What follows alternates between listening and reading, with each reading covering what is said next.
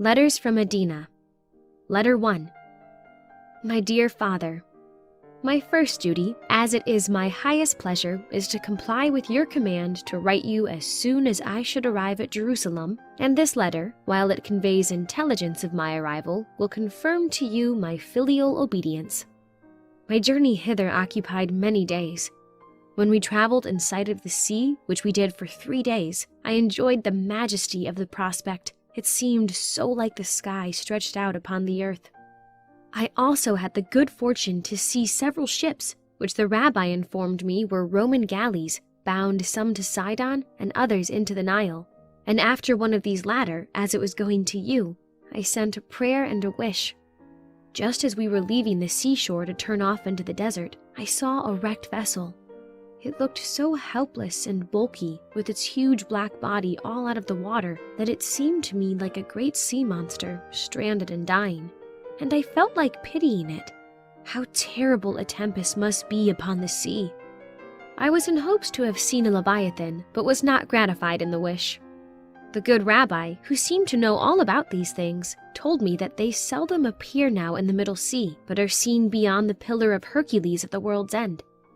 At Gaza we stopped 2 days, and from thence we proceeded overland to our destination. The morning of the last day of our journey but one, having lost our way and wandered many hours eastwardly, we caught sight of the sea of Sodom and Gomorrah at a great distance to the east. How my pulse quickened at beholding that fearful spot! I seemed to see in imagination the heavens on fire above it, and the flames and smoke ascending as from a great furnace, as on that fearful day when they were destroyed, with all that beautiful surrounding plain, which we are told was one vast garden of beauty. How calm and still lay now that sluggish sea beneath the cloudless sky! We held it in sight many hours, and once caught a glimpse of the Jordan north of it, looking like a silver thread. Yet, near as it appeared to be, I was told it was a good day's journey for a camel to reach its shores.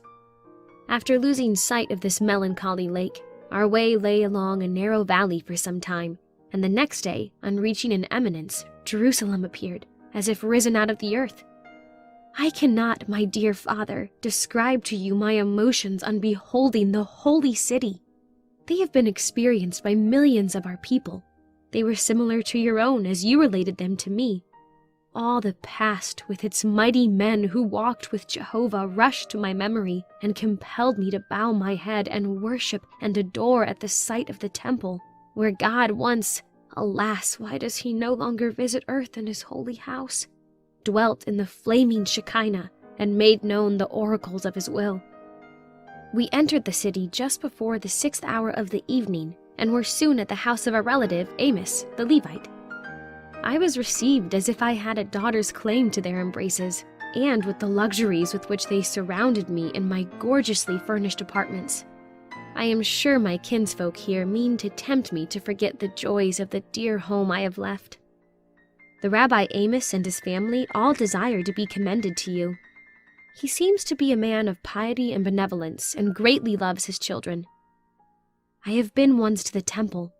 Its outer court seemed like a vast caravanserai, or marketplace, being thronged with the men who sell animals for sacrifice, which crowded all parts.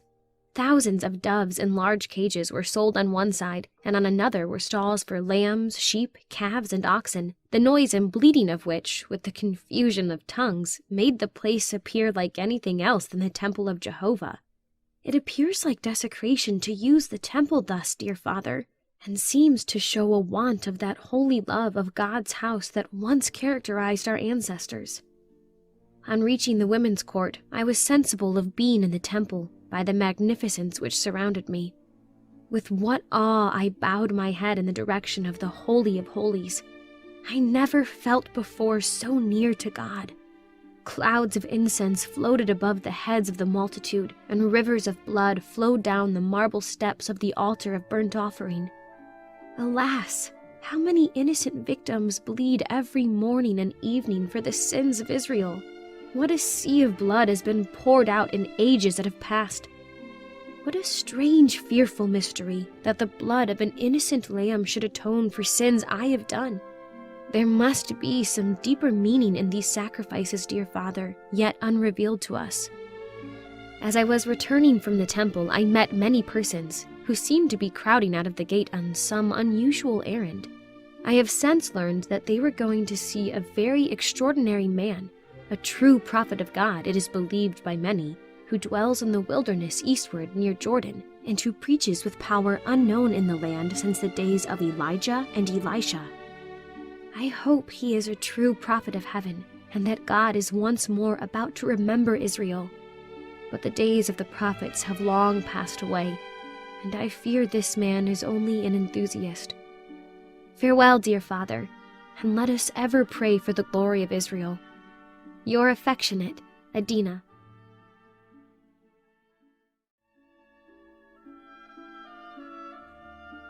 Letter 2. My dear Father, the street in which we dwell is elevated, and from the roof of the house, where I love to walk in the evening, watching the stars that hang over Egypt, there is commanded a wide prospect of the holy city. Yesterday morning I was early on the housetop to behold the first cloud of the day-dawn sacrifice rise from the bosom of the temple. When I had turned my gaze towards the sacred summit, I was awed by the profound silence which reigned over the vast pile that crowned Mount Moriah. The sun was not yet risen, but the east blushed with a roseate purple, and the morning star was melting into its depth. Night and silence still held united empire over the city and the altar of God. I was awe-silent. I stood with my hands crossed upon my bosom and my head reverently bowed, for in the absence of man and his voice, I believed angels were all around in heavenly hosts, the guardian armies of this wondrous city of David.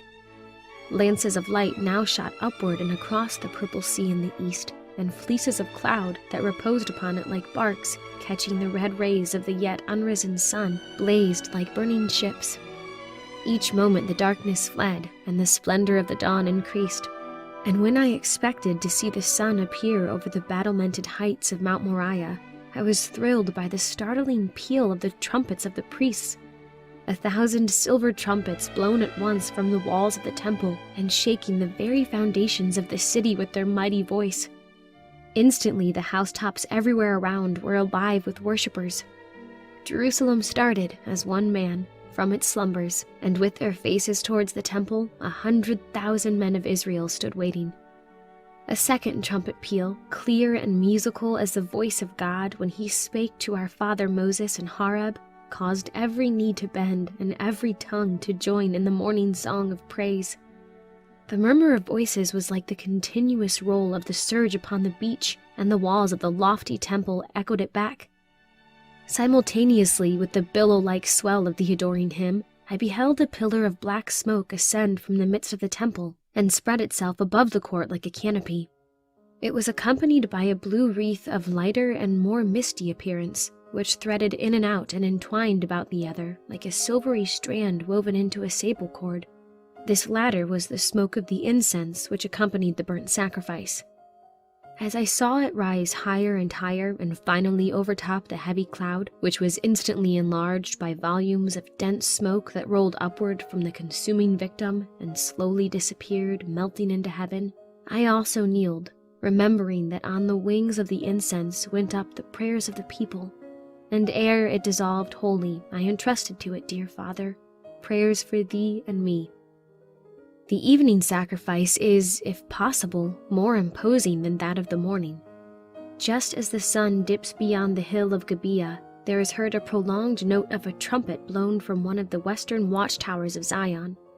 Its mellow tones reach farthest ear within the gates of the city. All labor at once ceases. Every man raises his face towards the summit of the house of God. A deep pause, as if all held their breath in expectation, succeeds. Suddenly, the very skies seem to be riven and shaken with the thunder of the company of trumpeters that rolls wave on wave of sound from the battlements of the temple. The dark cloud of sacrifice ascends in solemn grandeur, and sometimes, heavier than the evening air, falls like a descending curtain around the mount, till the whole is veiled from sight. But above it is seen to soar the pure incense to the invisible Jehovah, followed by a myriad eyes, and the utterance of a nation's prayers. As the daylight faded, the light of the altar, hidden from us by the lofty walls of the outer court of the temple, blazed high and beacon-like and lent a wild solemnity to the towers and pinnacles that crowned Moriah.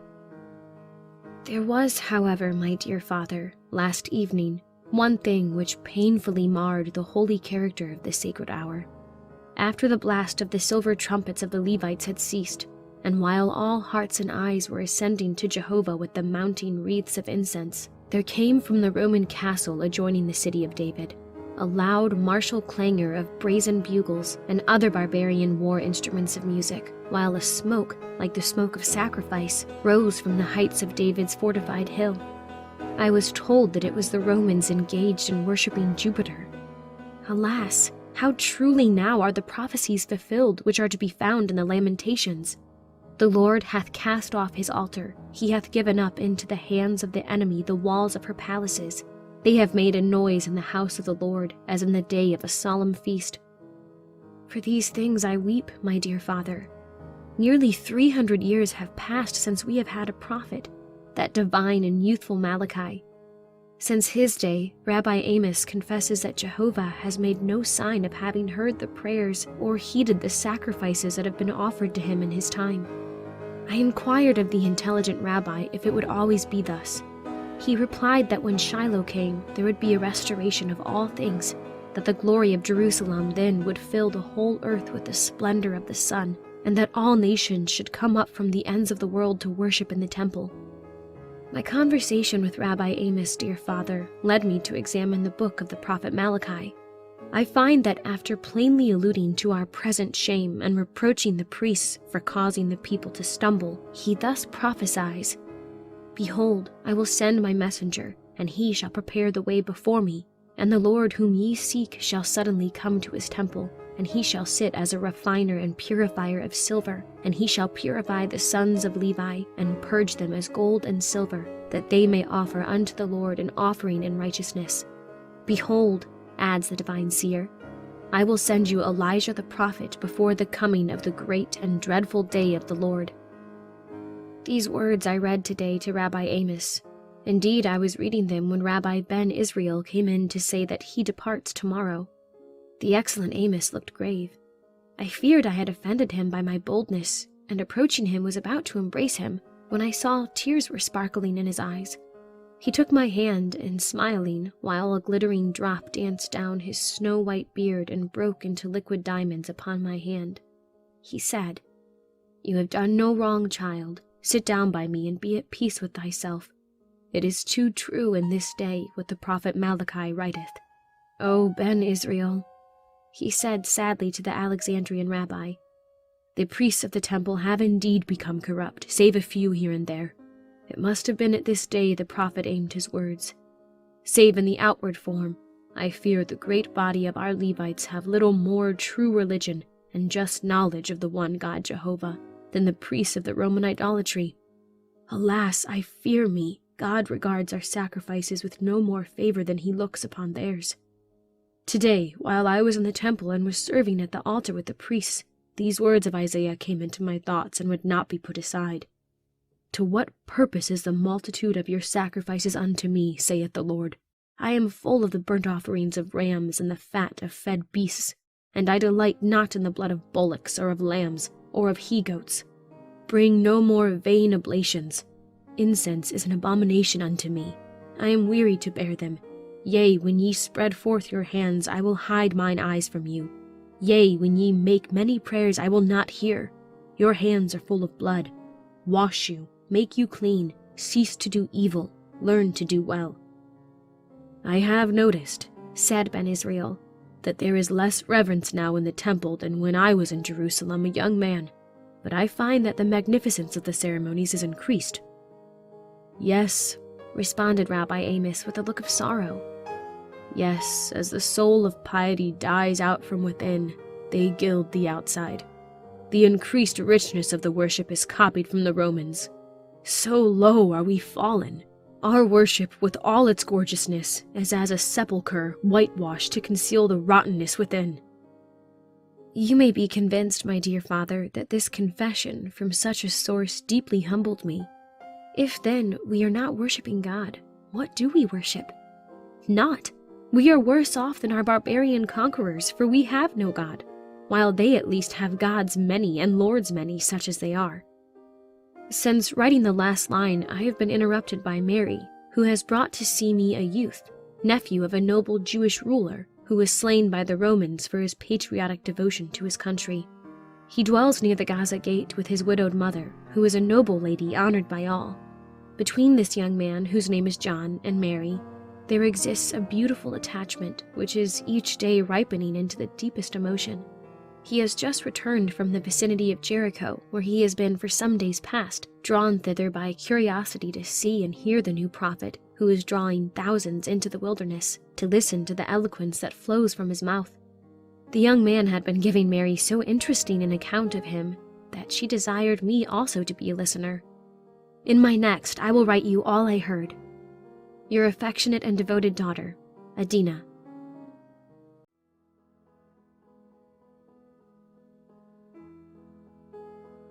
Letter 3.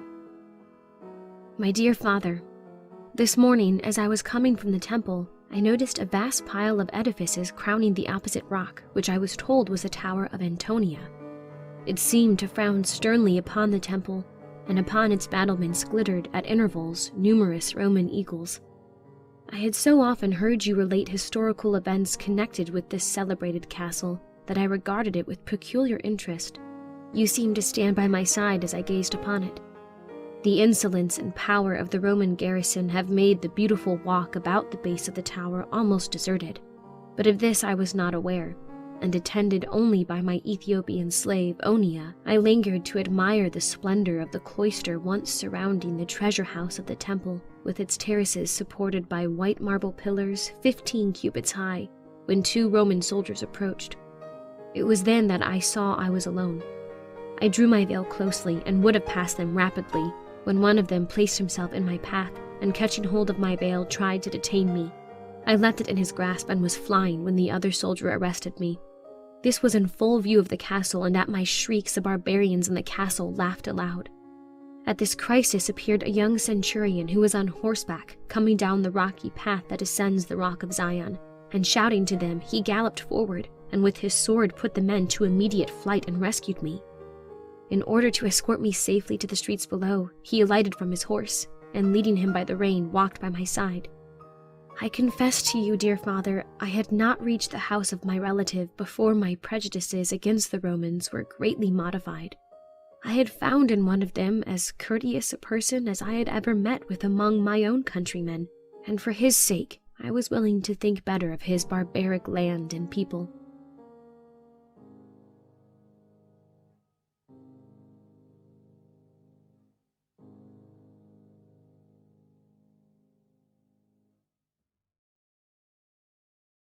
While I was writing the above, a commotion without drew me to the lattice, which overlooks the street that goes out of the gate to Bethany, one of the most frequented thoroughfares in the city.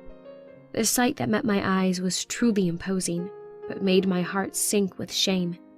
It was a pageant with banners, eagles, trumpets, and gilded chariots, but not the pageant of a king of Israel, like those which dazzled the streets of Jerusalem in the days of Solomon and King David. Not the triumphant passage of an Israelitish prince, but of the Roman governor, preceded by a cohort of horse. He rode in a gilded war chariot, lolling at his ease beneath the silken shade of blue silk fringed with gold. The horses were snowy white and covered with silver mail and adorned with plumes. He was followed by another body of cavalry, and at the head of them, looking more like a ruler and prince than did the indolent pilot, I beheld the generous centurion who had aided my escape from the 2 soldiers. His eye sought the lattice at which I stood, and I drew back, but not before he had seen me and saluted me. Certainly, Father, this youth is noble and courteous enough to be a Jew, and should any providence cause us to meet again, I shall try to convert him from his idolatry to serve the living Jehovah. You will remember, dear Father, that I alluded to an excitement that is increasing every day in reference to a new prophet who is preaching in the wilderness of Jericho. For 3 weeks past, several parties of citizens have been to the valley of Jordan to see and hear him, and have so far been carried away by him as to have been baptized of him in Jordan, confessing their sins.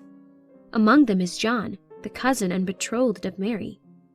Upon his return, we saw that his countenance was animated beyond its wont, for he is usually of a sad and gentle aspect, and that his fine eyes beamed with an ardent hope that seemed new-born to his soul.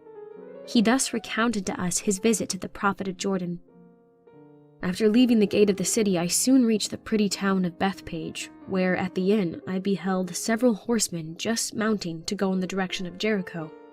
On joining the cavalcade, I learned they were for the most part drawn out of Jerusalem on the same errand with myself. One of them, a wealthy young noble of Arimathea, was actuated by the same holy desire that burned in my bosom, a desire that we might, in the prophet who is called John, discover a man sent from God.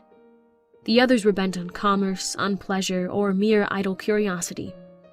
As Joseph of Arimathea and I rode together, we conversed about the man we expected to see. My companion seemed to believe that he was a true prophet, for being very well read in the scriptures, he said that the 70 weeks of Daniel were now about completed, when the Messiah was to come. I then asked him if he believed that the Messiah, who is to be a prince and king and have dominion from the sea to the ends of the earth, would come in the wilderness, clad in the skin of wild beasts. To this he replied that he could not regard this prophet as the Messiah, for when the Christ should come, he was suddenly to come to the temple, and that we should doubtless first see him there, but that he was greatly in hopes that the prophet we were going to see would prove to be the forerunner, foretold by Malachi. Those who heard him, said Joseph, as we rode into the village of Bethany, say that he publicly proclaims himself the forerunner of the Messiah.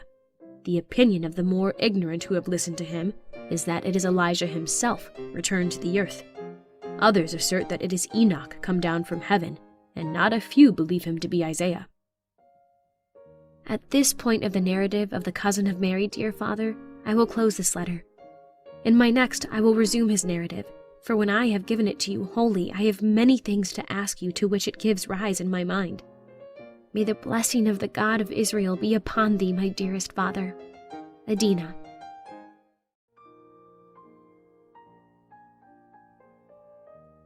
Letter 4. My dear father, I have had the pleasure today not only of hearing from you, but of being assured of your continued welfare. The messages of parental affection contained in your letter are cherished in my heart. You need not fear, my dear father, that I shall be carried away from the faith of Israel by any strange doctrines. I will take counsel by your wisdom and be cautious how I venture in my inquiries upon sacred ground.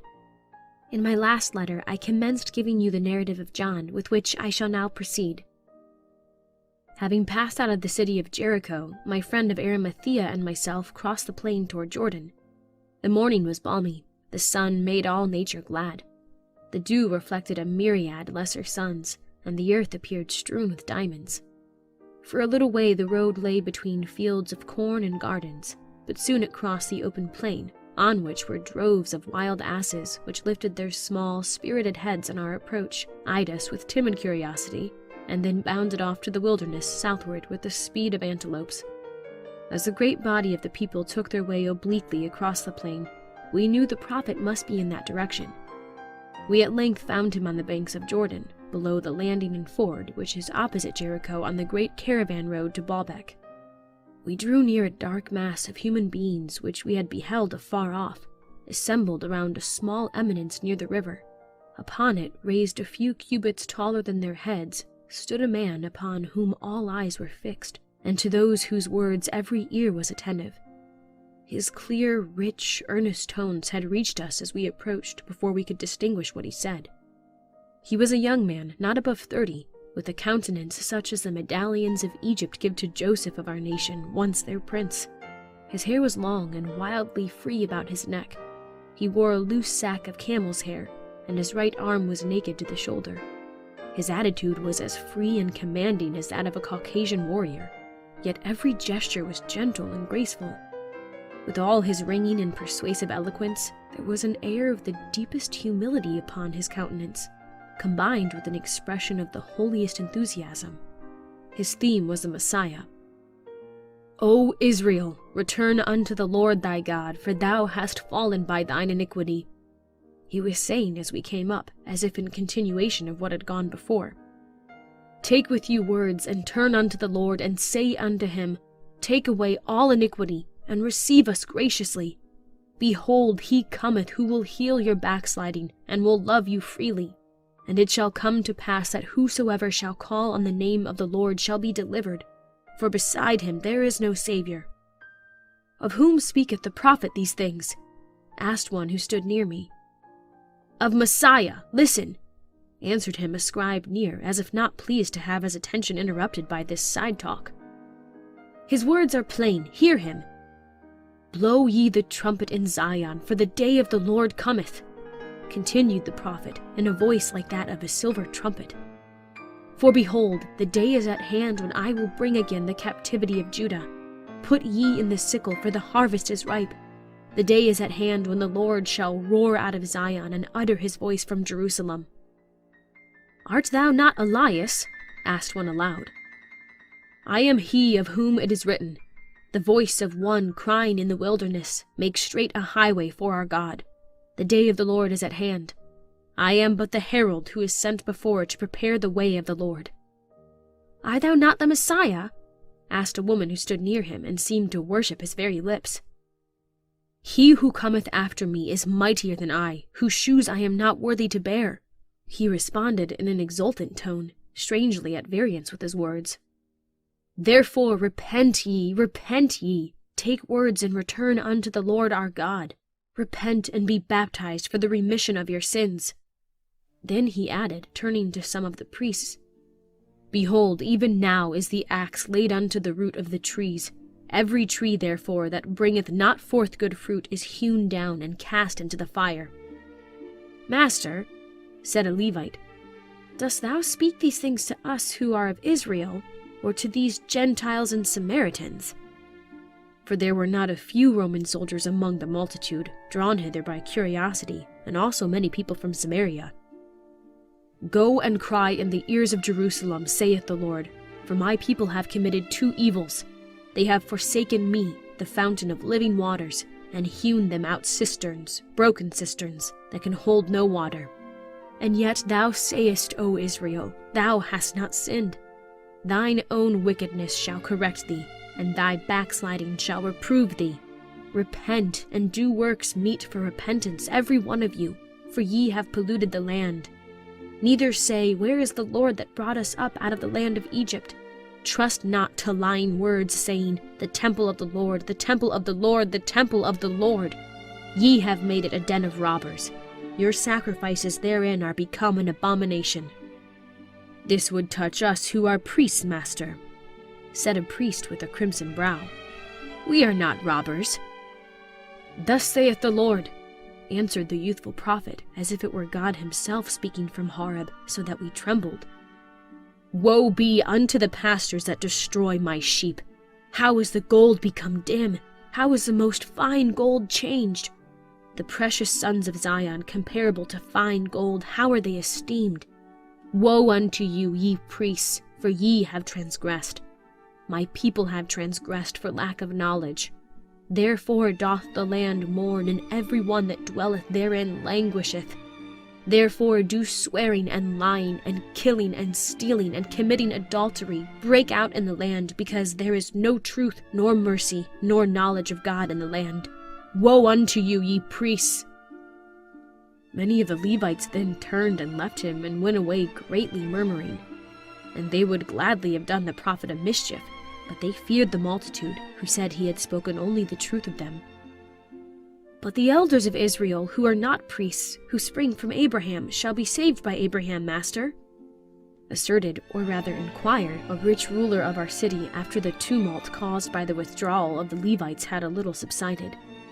The youthful prophet rested his dark eyes, like two suns, upon the old man's face, and said impressively, "Begin not to say within yourself, We have Abraham to our father.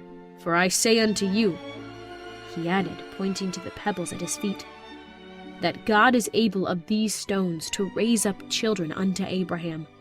He is of Abraham who doth righteousness. Therefore repent, and bring forth fruits meet for repentance." Here was heard some murmuring among a group of many Pharisees and Sadducees at these words, when, sending his lightning glance towards them, as if he could read their very hearts, he cried, "O generation of vipers, Who hath warned you to flee from the wrath to come? The day cometh when he who is to come shall sit as a purifier by his furnace. Bring forth, therefore, fruits meet for repentance.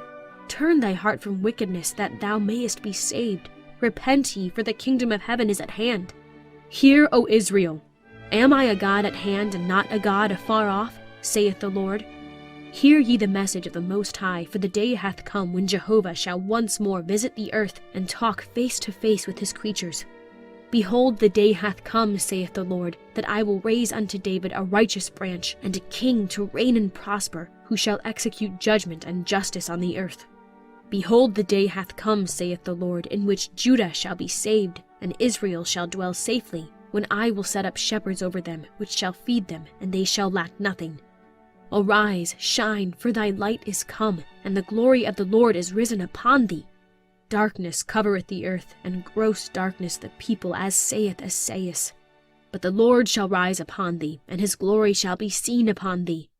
The Gentiles shall come to his light, and kings to the brightness of his rising. He shall be called the Lord of our righteousness, and shall be a crown of glory in the hand of the Lord, and a royal diadem to the hand of thy God. The Spirit of the Lord is upon me to proclaim the acceptable year of his coming. He hath set me a watchman upon thy walls, O Israel, and I may neither hold my peace day nor night, nor keep silence, nor seek rest till he come, who hath sent me forth his messenger before his face. How can I refrain from my message of joy? How shall I not speak of his fame? Incline your ear and come unto me. Hear, and your soul shall live. Sing unto the Lord a new song, and his praise from the ends of the earth. For thus saith God the Lord, I have put my spirit upon him. A bruised reed shall he not break, and the smoking flax shall he not quench. I, the Lord, saith Jehovah, addressing the only begotten, I have called thee in righteousness, and will hold thy hand and keep thee, and will give thee for a covenant of the people, for a light of the Gentiles, to open the blind eyes, to bring out the prisoners from the prison. I have made him, my firstborn, higher than the kings of the earth. Look unto him, and be ye saved, all the ends of the earth. The Lord of hosts is his name, the Holy One of Israel. All this was spoken with an enthusiasm and fire that made every pulse bound. Such, said John, was the extraordinary style of this mighty prophet's preaching. I fancied I had only to look around to behold the Messiah. The immense multitude stood awed and silent when he had ceased. Leaving the eminence, he said, and I thought he fixed his eyes upon me, Ye who desire to be baptized for the remission of sins, that your hearts may be cleansed for the visitation of this Holy One of God, follow me to the riverside. Thousands obeyed, and I one of the first. I trembled all over with a sweet pleasure when he took me by the hand and asked me if I believed in him who was to come, and would prepare the way for his abode in my heart by being baptized, which rite also was to be a sign and pledge that when I should behold the Shiloh rising, I should acknowledge him. Not less than 1,000 were baptized by him that day in Jordan, confessing their sins and hopes of pardon through the name of the unknown one who was soon to come. After the baptism, the whole company dispersed in groups, and the prophet returned into the wilderness till the cool of the evening, where his repast was locusts and the wild honey of the desert. With this, dear Father, I close my long letter. I make no comments. I will only say that my expectations are actively awake, and that I am looking with thousands of others for the near advent of the Messiah. Your daughter, Adina.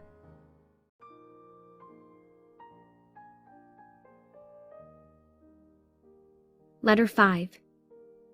My dear Father, after the prophet had ended his second discourse and baptized full 200 more in the sparkling waters of Jordan, resumed the eloquent cousin of Mary. He sent them away to the city to lodge and buy meat, for few in their eagerness to hear him had brought provisions with them.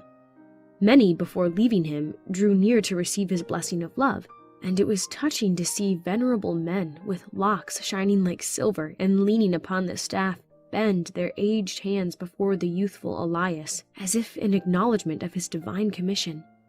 Mothers also brought their infants, that he might bless them, and youths and maidens knelt reverently at his feet in tears of love and penitence. Calmly he stood upon the green shores like an angel alighted upon earth, and bless them in words all new to our ears, but which thrilled to our hearts with some secret power that agitated us with trembling joy. In the name of the Lamb of God, I bless thee. What can be the meaning of these words? Asked Mary with her gentle earnestness. Her betrothed could only reply that he knew not. At length, one after another, the multitude departed, save a few who encamped beneath trees on the banks of the river. Joseph of Arimathea and I were left almost alone, standing near the prophet and regarding him with reverential curiosity. The sun was just disappearing over the distant towers of Jericho and painting with the richest purple the hills between the river and Jerusalem. Jordan, catching its reddening radiance, rolled past like a river of liquid gold embanked in emerald.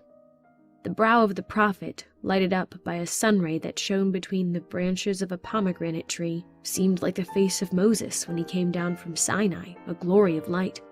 He appeared wrapped in heavenly meditation, and we stood silent and gazed upon him, not daring to speak. At length he turned towards us, smiled, and saluting us, grasped the crook or staff on which he had been leaning, for he was weary and pale with his labors of the day, and slowly walked down the shore in the direction of the wilderness. He had not advanced many steps when I felt an irresistible impulse to follow him. I therefore said to my companion, "Let us follow him and learn more of these great things which we have this day heard." We proceeded slowly after him as he moved in a contemplative mood along the desert path.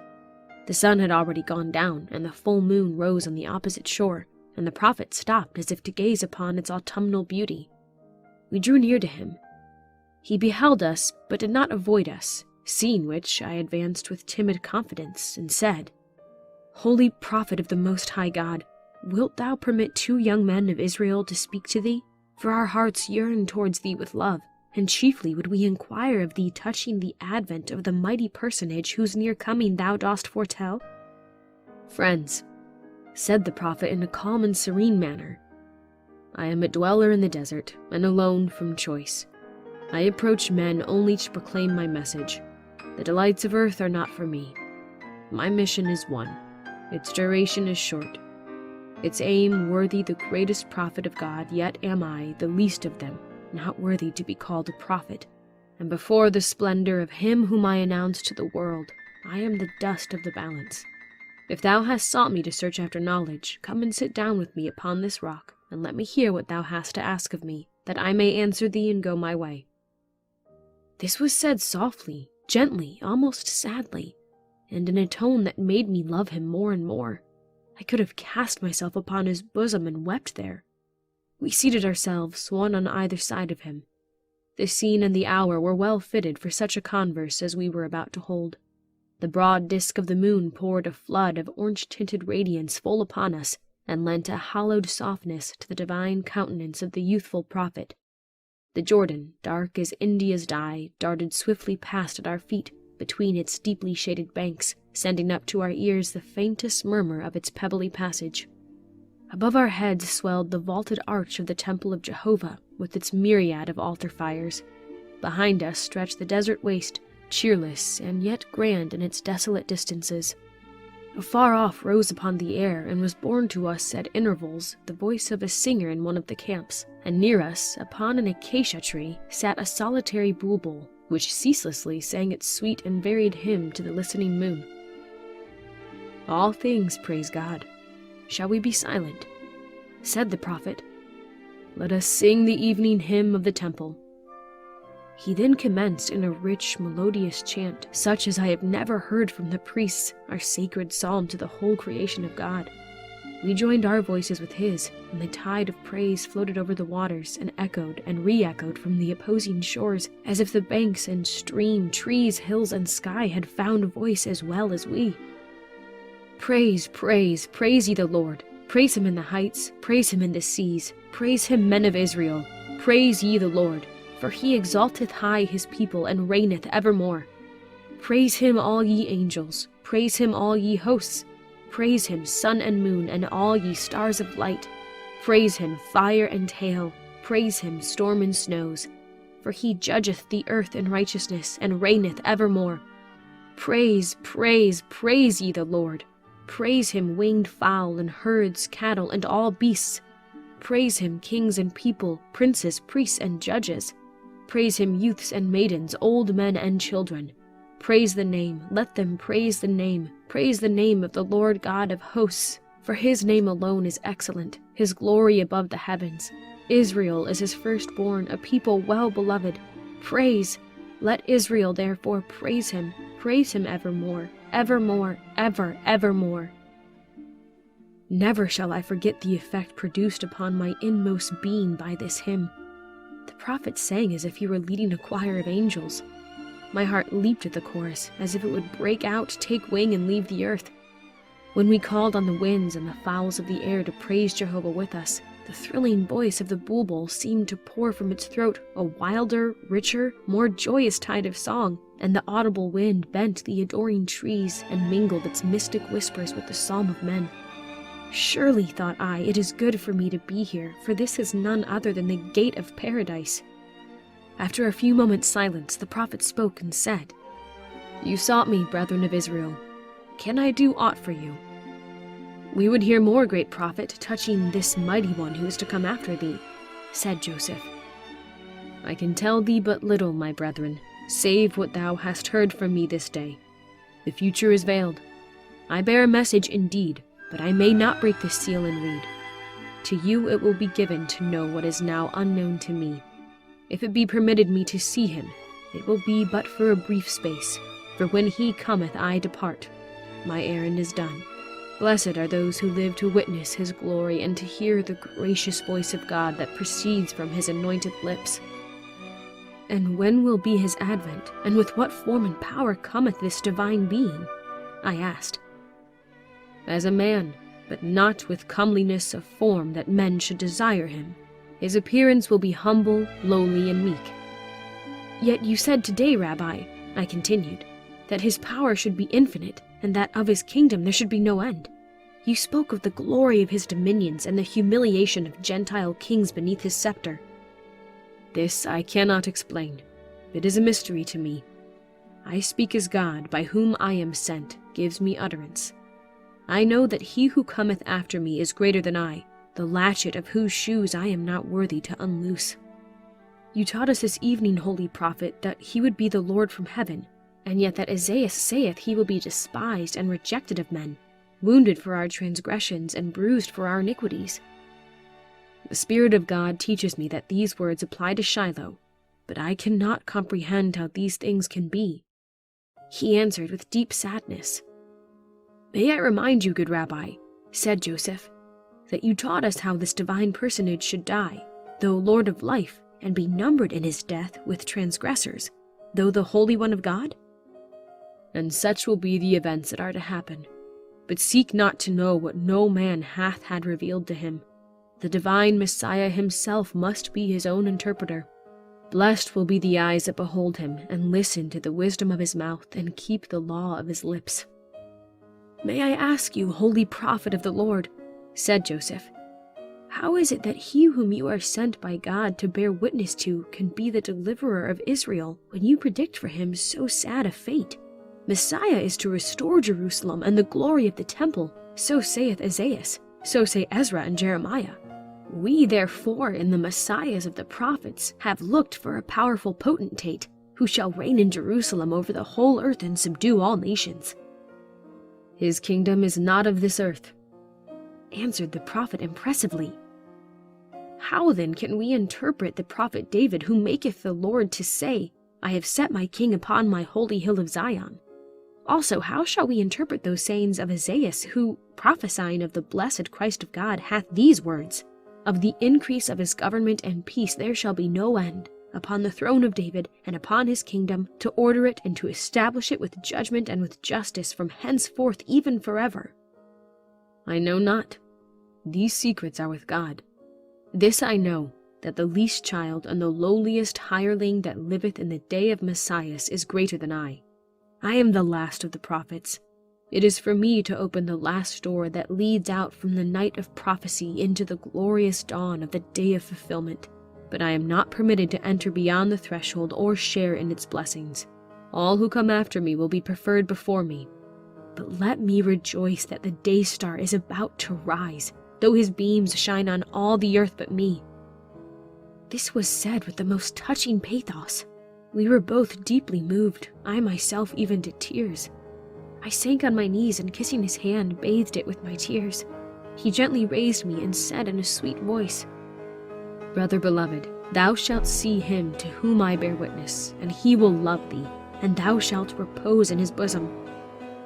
I burst into tears, and rising, I walked a little ways apart, and lifting up my eyes toward heaven, I prayed the God of our fathers that I might be found worthy of this blessed honor. "And shall I also behold this mighty Son of God?" asked Joseph with solicitude. The prophet took his hands in his, and fixing upon him his eyes of prophetic brightness, said slowly, and in tones awe-inspiring and painfully sorrowful, "Thou shalt one day bear him in thine arms, and lay him upon a couch which thou hast prepared for thine own repose. Thou knowest not now what I say, but thou shalt remember it when it cometh to pass." When he had thus spoken, he arose, and waving his hand to us both, he walked rapidly away towards the darkening desert. "Didst thou hear him?" at length, after some minutes' pause, asked Joseph of me. "What can his words mean? They are prophetic of some fearful event. His eyes betrayed some terrible meaning. My heart is troubled." "And mine rejoiceth," I answered. "We shall see him. I shall be near him. Oh, if he be like this sweet prophet of God, I shall love him with all my soul's being. How wonderful that we are to be thus associated with this divine person. Welcome the hour of his blessed advent." "Wilt thou welcome the advent of a sufferer?" said a voice so near that it startled us by its abruptness, and looking round, we saw, standing within the shadow of a wild olive tree, a young man who was a stranger, but to whom I afterwards became deeply attached. His face was pale and intellectual, and his form slight but of the most symmetrical elegance. His question at once made me sorrowful, for it recalled the sad prophecy of Isaiah. "He is also to be king and monarch of the world, and infinitely holy and good," I said. "If thou hast been near, thou hast heard the glorious things the prophet has spoken of him." "I have been near. I was reclining beneath this tree when you seated yourselves there. Be not deceived. The divine man who is to come is to be a man of sorrows and acquainted with grief. He is to be rejected by Israel and despised by Judah. Those whom he comes to bless will despise him for his lowliness and obscurity. His life will be a life of tears and toil and heaviness of heart, and he will at last be cut off from among the living, with the ignominy due only to a transgressor. Dost thou welcome the advent of a sufferer?" "But how knowest thou this? Art thou a prophet?" I asked with surprise and admiration. "No, brother, but I have read the prophets. I heard, moreover, the words of this holy man sent from God, and he dwells more on the humility of the Christ than on his kingly grandeur. Believe me, the kingdom of Shiloh is not of this world. It cannot be of this world, if such is to be his life and death. And that is to be his life, Isaiah clearly states. Let me read to you his words." He then took a roll of parchment from his bosom and read by the clear tropical moonlight that mysterious and inexplicable passage which beginneth with the words, "Who hath believed our report?"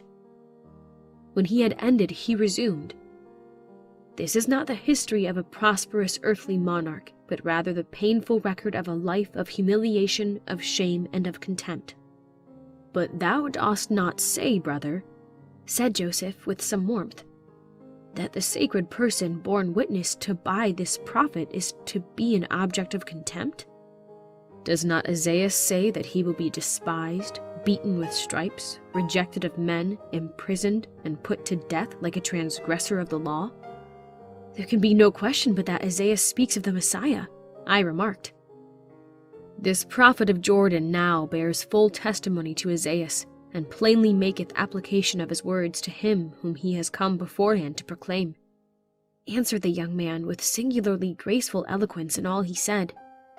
"Let us who have been baptized this day for the remission of our sins expect a Messiah of sorrows, not a conquering prince. Let us behold one who is to humble himself beneath the yoke of human infirmities, that he may be exalted and draw all men after him to a kingdom in the heavens."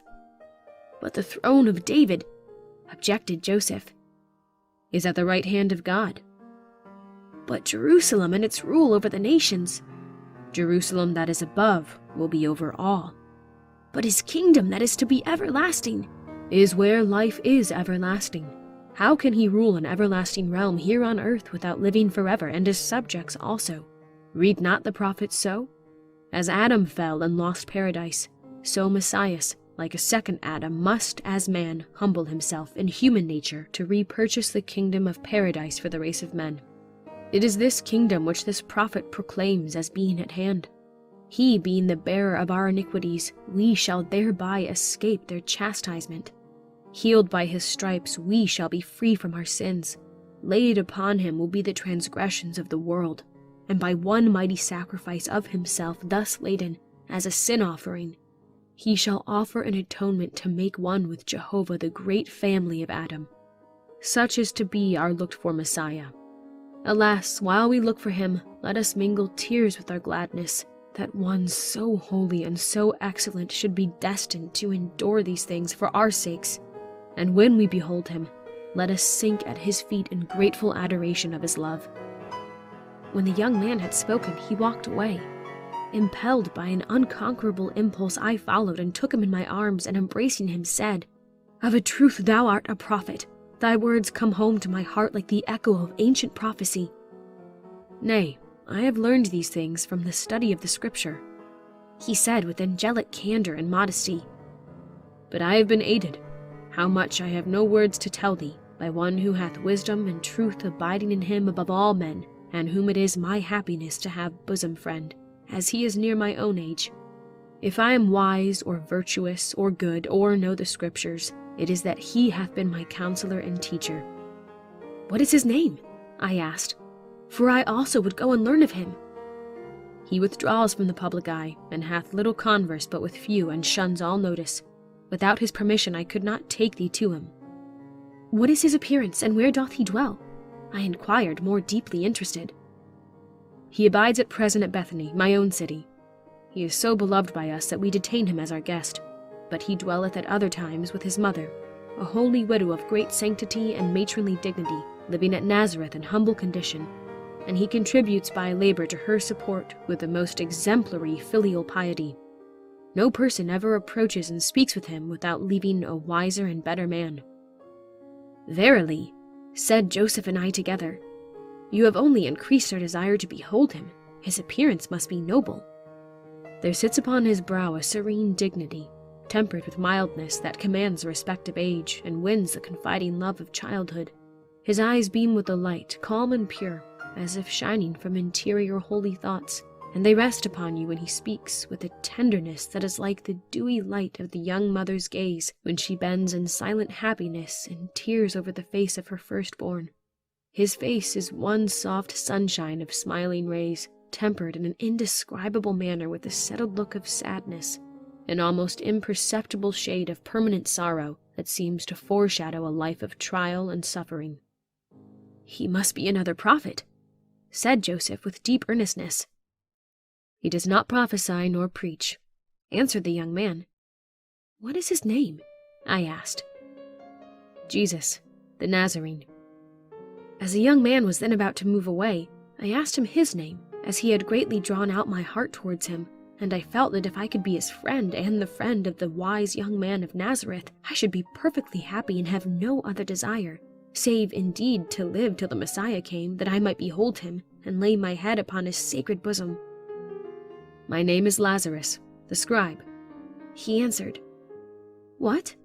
interrupted Mary. "Then I know him well. He is the brother of Mary and Martha, my friends at Bethany, where I passed a week last year just before the Passover." "The next day," continued John, "we renewed our acquaintance, and after 3 days departed together homeward.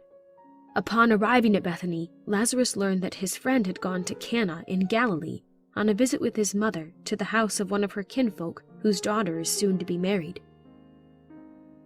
Having now, my dear father, communicated to you all that John related to us, you will see what grounds there are to look upon the prophet of Jordan as a man sent from God, or to believe that he is the true Elias, whom Malachi hath foretold, and who, as the most learned of the scribes say, must first come to proclaim the approach of the Prince of Peace, the Shiloh of Israel's hopes. The account brought by John has set Rabbi Amos to studying the prophets, and indeed all men are looking into them with interest unknown before. May God be indeed about to bless his people and remember his inheritance. Your affectionate daughter, Adina. Letter 6. My dear Father, your letter, dear Father, commands me to banish this novelty from my mind and continue humbly to worship Jehovah after the manner of our fathers. I trust this I shall ever do, my dear Father, and did I discover in this prophet any disposition to bring in a new faith opposed to the ancient faith of Abraham, I should tremble to entertain it for a moment. You say that this man must be a false and base prophet, or he would not herald a master so low and despised as he professes will be the Christ he bears witness to. The kingdom of Messiah is not a kingdom of repentance and humiliation, you add, but one of victory, of glory, and dominion.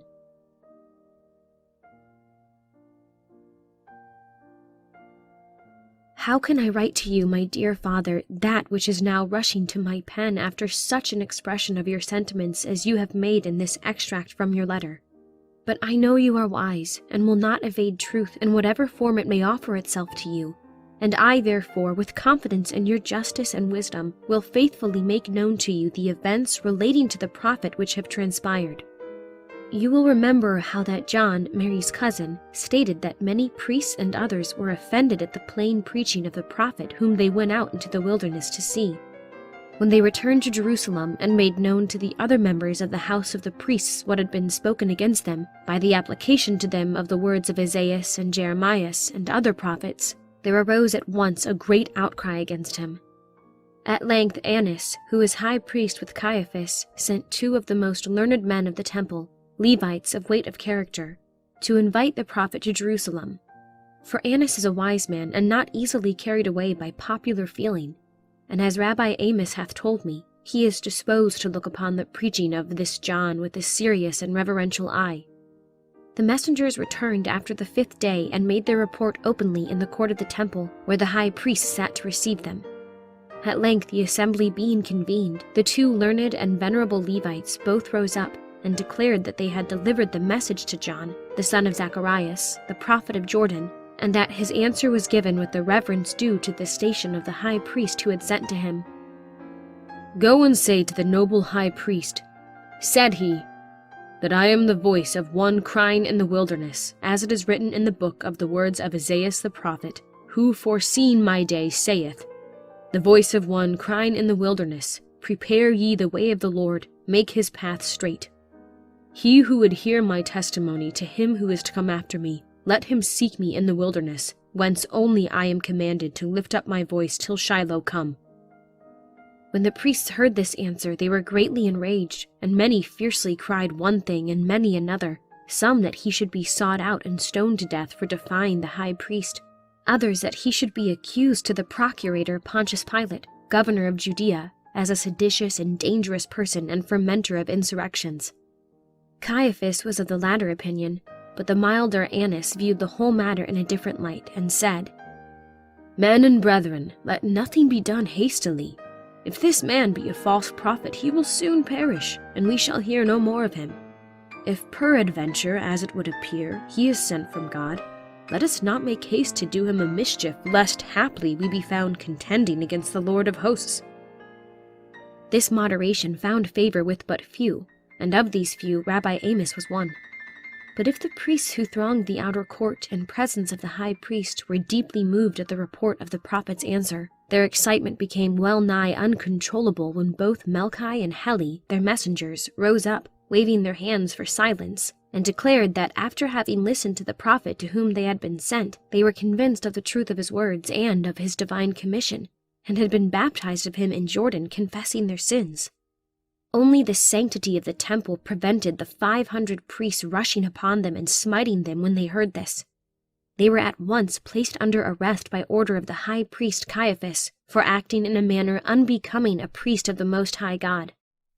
The people who had heard John preach, however, were only prevented from rescuing the 2 priests by the presence of a guard of Roman soldiers, for which Caiaphas promptly sent. From this account, my dear father, you can form some idea of the excitement which the preaching of this new prophet is producing among all classes.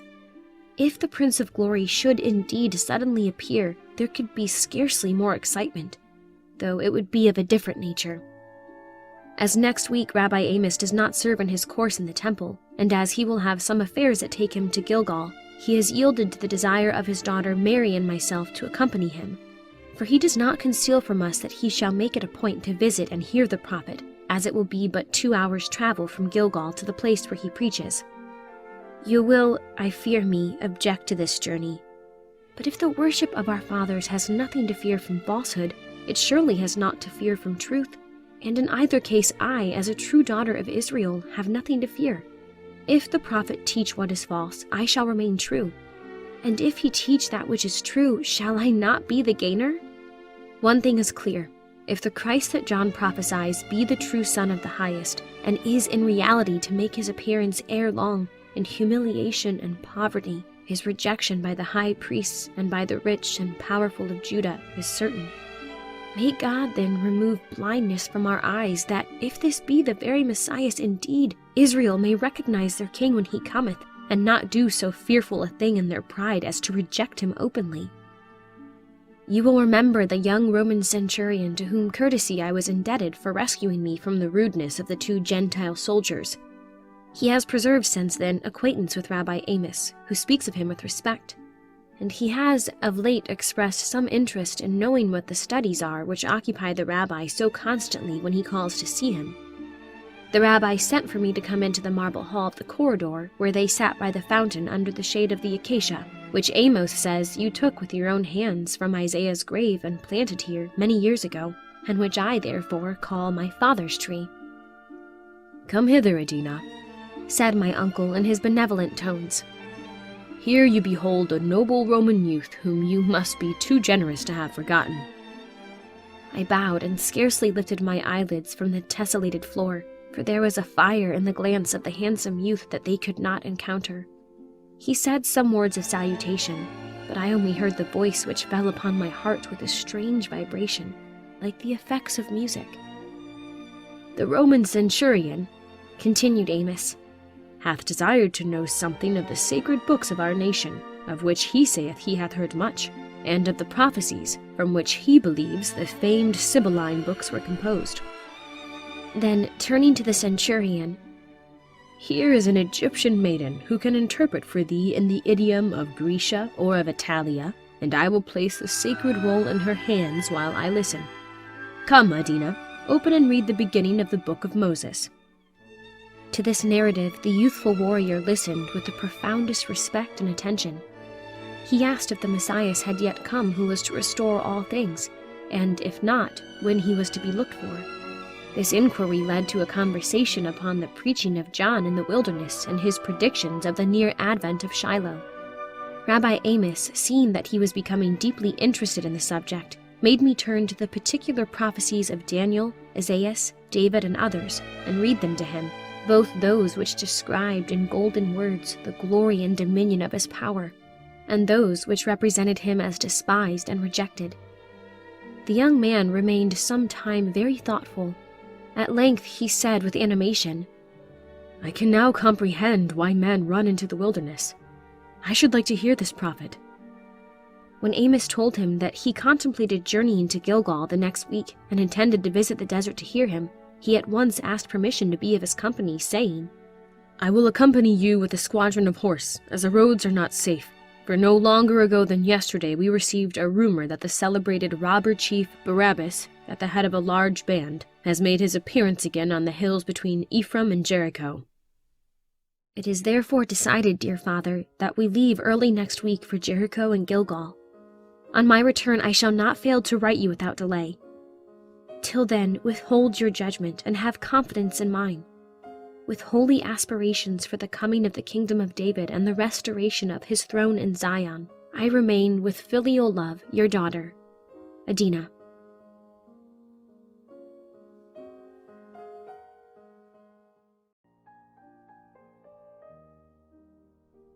Letter 7. My dear father, You will recollect that in my last epistle I made mention of our intention to go to Gilgal, where John, the betrothed of Mary, was to meet us and accompany us to Jordan. It was faint dawn when we rose from our couches to prepare for the journey. The mules upon which we were to ride were brought into the court by the 2 swarthy Gibeonite serfs whom Rabbi Amos holds in his service, and caparisoned with rich saddles covered with Persian saddlecloths embroidered with gold. The 2 pack mules were also made ready, on one of which was the traveling equipage of my cousin Mary and myself, which Rabbi Amos smilingly said took up more space than the goods and traveling wares of a Damascus merchant. At sunrise, after we had kneeled upon the housetop in view of the temple, and sent up our prayers with its sacrifices and clouds of ascending incense, we descended to the courtyard to mount for the road. The morning was bright and cheerful, with the golden sun pouring its light over temple and tower, castle and roof, wall and rampart, hill and grove, valley and brook. As we turned the street leading to the sheep gate, we passed the house of Caiaphas, the high priest, whom I saw standing upon the marble porch of his superb palace. He was not arrayed in his sumptuous robes, with a breastplate of dazzling stones and kingly cap, as I had seen him in the temple, but was dressed in a flowing black robe, over which was thrown a scarf of white linen, and upon his snow-white locks he wore a scarlet hood, a dress common to all the priests, so that if I had not recognized him by his tall and commanding form and flowing white hair and piercing eye as he surveyed us, I should have known that it was the high priest.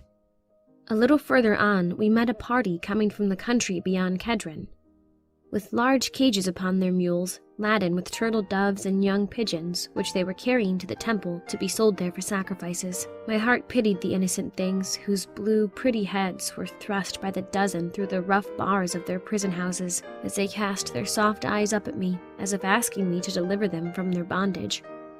As Mary was riding behind me, in order to let the laden mules pass with their immense cages, one of the turtle doves, affrighted by the noise of the streets, extricated itself from between the bars, and spreading its wings flew into the air, and then, taking its flight for the country, soared far above the city walls and disappeared in the distance.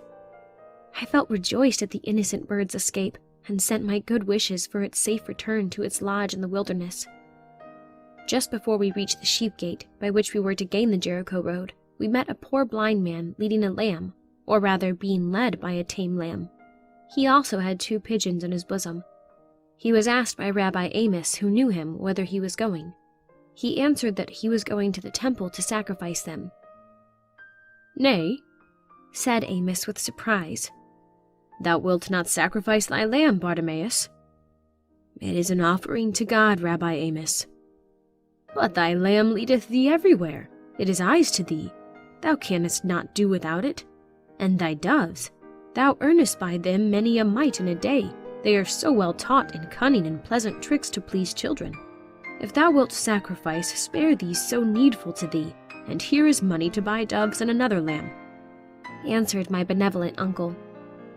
"Hear what I have to say," answered Bartimaeus.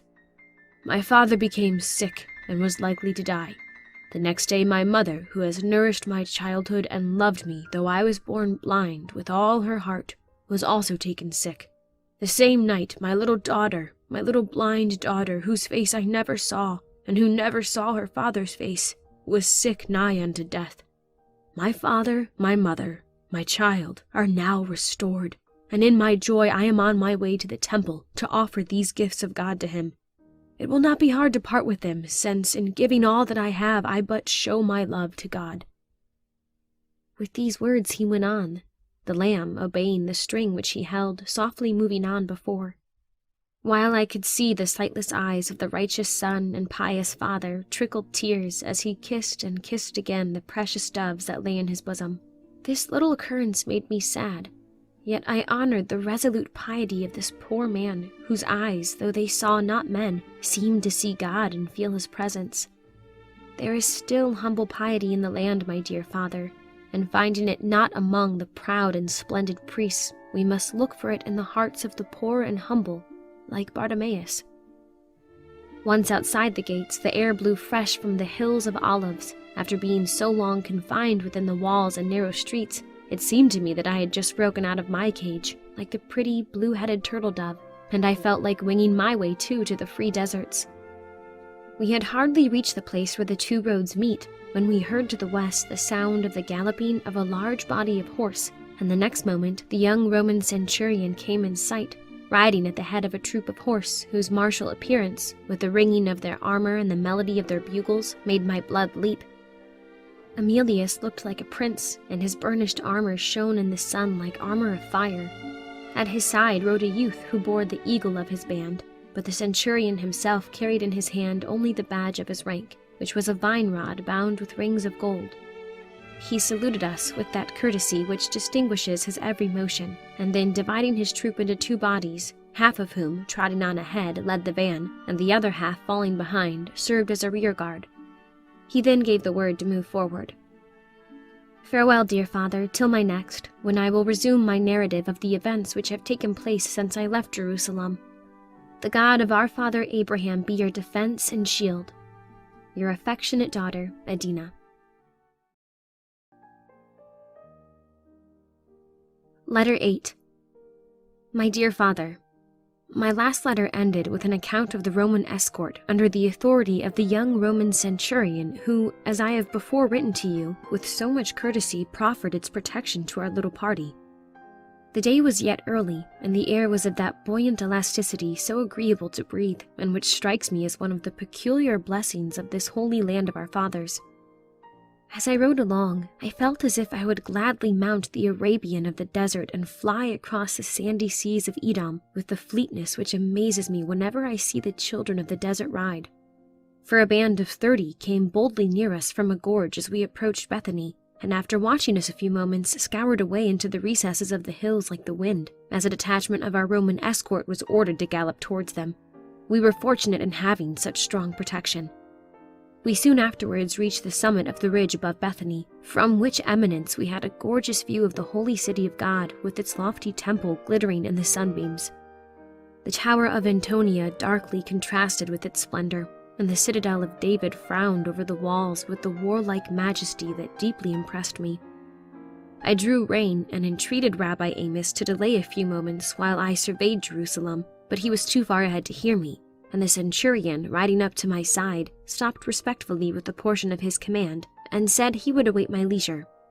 I could not but thank him for his civility, and then turning towards the city, I was soon lost to all else but the awful contemplation of it. You should see Rome, said the centurion, who had watched my emotion evidently with surprise. It is a city of grandeur unequaled. It covers 6 times more space than this city, and it contains 365 temples, while Jerusalem contains but 1. There is no God but one, I answered impressively. We believe there is one God, who is the author of a great multitude of lesser gods, and to each we erect a temple. He said firmly, yet respectfully. Upon this, touched with pity that one so noble in mind and person should be so ignorant of the truth, I began to show him from the prophets that God was one, and that all things were made by him. But he, plucking a blossom from a tree within reach, said, It is beneath the dignity of the father of the gods, the great Jove, to descend to make a flower like this, or shape a crystal, or color the ruby, or create that golden-eyed hummingbird which flutters among those fragrant blossoms. He made the sun and moon and stars and earth, but left the lesser works to inferior deities. Talk to me of thy one God, and prove to me, maiden, that he made all things, and is one, and thy God shall be my God. We now rode forward through the street of Bethany, and soon came to the house of our former friend Rabbi Abel, who died many years ago at Alexandria, when he went there with merchandise, and after the welfare of whose children you desired me to make inquiries. It was a plain and humble dwelling before which Rabbi Amos assisted me to alight, but there was an air of neatness and sweet domestic repose about it that at once came home to my heart and made me love the place even before I had seen the inmates. On hearing of my arrival, there came out a fair young girl of 22 with the most amiable expression of affectionate welcome, and approaching me with mingled respect and love, she embraced me, while Rabbi Amos pronounced our names to each other. I felt immediately as if I were in a sister's arms, and that I should love her always. Next came forth a young man of about 30 years of age, with a countenance of an exceedingly interesting expression, full of intellect and goodwill. He was pale and habitually thoughtful, but a fine, friendly light beamed in his dark, handsome eyes as he extended his hand to welcome me. You have already had a full description of him and of his character in one of my former letters, and need not be told that it was Lazarus, the son of your friend. At the threshold, Martha, the eldest sister, met me, but with more ceremony, and made an apology for receiving me, the rich heiress of Alexandria, as she termed me, into so lowly a dwelling.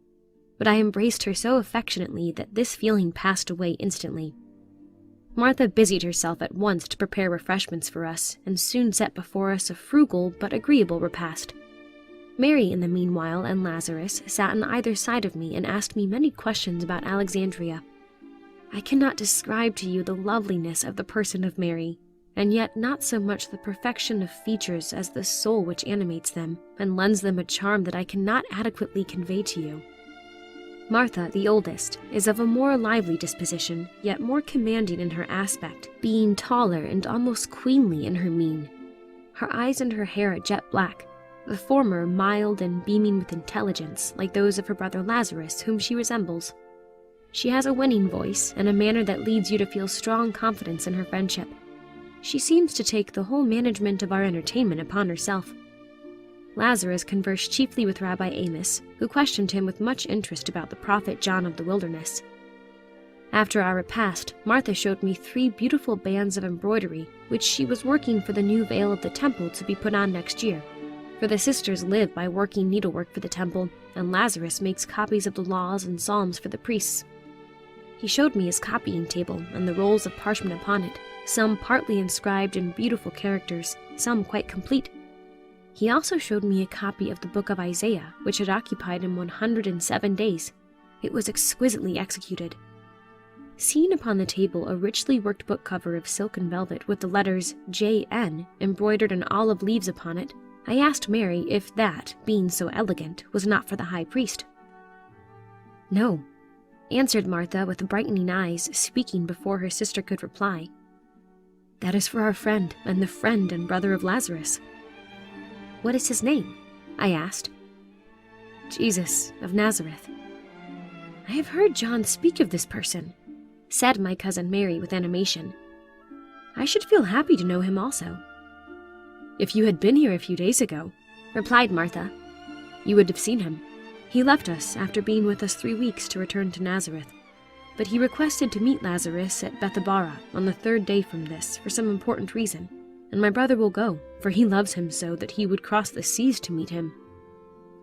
"Then," said Rabbi Amos to Lazarus, "if you are to journey so soon towards Jordan to meet your friend, you had best join our company and share our escort." To this Lazarus consented. I left this blessed abode with regret, and felt that I should be perfectly happy if I could be admitted as a 5th link in the wealth of their mutual love. About noon, we stopped at a caravanserai, half the way to Jericho from Bethany. Here we overtook a friend of Rabbi Amos, the venerable and learned scholar and lawyer, Gamaliel. Accompanying the lawyer Gamaliel was a young man who was his disciple, and who went with him as a companion by the way. His name is Saul, and I noticed him particularly because I overheard the venerable lawyer say that he was the most remarkable young man who had ever sat at his feet to learn the mysteries of the law. This young law disciple and Lazarus rode together, and talked long and earnestly by the way, the former thinking that nothing but mischief would come of the new prophet's preaching, while the latter warmly defended him and his mission as divine. To their conversation the Roman centurion listened with the closest attention, for Saul was learned in the prophets, and drew richly from its stores to prove that the true Messiah can never be heralded by so mean a messenger as this preacher of repentance in the wilderness. I now write to thee beneath the roof of the country residence of Rabbi Amos. Tomorrow early we are going to Bethabara, a little village beyond Jordan, but situated on its banks, near which we learn John is now baptizing. Lazarus has gone on with Saul and the learned Gamaliel, with many lawyers and doctors in company, who desire to see and hear this prophet of the wilderness. That the hope of Israel may not long be deferred, and that we may receive the Messiah when he cometh in humble faith, in honor, and in love, is the prayer of your affectionate daughter, Adina. Letter 9. My dear Father, in these letters to you, I hope you will pardon the details which I enter into, For it is my earnest desire that you should see everything with my eyes, as if you had been present with me, in order that you may be able to judge of the remarkable events of which I have undertaken to give you a complete history." After Rabbi Amos had reached the house in the wheat fields of Gilgal, he kindly told us that he was ready to accompany my cousin Mary and myself to the Jordan to hear the prophet. We had not ridden a great way from the house when we overtook 2 men on foot with staves in their hands and wallets upon their shoulders. As we passed, one of them bowed with respect to Rabbi Amos, who, from his rank as a priest and his venerable appearance, always commands the homage of all men. "Whither goest thou at such a pace, friend Matthew?" said Rabbi Amos, returning his salutation. "Canst thou leave thy tax-gathering these busy times to go into the wilderness?" The person, who was a man of stout figure, with dark hair and beard and a look of intelligence, but whose costume was plain and ill-worn, smiled and answered, "If a man would find the payers of tribute nowadays, good master, he must not stay at home, forsooth, but go into the wilderness of Jordan. Verily, this new prophet emptieth our towns, and we publicans must remain idle in our seat of customs or go with the tide. And thinkest thou," continued my uncle as the 2 men walked along by the side of his mule, "thinkest thou this prophet is a true son of the prophets?" "He works no miracles, unless indeed the power of his preaching be a miracle," answered Matthew. "This man is an impostor. There can be no prophet unless he prove his mission by miracles," suddenly said the companion of Matthew, speaking up abruptly in a sharp and unpleasing voice. Now, neither Mary nor I liked the face of this man from the first. He was low in height, was ill-featured, and his attire was mean. But he had a suspicious air, combined with the cringing deference to Rabbi Amos that made me think he must be a hypocrite. He smiled with his mouth and teeth, but at the same time looked sinister out of his eyes. An air of humility seemed to me to be put on to conceal the pride and wickedness of his character. He looked like a man who could artfully deceive to gain his selfish ends, and who would kneel to you to overturn you. The sound of his voice confirmed my first impression of him. Upon speaking, Rabbi Amos fixed his eyes upon him, as if he did not like the manner of his breaking in upon the conversation. "What is thy companion's name, friend Matthew?" he asked aside as the other walked on ahead. "His name is Judas, called Iscariot. He hath been engaged by me to bear the moneys I collect in the country villages, and as we are to gather taxes both at Gilgal and Bethabara, he cometh with me." At length, dear father, after hastening the speed of our mules and riding pleasantly for 2 hours along the verdant banks of Jordan, we came in sight of a square tower of stone peering above the trees which marked the site of the village of Bethabara. "That tower," said Rabbi Amos, "stands over a cave in which Elijah long dwelt. From the summit of yonder hill at the left, the prophet was caught up and ascended to heaven upon the chariot of fire, and near where you see the single rock, Elisha divided Jordan with the fallen mantle left him by the ascending prophet of God."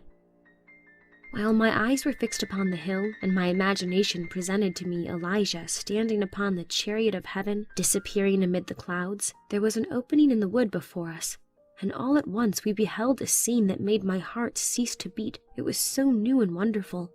Near the place the winding river takes a broad curve, and the opposite village of Bethabara lies in the hollow of it, forming the center of half a circle.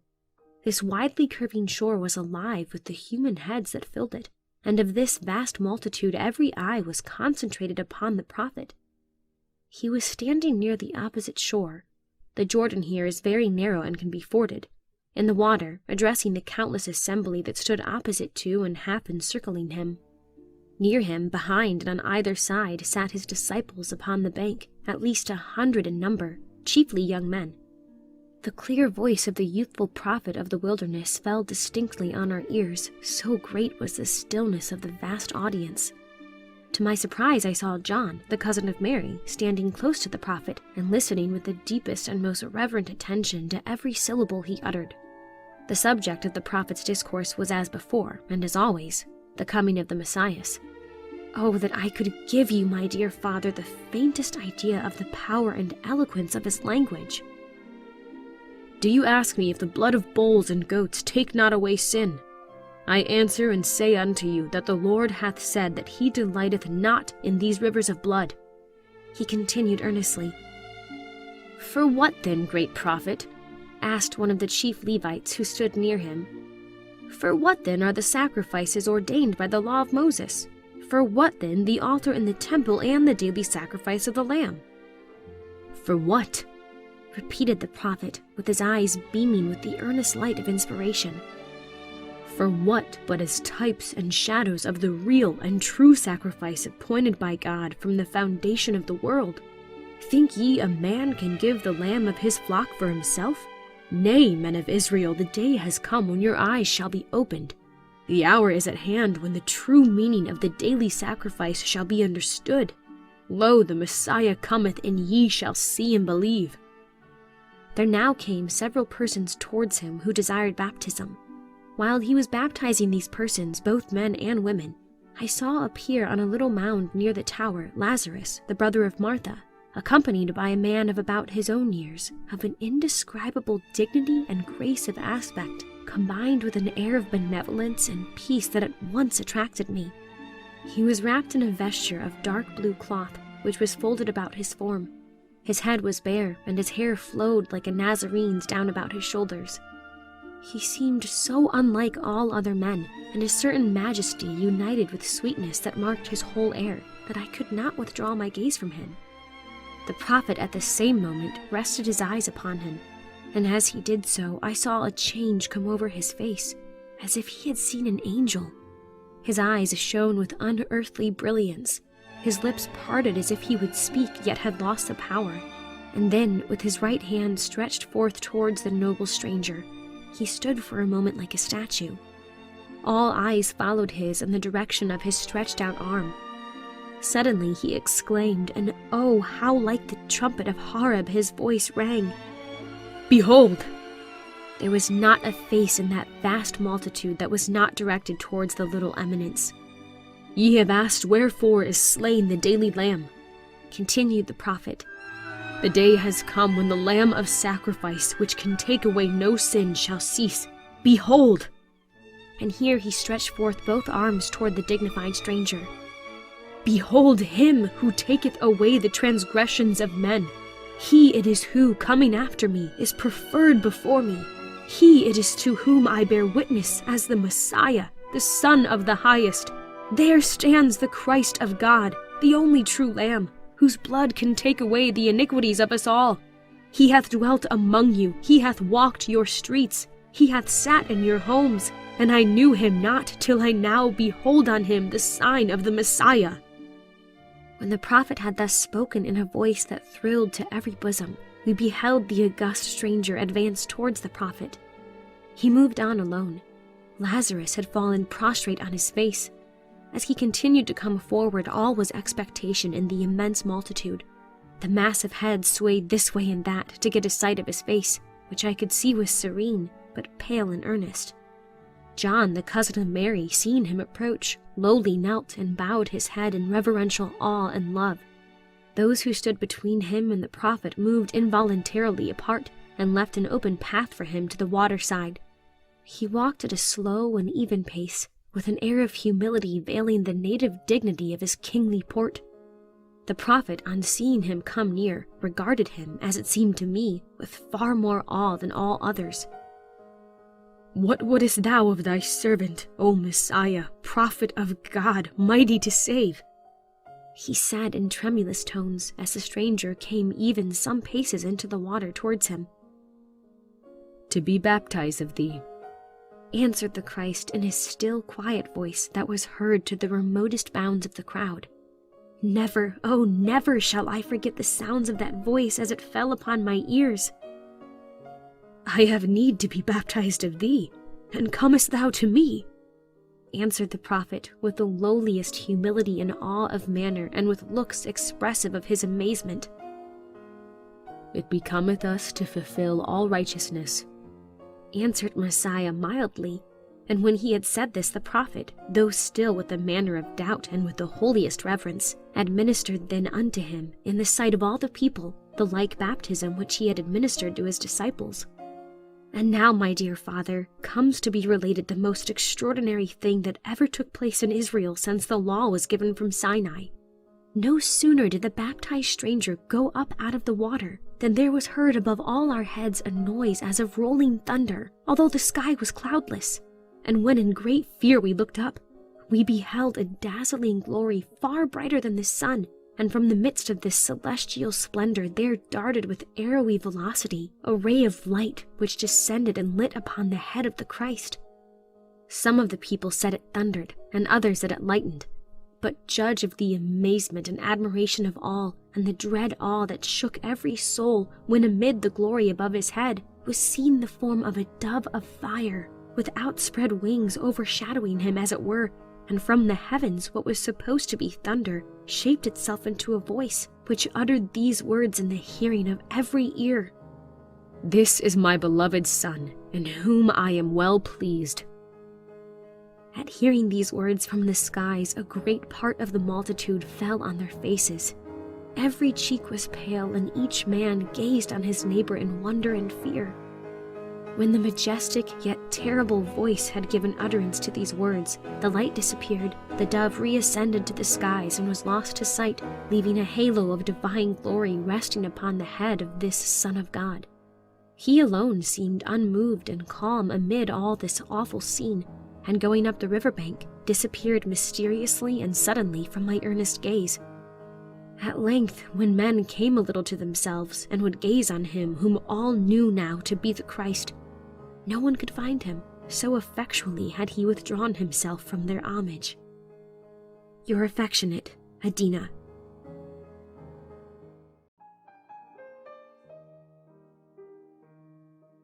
Letter 10.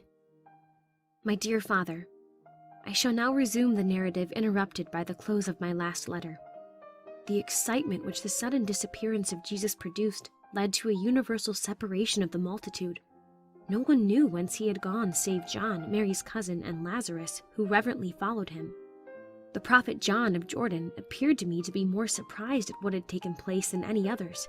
He looked constantly around for Jesus, and then, with his hands clasped together and uplifted, gazed heavenward as if satisfied with the thousands around him that he had been received up into heaven.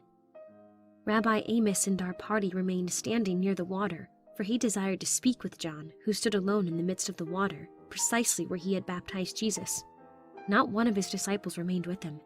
Rabbi Amos drew near and said to him, "Holy prophet, knowest thou what man, if man he may be called, was just baptized by thee?" The prophet, whose eyes had been steadfastly raised all the while, bent his looks with tearful tenderness upon Rabbi Amos, and said plaintively and touchingly, "This is he of whom I spake. After me cometh a man which is preferred before me, for he was before me, and I knew him not. But he that sent me to baptize with water, the same said unto me, Upon whom thou shalt see the Spirit descending and remaining on him, the same is he that baptizeth with the Holy Ghost. And I saw the Spirit descending like a dove, and I saw and bear record that this is the Son of God." "And whither, O holy prophet of Jordan?" asked Rabbi Amos with deep and sacred interest. "Whither has he departed?" "That I know not. He must increase and I must decrease, whether he remaineth on earth or has been taken up into heaven. My mission is now drawing to its close, for he to whom I have borne witness is come." Thus speaking, he turned and walked out of the water on the side towards Bethabara, and disappeared among the trees that fringed the bank. I now looked in the face of Rabbi Amos, upon whose arm Mary was tearfully leaning. His face was grave and thoughtful. I said, "Uncle, dost thou believe all that thou hast seen and heard?" "I know not what to say," he answered, "only that the things which I have beheld this day are evidences that God has not forgotten his people Israel." He said no more. We left the banks of the Jordan in silence and awe, and remounting our mules, returned towards my uncle's house at Gilgal. On the way, we constantly passed crowds of people, all in high talk about the wonderful events which had taken place at the river. The impression seemed universally to be that Jesus had gone up into heaven after he was baptized. But, my dear Father, it is with deep joy that I am able to tell you that this wonderful person is still on earth.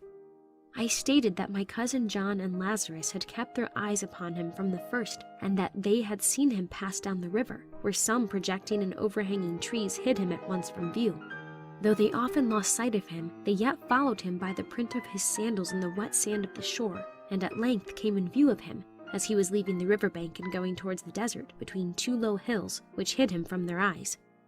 They went on, but though they moved forward rapidly, they next saw him far distant, crossing the arid plain that stretches south towards Jericho and the desert. They ran very swiftly, and at length coming near him, called, "Master, good master, stay for us, for we would follow and learn of thee." He stopped and turned upon them a visage so pale and marred with sadness and anguish that they both stood still and gazed upon him with amazement at beholding such a change. The glory of his beauty had passed away, and the beaming splendor which shone upon his countenance was wholly gone. The expression of unutterable sorrow that remained pierced them to the heart. Lazarus, who had been so long his bosom friend, wept aloud. "Weep not. Thou shalt see me another day, my friends," he said.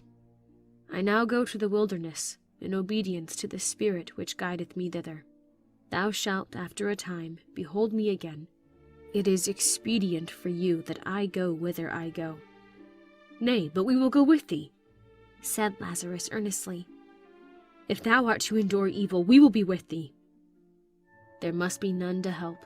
There must be none to uphold," he said firmly but sadly. "I must tread the winepress of temptation alone." He then left them, waving his hand for them to go back. They obeyed sorrowfully, wondering what his words meant, and wherefore it was needful for him to go into the desert, where certain mysterious trials seemed to wait for him. And they wondered most of all at the change in his countenance, which, from being lustrous with celestial light, was now, said Lazarus, marred more than the sons of men. From time to time the two young men looked backward to watch the receding figure of the Christ, till they no longer distinguished him in the distance of the desert, towards the dreadful solitudes of which he steadfastly kept his face. The two friends came on to the house of Rabbi Amos at Gilgal the same night, and we sat together late at night upon the porch under the fig trees, talking of Jesus. "Now, my dear father, how wonderful is all this! That a great prophet is among us cannot be denied. The star of John the Baptizer's fame dwindles into a glowworm before the glory of this Son of God. That he will draw all men unto him, even into the wilderness, if he takes up his abode there, cannot be questioned. But all is mystery, awe, curiosity, wonder, and excitement just now. May the God of our Father's house come forth indeed from the heavens for the salvation of his people. Your devoted and loving, Adina.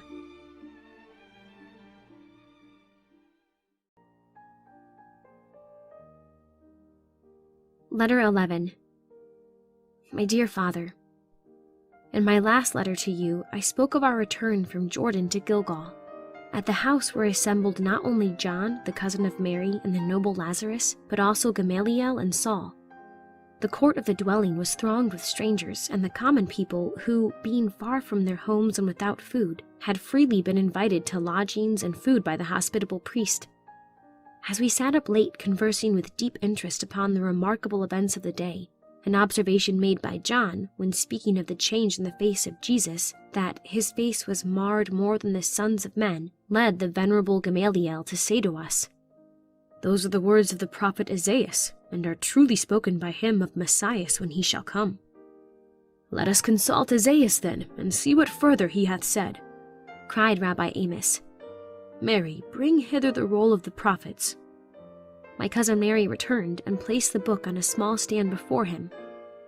"Read aloud, worthy Rabbi," said the philosopher Gamaliel.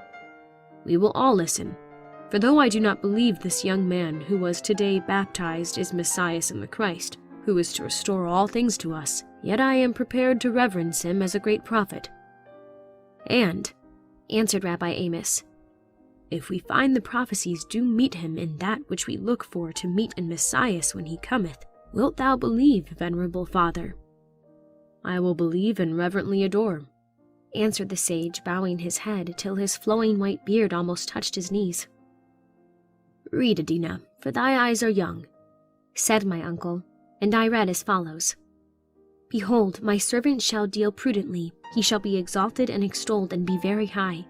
As many were astonished at thee, his visage was so marred more than any man, and his form more than the sons of men. How completely, said John. those words describe his appearance on the verge of the desert, and yet I use them unconsciously.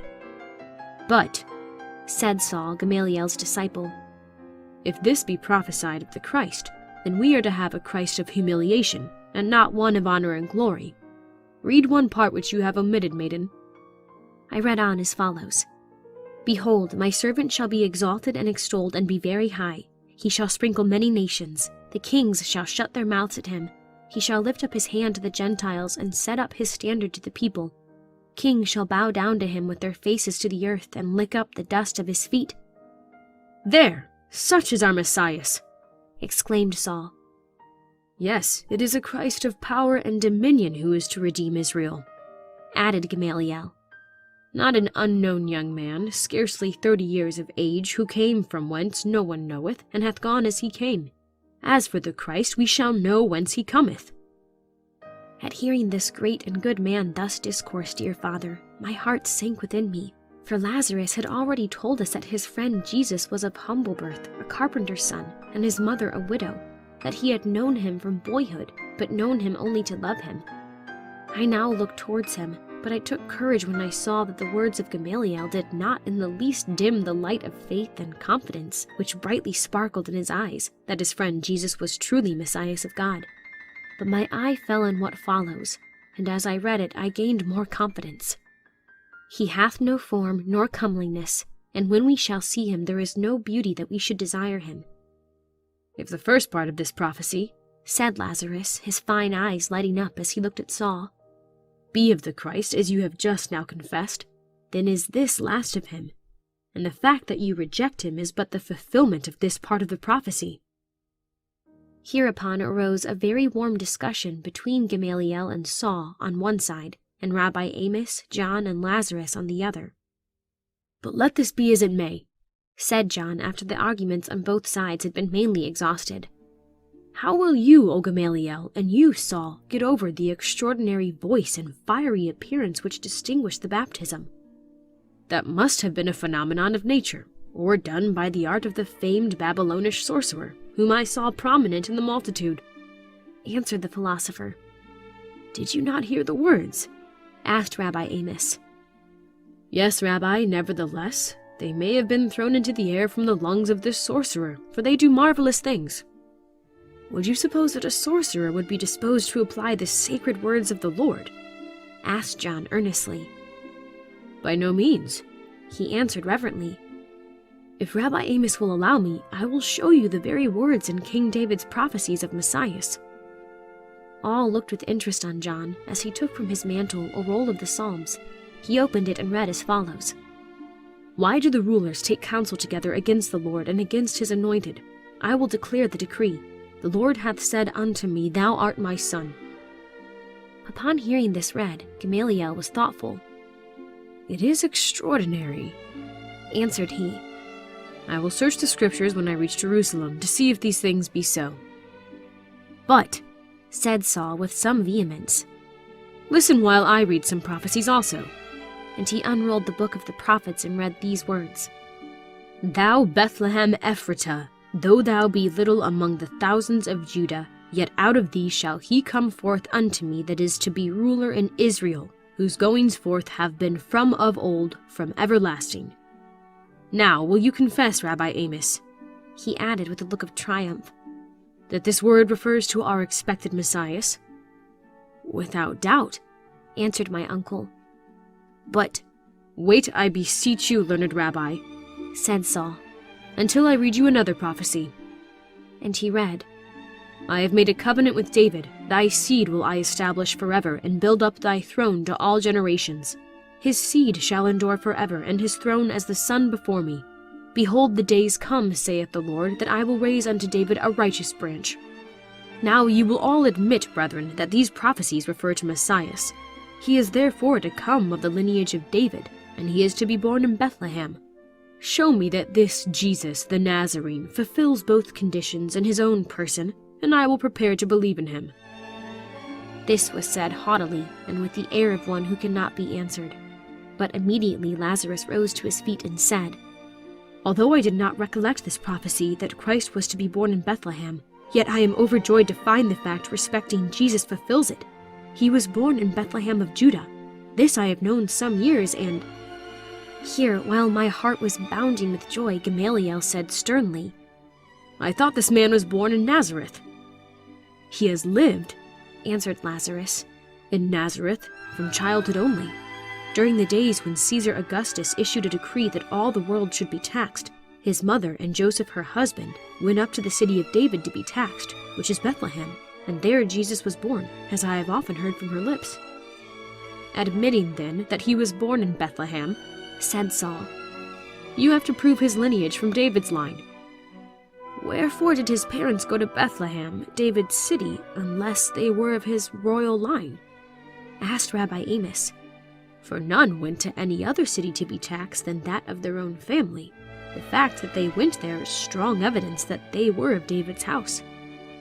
"Everyone born in the city of David," remarked Gamaliel, "is not of necessity of David's house, but it is surprising if this Jesus really was born in Bethlehem." "But may not his lineage be ascertained without a doubt from the records of the tribes and of their families, kept by command of the law of the temple?" I asked of my uncle. "Without question, these books of the generations of our people are to be relied on," he answered. "In fact," said Gamaliel, "they are kept with the greatest accuracy, and it is so ordained by God, for the very reason that when Messiah cometh, we may know whether he who claims to be such be of the house of David or no. I will examine the book of the generations, and see if his mother and father come of the stock and seed of David." "And if you find that they do," asked John with emotion, "can you doubt any longer whether Jesus be the Christ? Will not the fact of his being born in Bethlehem and of the lineage of David, not to speak of the witness of God's own audible voice, heard by our ears this day, will not these facts lead you to believe that he is the Christ?" "They will prevent me from actually rejecting him," answered the cold philosopher. "But every child born in Bethlehem and of the house of David, and there are many of them in Judah, fulfills so far the conditions of these two prophecies. These are not, therefore, messiahs." "What more can you ask for?" asked Mary with feeling, for she strongly believed that Jesus was the Christ. "Miracles," answered the disciple of Gamaliel, glancing at the face of his master inquiringly. "Yes, miracles," also answered the sage. "The Messiah is to heal the sick by a word, restore sight to the blind, cast out devils, and even raise the dead." "If he restore the blind and raise the dead, I will doubt no longer," answered Saul. There was at this moment an interruption caused by noisy altercations in the court among some of John the Baptist's disciples. Rabbi Amos, as host, went out to put an end to these disputings, when Gamaliel retired to his chamber, and the conversation was not renewed. Your daughter, Adina.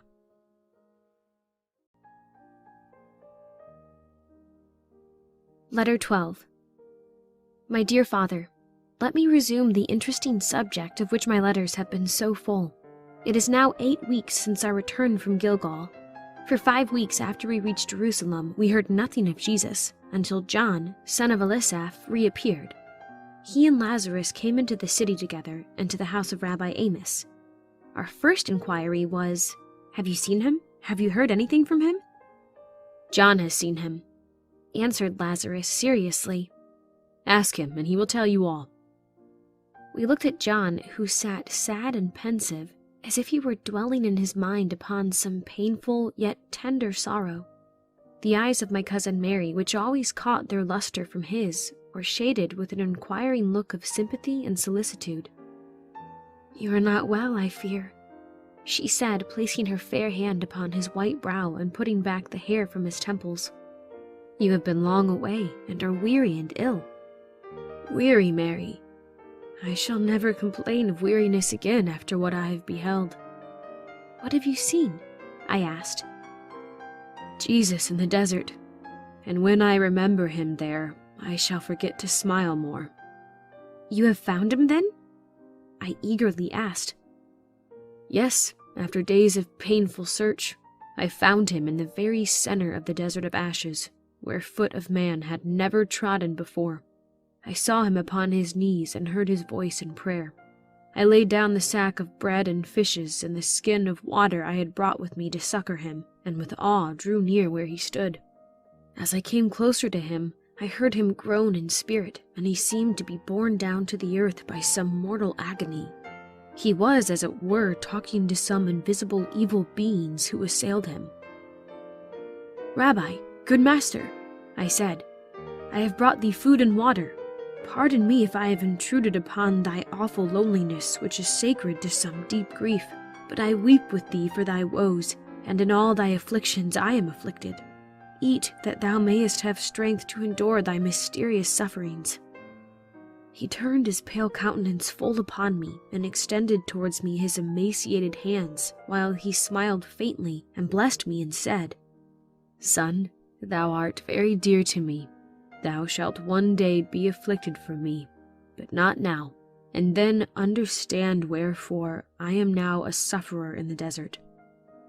"Let me remain with thee, divine Messiah," I said. "Thou believest then that I am he?" He answered, regarding me with love. I replied by casting myself at his desert-parched feet and bathing them with my tears. He raised me and said, "Go thy way presently. When the time of my fasting and temptation is past, I will see thee again." "Nay, I will not leave thee," I asserted. "If thou lovest me, beloved, thou wilt obey me." He answered with a tone of gentle reproof, "But thou wilt first eat of the bread I have brought and drink of the water," I entreated. "Thou knowest not what temptation thou art offering to me," he replied sadly. "Thou hast not enough for thine own needs. Go, and leave me to gain the victory over Satan, the prince of this world, for which I was led by the Spirit thither." I once more cast myself at his feet, and he lifted me up, kissing me, and sent me away. Oh, you would not have known him, worn and emaciated by long abstinence, weak through suffering. He looked but the shadow of himself. He could not have lived thus if there had not been a divine power within to sustain him. His existence so long, for he had been in the desert 5 weeks without food when I found him, was a miracle in itself, proving the power of God to be in him. For what mighty work among men is God preparing him? Said Rabbi Amos with emotion. Surely he is a prophet come from God. Think you he still lives? I asked with anxious fears, scarcely trusting my voice above a whisper. Yes, answered John. I am come to tell you he was divinely sustained through all, and after 40 days he came forth from the wilderness and suddenly presented himself on the banks of Jordan among John's disciples. I was standing near the baptizer, discoursing of the Christ, and marveling when his exile to the desert would terminate, when the prophet, lifting his eyes, cried with a loud voice full of joy, Behold again the Lamb of God, upon whom the Spirit of God descended. He hath come from the furnace like gold 7 times tried in the fire. He it is who alone taketh away the sins of the world. I turned and beheld Jesus advancing. He was pale and wore an expression of gentle, uncomplaining suffering on his benign and spiritualized countenance. I hastened to meet him and was kneeling in joy at his feet when he embraced me as a brother and said, Faithful and full of love, wilt thou follow me? I will never more leave thee, I answered. Where dwellest thou, divine master? Then asked one of John's disciples, Andrew by name, who was with me. Come, my friends, and see. He answered, and we went after him with joy unutterable. He entered the village of Bethabara, and approaching the house of a widow where he abode, went in. We followed him, and by his request took up our abode with him. Oh, how shall I be able to make known by words, added John, the sweet expression of his discourse. And one day in his presence I grew wise. His words filled the soul like new wine and made the heart glad. The next day he wished to go into Galilee, and so on to Nazareth where his mother dwelleth. And as I have made up my mind to follow him as his disciple henceforth, I have only come hither to make known my purpose to Mary, and to arrange my affairs in the city.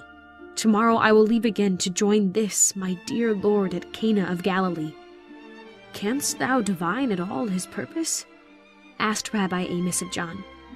"Whether he intends to found a school of wisdom, to preach like the prophets, to reign like David, or to conquer like his warrior namesake Joshua?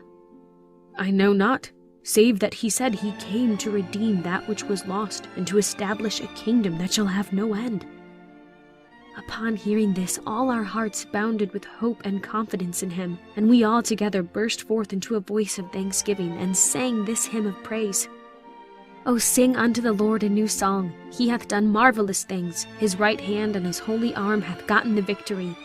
The Lord hath made known his salvation. His righteousness hath he openly shewed in the sight of the heathen. He hath remembered his mercy and his truth towards the house of Israel. All the ends of the earth have seen the salvation of our God." There was this morning, dear Father, no little excitement produced among the chief priests by a formal inquiry sent by Pilate to Caiaphas, the high priest, asking whether this new prophet was to be acknowledged by them as their Messiah. "For if he is to be, it will be my duty," said the governor, "to place him under arrest, inasmuch as we understand the Jewish Messiah is to declare himself king." Upon this there was a tumultuous assembling together of the priests in the porch of the temple, and with many invectives they agreed to send answer to Pilate that they did not acknowledge Jesus of Nazareth to be the Christ. What Pilate will conclude to do, I know not. Rabbi Amos informed us that the procurator had gotten some news by courier that morning that Jesus, on his way to Cana, had been followed by a full 1,000 people who hailed him as the Christ. Thus you see, my dear Father, that this divine person is already taking hold of the hearts of the people and arousing the jealousy of our enemies. Be assured that the day will come when he will lift up his standard to the Gentiles and draw all men unto him. Your loving Adina.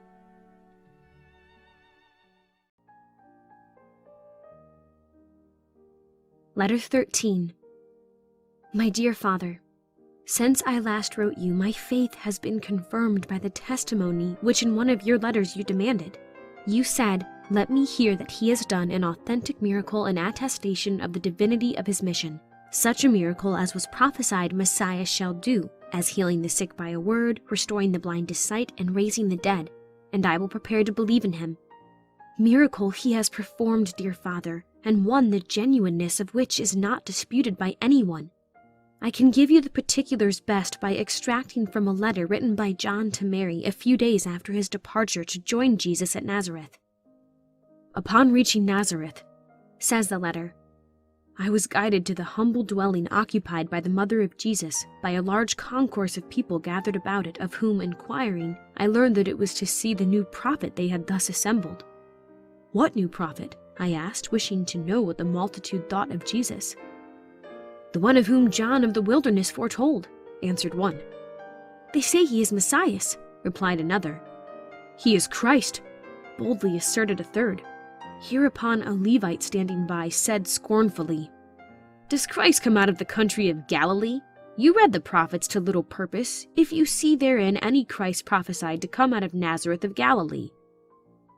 Hereupon, seeing the faith of many staggered, I said, Brethren, Christ is truly to be of Bethlehem, and verily Jesus, though now he dwelleth in this place, was born in Bethlehem. Thou canst not prove it, man, said the Levite angrily. The stranger speaketh truly, spoke up both an old man and a gray-haired woman in the crowd. We know that he was not born here, and that when his parents moved hither when he was an infant, they then said he was born in Bethlehem. We all remember this well. Hereupon the Levite, seeing that he had not the people with him, passed on his way, while I went to the door of the house where Jesus dwelt with his mother. There were 2 doors, one of which led into a workshop, where I noticed the bench and tools of the occupation at which he had toiled to support himself and his mother. But when, as I entered the dwelling, I saw him standing, teaching those who hung on his lips, and listened to his calm voice, and heard the sublime wisdom of his instructions, beheld the dignity of his aspect, and felt the heavenly benignity of his manner, I forgot the carpenter, I forgot the man, and seemed to behold in him only Messiah the Prince, the Son of God. Upon beholding me, he extended his hand and received me graciously, and said, pointing to 5 men who stood near him, regarding him with mingled love and reverence, "These are thy brethren, who have also come out of the world to follow me." Of these, one was Andrew, who had been, as well as myself, John's disciple. Another was Andrew's brother, whose name is Simon, whom Jesus, from the firmness and immovable zeal of his character, which he seemed to understand, called also Peter, or Stone. The 4th disciple was of Bethsaida. His name was Philip, and he followed Jesus from having been prepared by John the Baptist to receive him. He was moreover so overjoyed at finding the Christ that he ran to the house of his kinsman Nathanael, and finding him in his garden beneath a fig tree at prayer, exclaimed, "We have found him of whom Moses in the law and the prophets did write, the Messiah of God." "Where is he, that I may behold him?" asked his relative, rising. "It is Jesus of Nazareth, the son of Joseph," Philip answered. Upon hearing this answer, the countenance of Nathanael fell, and he replied, "Can there any good thing come out of Nazareth?" "Come thou and see for thyself," answered Philip. Nathanael then went with him where Jesus was. When Jesus saw him approaching, he said to those about him, "Behold an Israelite indeed, in whom there is no guile." "Whence knowest thou me?" asked Nathanael with surprise, for he had heard the words which were spoken. Jesus answered and said, "Before Philip called thee, when thou wast under the fig tree, I saw thee." Upon hearing this, Nathanael, who knew that he was all alone in his garden and unseen at prayer when his brother came, regarded the serene face of Jesus steadfastly, and then, as if he beheld therein the expression of omnipresence, he cried before all the people, "Rabbi, thou art the Son of God, thou art the King of Israel." Jesus looked upon him as if pleased at his confession, and said, "Because I said unto thee, I saw thee under the fig tree, believest thou? Thou shalt see greater things than these. Verily, verily, I say unto you, hereafter ye shall see heaven open, and the angels of God ascending and descending upon the Son of Man." The next day James, my brother, and I went to the Sea of Tiberias, but 2 hours distant, to see our father Zebedee and transfer our interest to him. And during the afternoon, Jesus passed near the shore on his way to Cana, when, calling us, we forever left our ships and our father and joined him. His mother and many of her kinsfolk were of the company, all going to a marriage of the cousin of the family. Upon our arrival at Cana, we were ushered into the guest chamber. The marriage feast at length commenced. The wine which should have come from Damascus had not arrived, the caravan having been delayed by the insurrection near Caesarea, and the chief ruler of the town, presiding at the feast, seeing that the wine had given out, bade the servants to place more upon the board. The mother of Jesus, who knew that the wine was out, and that, looking upon this as an ill omen, the family of the bride were in great distress, turned to Jesus and said, "They have no wine." The holy prophet of God looked grave and said, applying to her the title which we deem most honorable of all others, "Woman, what have I to do with thee? Mine hour is not yet come." She must have understood his words, all mysterious as they were to me, for, turning to the servants, she beckoned to them, while her cheek borrowed a rich color from her hidden joy, and her eyes kindled with loving sympathy for those about to be relieved in their distress. When 2 or 3 of the servants had approached, she said to them, "Whatsoever he saith unto you, do it." The face of Jesus, ever calm and dignified, now seemed to assume a look of majesty inexpressible, and his eyes to express a certain consciousness of power within that awed me. Casting his glance upon several stone vases which stood by the door empty, he said to the servants, "Fill the water pots with water." In the court, in full sight from the table, was a well to which the servants forthwith went with jars, which I saw them fill with water, bear it in upon their heads, and pour it out into the water pots, until they had filled them all to the brim. In the meantime, the governor of the feast and the majority of the guests were absorbed in conversation and did not observe what was taking place. "Draw out now, and bear unto the governor of the feast," said Jesus to the servants. They obeyed, and pouring rich, blood-red wine from the jars which I and others had seen filled up with simple water from the well, the amazed servants bore it to the chief of the feast. He had no sooner filled his goblet and tasted it than he called to the bridegroom, who sat in the middle of the table, and said, Every man at the beginning doth set forth good wine, and when men have well drunk, then that which is worse. But thou hast kept the good wine until now. Who hath brought this wine? Asked the bridegroom, drinking of the water that was made wine. Whence it came, sir, I know not. Then the servants and others told that they had filled the 6 water pots with water to the brim at the command of Jesus the prophet, and that when they drew out, behold, it flowed forth wine instead of water. Upon this there was a general exclamation of surprise, and the governor of the feast crying out, A great prophet indeed hath been among us, and we knew it not, rose to approach and do honor to Jesus, but he had already conveyed himself away, at once rising and passing out through the door, and seeking the solitude of the gardens. The rumor of the miracle at Cana has reached Jerusalem since I began this letter, and I hear that it has produced no little excitement in the marketplaces and courts of the temple. Rabbi Amos, on his return from sacrifice a few minutes ago, said that he saw in the court of the temple more than 30 priests with rolls of the prophets in their hands, engaged in looking up the prophecies of the Christ. Your affectionate daughter, Adina. Letter 14. My dear Father, you will not require the testimony of my letters to enable you to appreciate the fame of the wonderful young man of Nazareth, Jesus, of whose works you must have heard ere this. His fame for wisdom, for knowledge of the Scriptures, for power to teach, and for miracles has gone abroad through all Syria, so that they bring to him sick persons, both rich and poor, even from Damascus, to be healed of him. And he heals all who are brought unto him, whether possessed of devils, lunatic, or having the palsy. While I now write, a company is passing the open window, bearing upon beds 2 wealthy men of Jerusalem, given over by their physicians, who are going to him to be cured. So great is the multitude which everywhere follows Jesus, writes John to Mary, that he is often compelled to withdraw from them by stealth, to get to some by-place of quiet where he can refresh his wearied strength for a few days. At such times, we, who are his immediate followers, have the benefit of his teaching and private instructions. But he cannot remain long away from the people. They soon penetrate his retirement. How wonderful is he who thus holds in his hands divine power! The authority of kings is nothing before that which he possesses in his voice, yet he is serene, humble, oh, how humble, to our shame, and always calm and gentle. He spends much time in private prayer to God, whom he always addresses as his Father. Never was such a man on earth. We who know him most intimately stand most in awe of him, yet with our deep reverence for his holy character is combined the purest affection. In one and the same breath, I feel that I adore him as my Lord and love him even as my brother. So we all feel toward him. Such, my dear Father, is the tenor of all John's letters.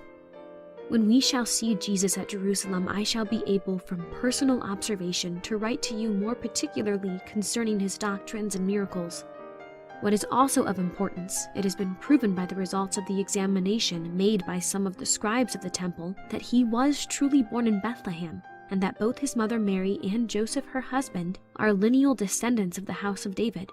Moreover, Phinehas, the venerable priest whom you know, hath borne testimony to the fact that when Jesus was an infant, during the reign of the elder Herod, there arrived in Jerusalem 3 eminent princes, men of wisdom and learning. One of these men came from Persia, one from the Grecian province of Media, and one from Arabia, and brought with them gifts of gold and spices, and were attended by retinues. These 3 princes reached Jerusalem the same day by 3 different ways, and entered by 3 different gates, each unknowing to the other's presence or object, till they met in the city before Herod's palace. One represented himself descended from Shem, another from Japhet, the third from Ham. And they mysteriously, it is said, typified all the races of the earth, who by them recognized and adored the Savior of men in the child Jesus. The king, hearing that these 3 strangers had arrived in Jerusalem, sent to know wherefore they had honored his kingdom with a visit. They answered, says Phinehas, that they came to do homage to the young prince who was born king of the Jews. And when Herod asked what prince they spoke of, they answered, We have seen his star in the east and are come to worship him. Hereupon, says Phinehas, the king issued an edict for all the chief priests and scribes of the people to assemble in the council chamber of his palace. He then addressed them, "Ye to whom is given the care of the books of the law and the prophets, whose study they are, and in whom lies the skill to interpret the prophecies, search therein, and tell me truly where the Christ is to be born. Behold here present these august and wise men who have come from afar to do him homage, nay more, as they aver, to worship him as God. Let us have the courtesy to give them the answer that they seek, and let us not be found more ignorant of these things than those who dwell in other lands." Several of the chief priests then rose and said, "It is known, O king, to all who are Jews and who read the prophets, that Messiah cometh of the house of David, of the town of Bethlehem. For thus it is written by the prophet, And thou, Bethlehem, in the land of Judah, art not least among the princes of Judah, for out of thee shall come a governor that shall rule my people Israel."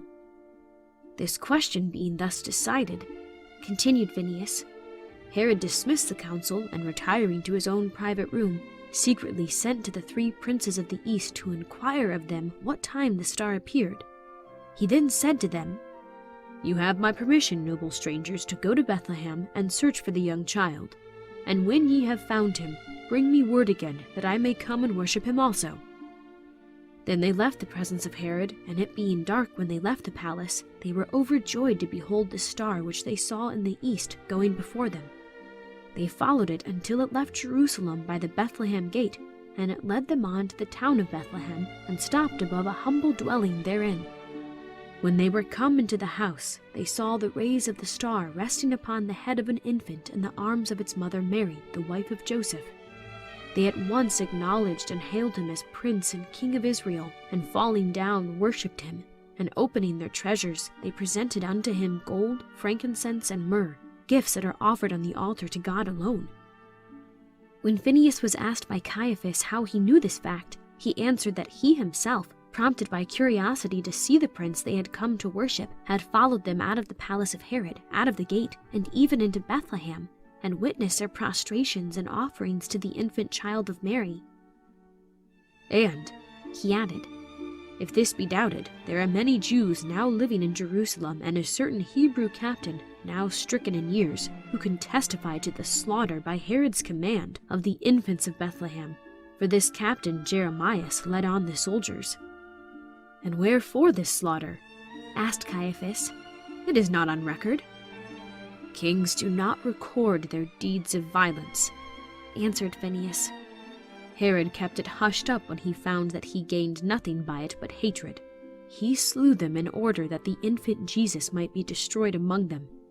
For the 3 wise men, instead of returning through Jerusalem to their own country and informing him where they had found the child, departed by another way. But the child escaped, doubtless by God's powerful protection." "Dost thou believe in him also?" asked Caiaphas with angry surprise, looking sternly on Phineas. "I will first see and hear him speak, and if he be proven to me to be Messiah, I will gladly worship him." Hereupon, said Rabbi Amos, there arose a great uproar, some crying that Jesus was the Christ, and others that Phineas should be stoned to death. Thus you see, my dear father, how the evidence increases in value and importance, proving Jesus to be the Messiah. Tell me, is not this the Christ?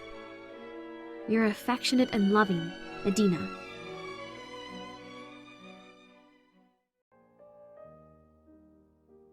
Letter 15.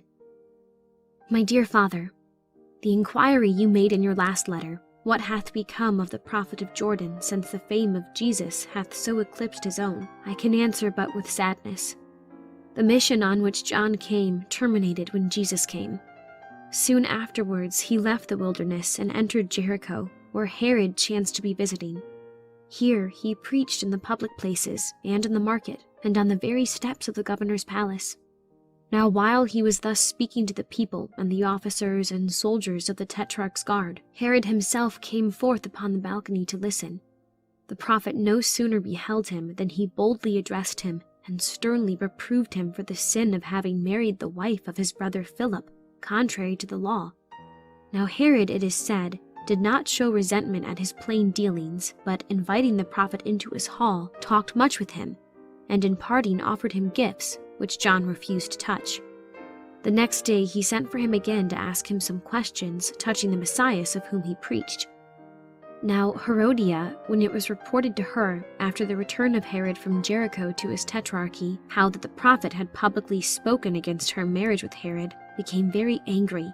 And when she found that John was still favored by her husband, she sent for Herod and said that if he would please her, he must throw the prophet of Jordan into prison. At length Herod yielded against his own will and gave orders for the arrest of the prophet, who the same night was thrown into the ward of the castle.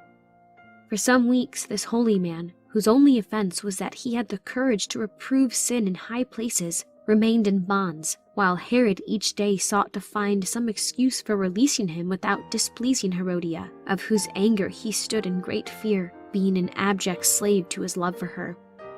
At length the birthday of Herod arrived, and he conveyed word to John that in honor of the day he would send and fetch him out of prison as soon as he should obtain the consent of his wife, which he believed she would accord to him on such an anniversary.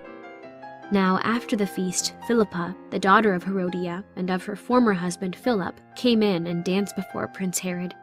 And being beautiful in person and full of grace in every motion, she so pleased her stepfather that he made a great oath, having drunk much wine with his guests, that he would give her whatsoever she would ask, were it the half of his kingdom. Her mother then called her and whispered to her imperatively, "Give me," said the maiden, turning towards Herod, "the head now of John the Baptist in a charger." The tetrarch no sooner heard this request than he turned pale and said fiercely, "Thy mother hath been tampering with thine ears, girl. Ask half of my kingdom, and I will give it to thee, but let me not shed blood on my birthday." "Wilt thou falsify thine oath?" asked his wife scornfully. "For mine oath's sake, and for those who have heard it, I will grant thy desire," he at length answered with a sigh of regret and self-reproach. He then turned to the captain of the guard and commanded him to slay John Baptist in prison and bring presently there his head upon a charger. At the end of a quarter of an hour, which was passed by Herod in great excitement, walking up and down the floor and by his guests in silent expectation, the door opened and the captain of the guard entered, followed by the executioner, who carried a brazen platter upon which lay the glory head of the eloquent forerunner of Christ. "Give it to her!" cried Herod sternly, waving him towards the beautiful maiden who stood near the inner door. The executioner placed the charger in her hands, and with a smile of triumph she bore it to her mother, who had retired to an inner room. All the disciples of the murdered prophet then went where Jesus was preaching and healing, and told him what had been done to John. When Jesus heard of the death of John, he was very sorrowful, writes John to Mary, and went away into a desert place apart. In the meanwhile, the disciples of John Baptist fled, some into the deserts, while others sought Jesus to protect and counsel them. At length he found himself surrounded by a great multitude, chiefly of John's disciples, besides many who had come to hear him preach and be healed of him. The place was a desert and far away from any town. Forgetful of all else save following Jesus, they were without food. "Which," says John, writing to Rabbi Amos, "we who were his disciples, seeing, suggested that Jesus should send them away to the villages to buy themselves victuals. But Jesus answered us and said quietly, 'They need not go away. Give ye them to eat.' And Simon said, 'Master, where can we get bread for so many? We have among us but 5 loaves and 2 small fishes.' Upon hearing this, Jesus said, 'It is enough. Bring them hither to me.' We collected the bread and fishes, and I myself laid them upon a rock before Jesus. He then said to us, 'Command the multitude to sit down on the grass.' And when they were all seated, he took the 5 loaves, and laying his hands upon them and upon the 2 fishes, he looked up to heaven and blessed them. And then, breaking them into fragments, he gave them to us his disciples, and bade us distribute to the people. As often as we would return for more, we found the loaves and the fishes undiminished. And I saw with wonder how, when this prophet of God would break off a piece of one of the fishes or of a loaf, the same part would immediately be seen thereon, as if it had not been separated. And in this manner he continued to break and distribute to us for nearly an hour, until all ate as much as they would. When no one demanded more, he commanded us to gather up the fragments which lay by his side, and there were 12 baskets full over and above what was needed. The number that was thus miraculously fed was about 5,000 men, besides nearly an equal number of women and children. And this mighty prophet who could thus feed an army voluntarily suffered 40 days and nights the pangs of hunger in the desert. He seems a man in suffering, a God in creating. This wonderful miracle, my dear father, is one that has too many witnesses to be denied. Not a day passes that we do not hear of some still more extraordinary exhibition of his power than the preceding. Every morning when men meet in the marketplaces or in the corridors of the temple, the first inquiry is, "What new wonder has he performed? Have you heard of another miracle of this mighty prophet?" The priests alone are offended and speak evil of him through envy. They even have gone so far as to assert that he performs his miracles by magic, or by the aid of Beelzebub, the prince of the devils. "If we suffer him to take men's minds as he doth," said Caiaphas to Rabbi Amos yesterday when he heard that Jesus had walked on the sea to join his disciples in their ship and stilled a tempest with a word, "the worship in the temple will be at an end, and the sacrifice will cease. He draweth all men unto him." You have asked, dear father, in your letter, where is Elias who is to precede Messiah according to the prophet Malachi? This question Jesus himself has answered, says John, when a rabbi put it to him. He replied thus, "Elias has come already, and ye have done unto him whatsoever ye listed." "Dost thou speak of John the Baptist?" asked those about him when they heard this. "John came in the spirit and power of Elias, and therefore was he thus called by the prophet," was the answer of Jesus. "I did not tell you that besides the 6 disciples whom I have named, he has chosen 6 others, which 12 he keeps near his person as his more favored followers, and whom he daily instructs in the doctrines he came down from heaven to teach. Of the thousands who never weary of going from place to place in his train, he has also selected 70 men, whom he has dispatched by twos into every city and village of Judea, commanding them to proclaim the kingdom of God is at hand, and that the time when men everywhere should repent and turn to God has come. It is now commonly reported that he will be here at the Passover. I shall then behold him, and like the wise men, I shall worship him with mingled awe and love. I will again write you, dear father, after I see and hear him. Till then, believe me, your affectionate daughter, Adina."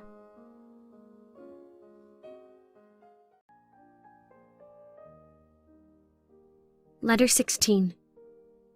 My dear father, while I write, the city is agitated like a tumultuous sea.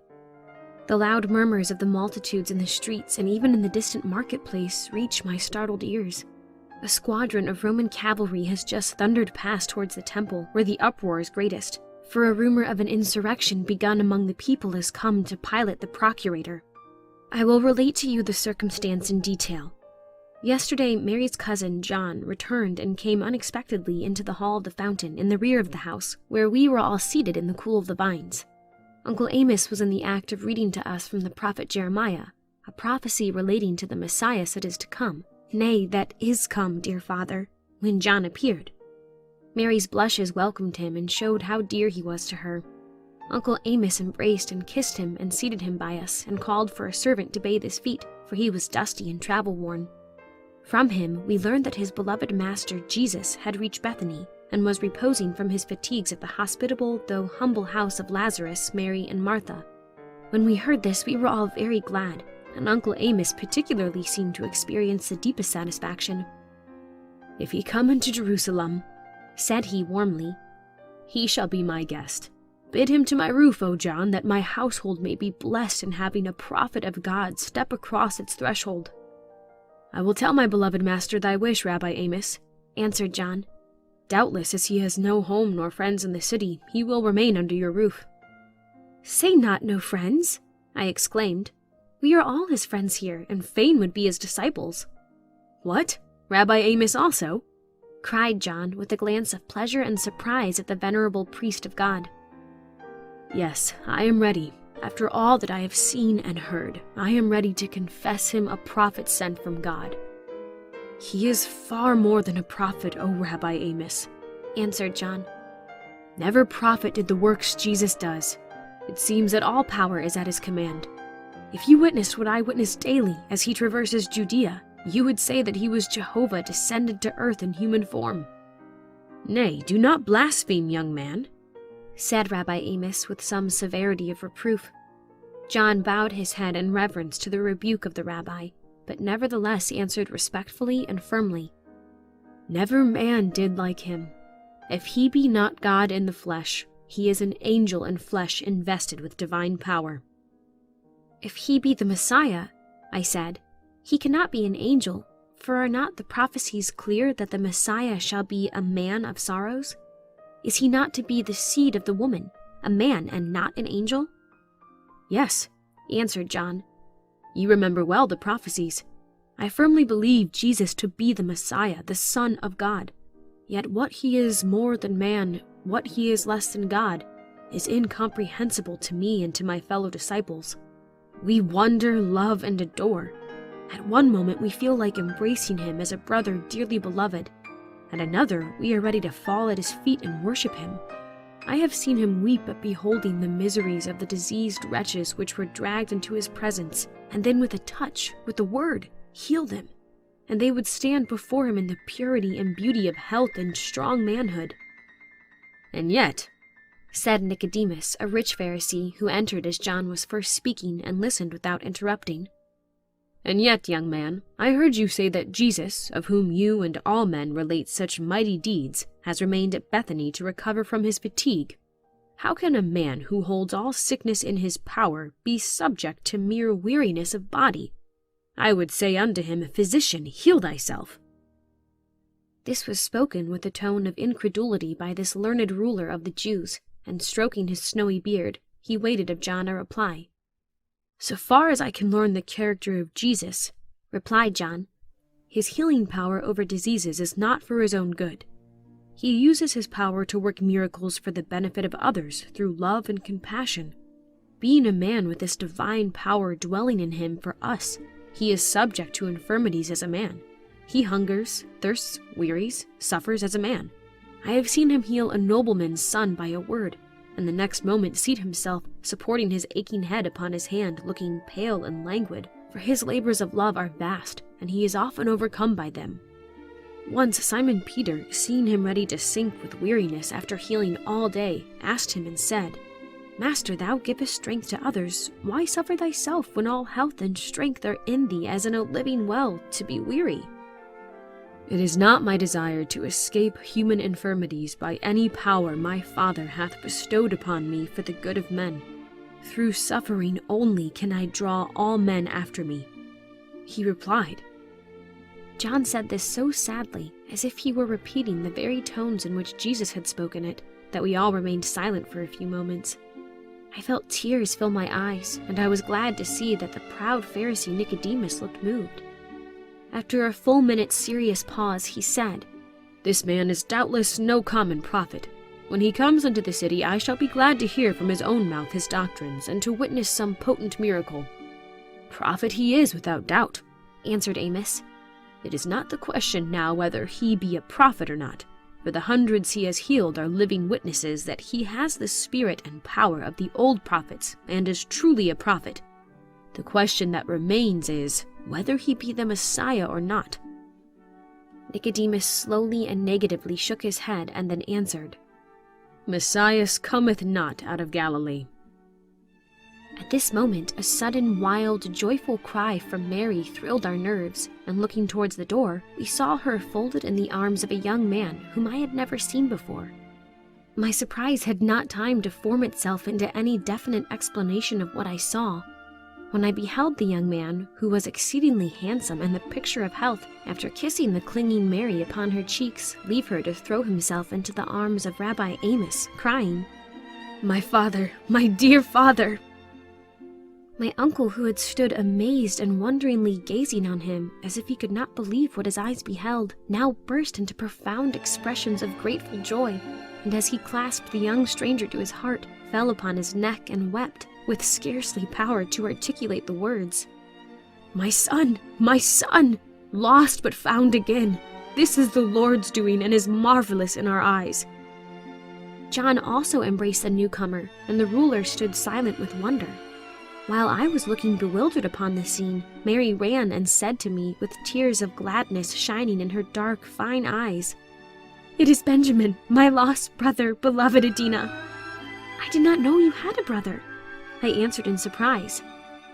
"We have long regarded him as dead," she replied with mingled emotions.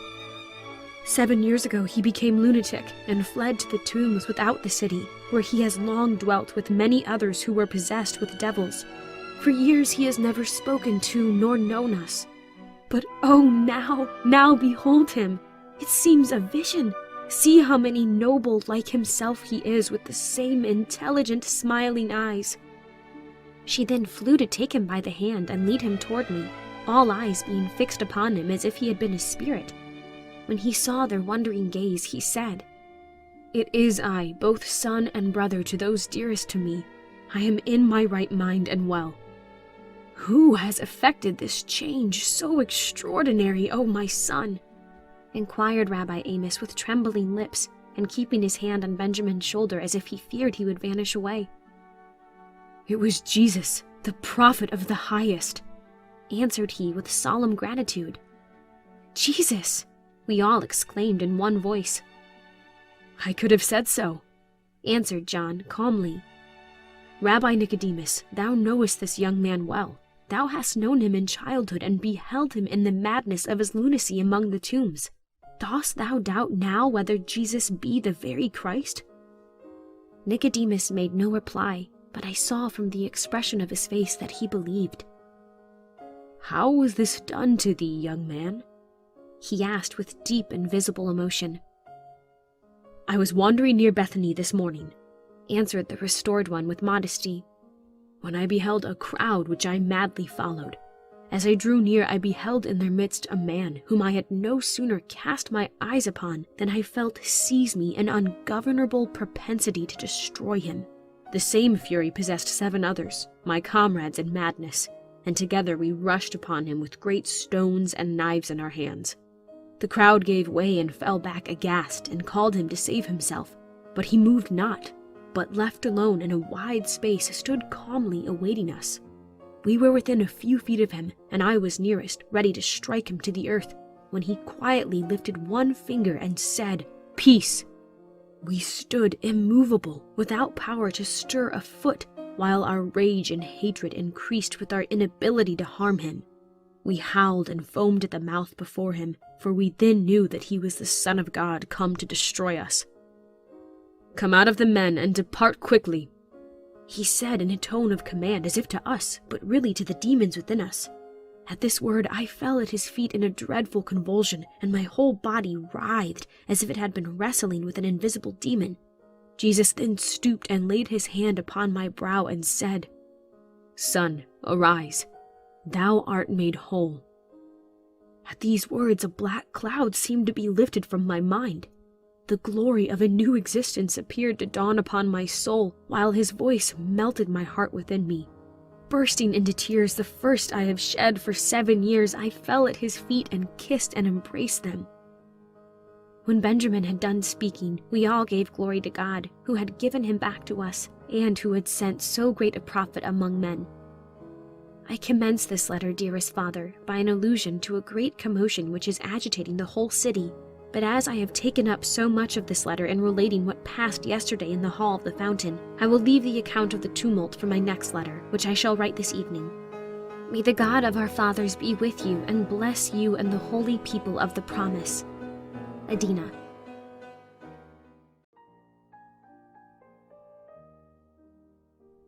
Letter 17. My dear Father, when on the morning of the Passover it was noised abroad that the prophet of Galilee was entering the city by the gate of Jericho, the whole city was stirred, and from houses and shops poured forth crowds which turned their steps in that direction. Mary and I went upon the housetop, hoping to see something, but far and near was visible only a sea of heads, from which a deep murmuring arose, like the ceaseless voice of the ocean chafing upon a rocky shore. The top of the gateway was visible from the place where we stood, but it was black with the people who had crowded upon it to look down. There was heard at length an immense shout, as of one voice, which was followed by a swaying and onward pressure of the crowds. "The prophet must have entered the gate," said my cousin Mary breathlessly. "How they do him honor! It is the reception of a king." We were in hopes he would pass by our house, as we were on one of the chief thoroughfares, but were disappointed as he ascended the hill of Moriah to the temple. A part of the ascent to the house of the Lord is visible from her roof, and we had the satisfaction of seeing the prophet at a distance. We knew him only because he was in advance. The nighest one to him, Mary said, was her cousin John, though at that distance I could not have recognized him. The head of the multitude disappeared beneath the arch of the temple, and thousands upon thousands followed after. And in the rear rode the young Roman centurion, whom I have before spoken of, at the head of 400 horse to keep order in the vast mass. Mary could not recognize him, saying it was too far to tell who he was, but I knew him not only by his air and bearing, but by the scarlet pennon that fluttered from his iron lance, and which I had bestowed upon him, for he told me he had lost one his fair Roman sister Tullia had given to him, and as he so much regretted its loss, I supplied its place by another worked by my own hands. The multitude, as many as could gain admission, having entered the great gate of the temple, for a few minutes there was a profound stillness. Mary said, "He is worshipping or sacrificing now."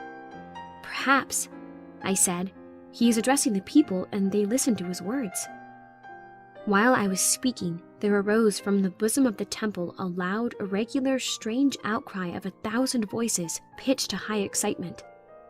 The people without the gate responded by a universal shout, and then we beheld those nighest the walls retreat down the hillside in terrified confusion, while to increase the tumult, the Roman horse charged up the hill, seeking to penetrate the masses to reach the gate out of which the people poured like a living and tempest-tossed river, before which the head of the cohort recoiled or was overwhelmed and downtrodden.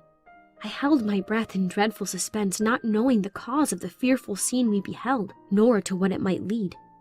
Mary sank almost insensible by my side. A quarter of an hour had not passed when young Samuel ben Azel, who had the day before come up from Nain to the Passover with his mother, entered and explained to us the cause of the scene I had witnessed. The prophet Jesus, having entered into the temple, found all the courts filled with merchants, changers of money, and sellers of cattle to the sacrificers. Portions of the sacred place were divided off by fences, in which hundreds of sheep and cattle were stalled. On his way to the inner temple, the prophet found his path so obstructed by the stalls and the tables of the brokers that he had to go around them and often to turn back and take a less hedged-up avenue. At length, finding upon the very lintel of the court of the priests a priest himself engaged at a table as a money-changer, and near him a Levite keeping a stall for selling doves and sparrows to the worshippers, he stopped upon the step, and turning round cast his eye, which now beamed with an awful majesty and power, over the scene of noisy commerce and bartering. Every face was turned towards him in expectation. The half-completed bargain was suspended, and buyer and seller directed their gaze, as by a sort of fascination, not unmingled with a strange fear and awe, upon him. Those who had crowded about him drew back farther and farther, slowly but irresistibly widening the space between them and him, they know not by what impulse, till he stood alone, save near him remained John his disciple. The uproar of the buying and selling suddenly subsided, and the loud lowing of the cattle and the bleating of the sheep stopped, as if a supernatural awe had seized even the brute creation at his presence, and only the soft cooing of doves stirred the vast, death-like stillness of the place. A moment before a scene of oaths, cries, shouts, of running to and fro, buying and selling, the ringing of money, and the buzz of 10,000 voices. It was as if a hurricane, sweeping with deafening uproar of the elements over the lashed ocean, had been suddenly arrested and followed by a great calm. The silence was dreadful. It stopped the very beating of my heart. Every eye of the vast multitude seemed to fasten itself on the prophet in expectation of some dread event. The step of the temple upon which he stood seemed to be a throne, and the people before him expecting judgment.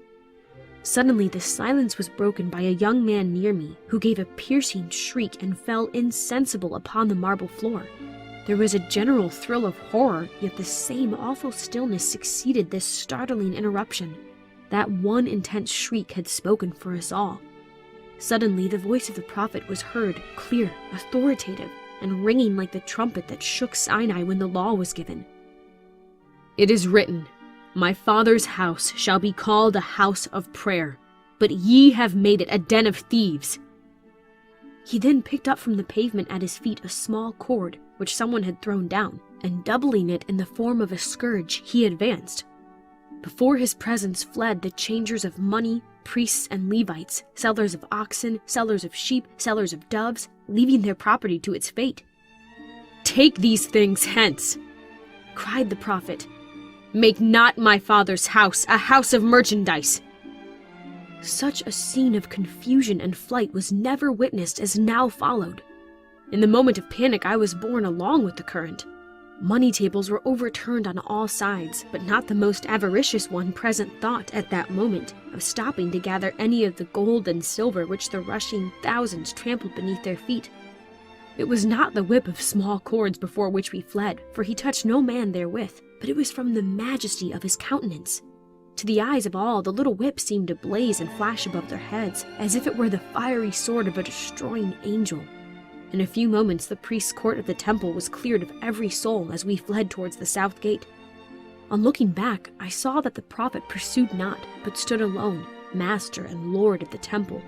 The whip was no longer in his hand, and his whole attitude and expression of face seemed changed from their late impress to an air of the profoundest compassion as he looked after us, still flying from his presence. My uncle, Rabbi Amos, who on his return from the temple corroborated what Samuel had stated, added that as Jesus stood alone, possessor of the gold-strewn floors of the courts of the temple, the high priest advanced towards him, and with awe, not unmixed with anger, demanded of him by what authority he did these things. His answer was, "My Father's house must not be made a house of merchandise." "Art thou the Christ?" asked the high priest, still standing some distance off from him. "If I tell thee that I am, ye will not believe." "What sign showest thou that thou art sent, and hast authority to do what thou doest here today within the temple?" "Hast thou not had proof of my power from heaven?" answered Jesus, stretching forth his hand towards the still terror-stricken multitude, and then laying it upon his breast, he added, "Destroy this temple, and in 3 days I will raise it up. Be this to you, O priest, and to all Judea, the sign that I am sent by my Father who is in heaven. As he hath given me commandment, so I do." At this there was a great murmuring, said Rabbi Amos, for many of the priests, with Annas also, had got boldness and drawn near to hear. "He cannot be just a man," said Annas, "nor doth he honor God if he would have us destroy the temple." "Yet if he be not sent of God, whence hath he this power over men?" answered another. "He doeth this by Beelzebub, whose prophet he doubtless is," said Annas in a loud tone. "For a true prophet would not seek the destruction of God's holy house." Thereupon there was a multitude of voices, some crying one thing and some another. Caiaphas at length obtained silence and said to him with awe, "Art thou that Christ of the prophets?" "I am," calmly and firmly answered the prophet, and raising his eyes to heaven, he added impressively, "I am come down from God." When, adds my uncle, Annas heard this, he lifted up his voice in an exclamation of horror and cried out, "Hear this blasphemer! Let us cast him forth from the temple which he pollutes." But no man dared approach the prophet. "Bear witness," then said he, sorrowfully rather than in anger, "that I have come unto my own, and ye have received me not. This temple of my Father, from which you would drive me forth, shall no longer be the dwelling place and altar of Jehovah. The day cometh when your priesthood shall be taken away and given to others, and among the Gentiles shall arise my Father's name, on every hill and in every valley of the earth, holy temples, wherein he shall delight to dwell. And men shall no longer need to worship God in Zion, but in all places shall prayer and praise be offered to the Most High. This temple which ye have polluted shall be overthrown, and ye shall be scattered among the nations." Thus speaking, the prophet quitted the temple, leaving the high priest and priests and Levites standing gazing after him without power to utter a word. Such, my dear father, is the account given by Rabbi Amos of what passed in the temple. That Jesus is the Christ is now beyond question, for he has openly acknowledged it to the high priest. Adieu, dearest father. The servants are bringing in boughs for the booths, and I must close this letter with prayers to our Father's God for your peace and welfare. Adina.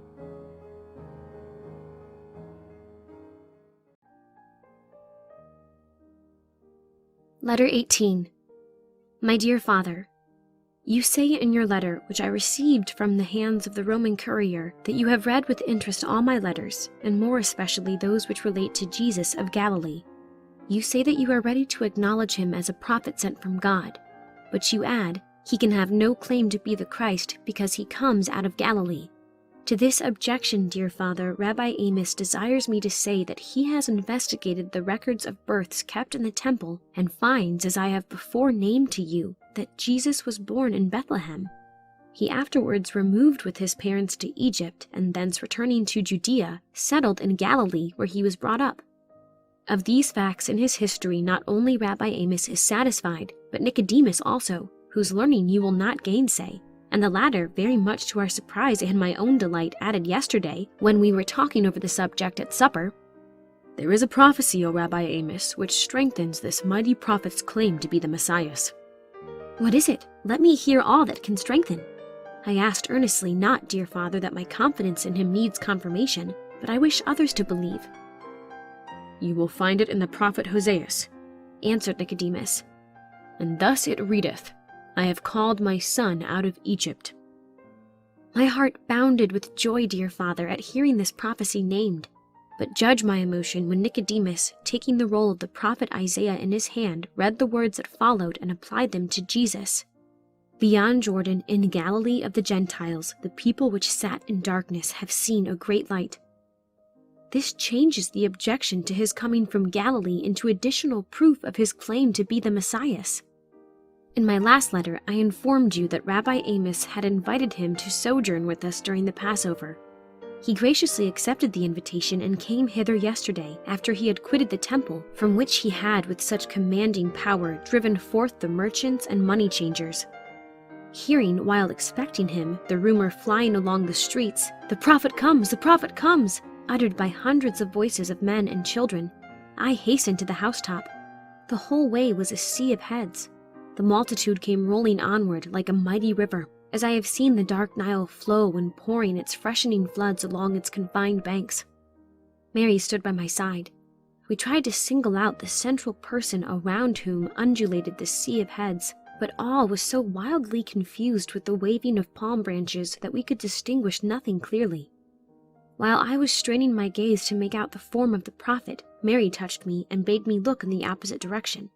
As I did so, I beheld Aemilius Tullius, the young Roman centurion, now prefect of Pilate's legion, advancing at the head of 200 horsemen at full spur in order to meet and turn back the advancing column of people. As he came opposite the house, he looked up, and seeing us upon the parapet, he gracefully waved his gleaming sword, saluted us, and was dashing past when Mary cried out, "Noble sir, there is no insurrection, as some of the people have doubtless told thee, but this vast crowd moving hitherwards is only an escort to the prophet of Nazareth, who cometh to be my father's guest." "I have orders from Pilate to arrest him, lady, as a disturber of the peace of the capital." "Shall a prophet suffer because his mighty deeds draw crowds after his footsteps, noble Roman? If thy troops advance, there will be a collision with the people.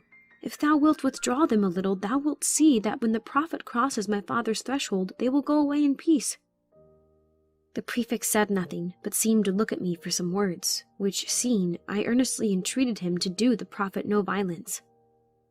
"For thy wish's sake, lady, I will here halt my troop, especially as I see that the people are unarmed." The centurion then gave orders to his horsemen to draw up in line opposite the house. The multitude now came near, but many of those in advance, seeing the Roman horse, stopped or fell into the rear, so that I beheld Jesus appear in front, walking at an even, calm pace, John at his side. Also Rabbi Amos was with him. As he came nigher, the people, for fear of the long Roman spears, kept back, and he advanced almost alone. I saw John point out to him our house. The prophet raised his face and gazed upon it an instant. I saw his features full. His countenance was not that of a young man, but of a person past the middle age of life, though he is but 30.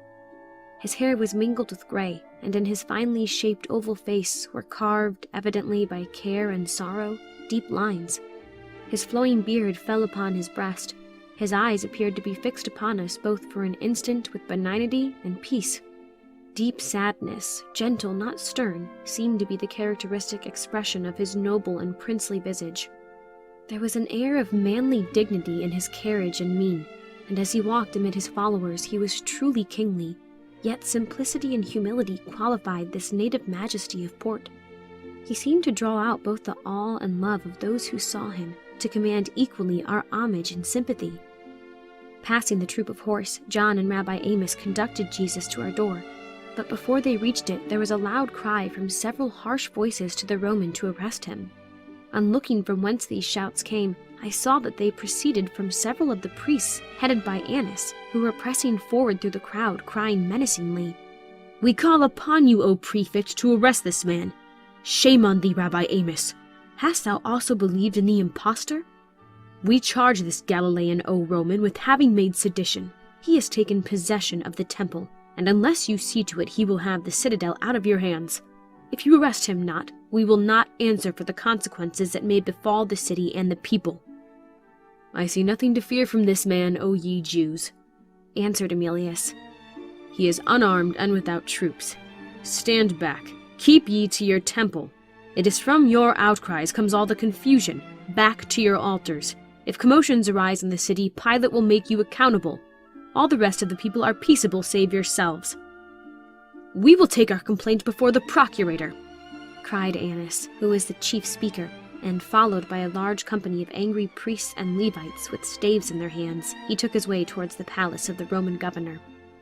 I looked my gratitude to Emilius for so fearlessly taking part with the prophet. The multitude now began to retire as the Roman horse slowly moved up the street.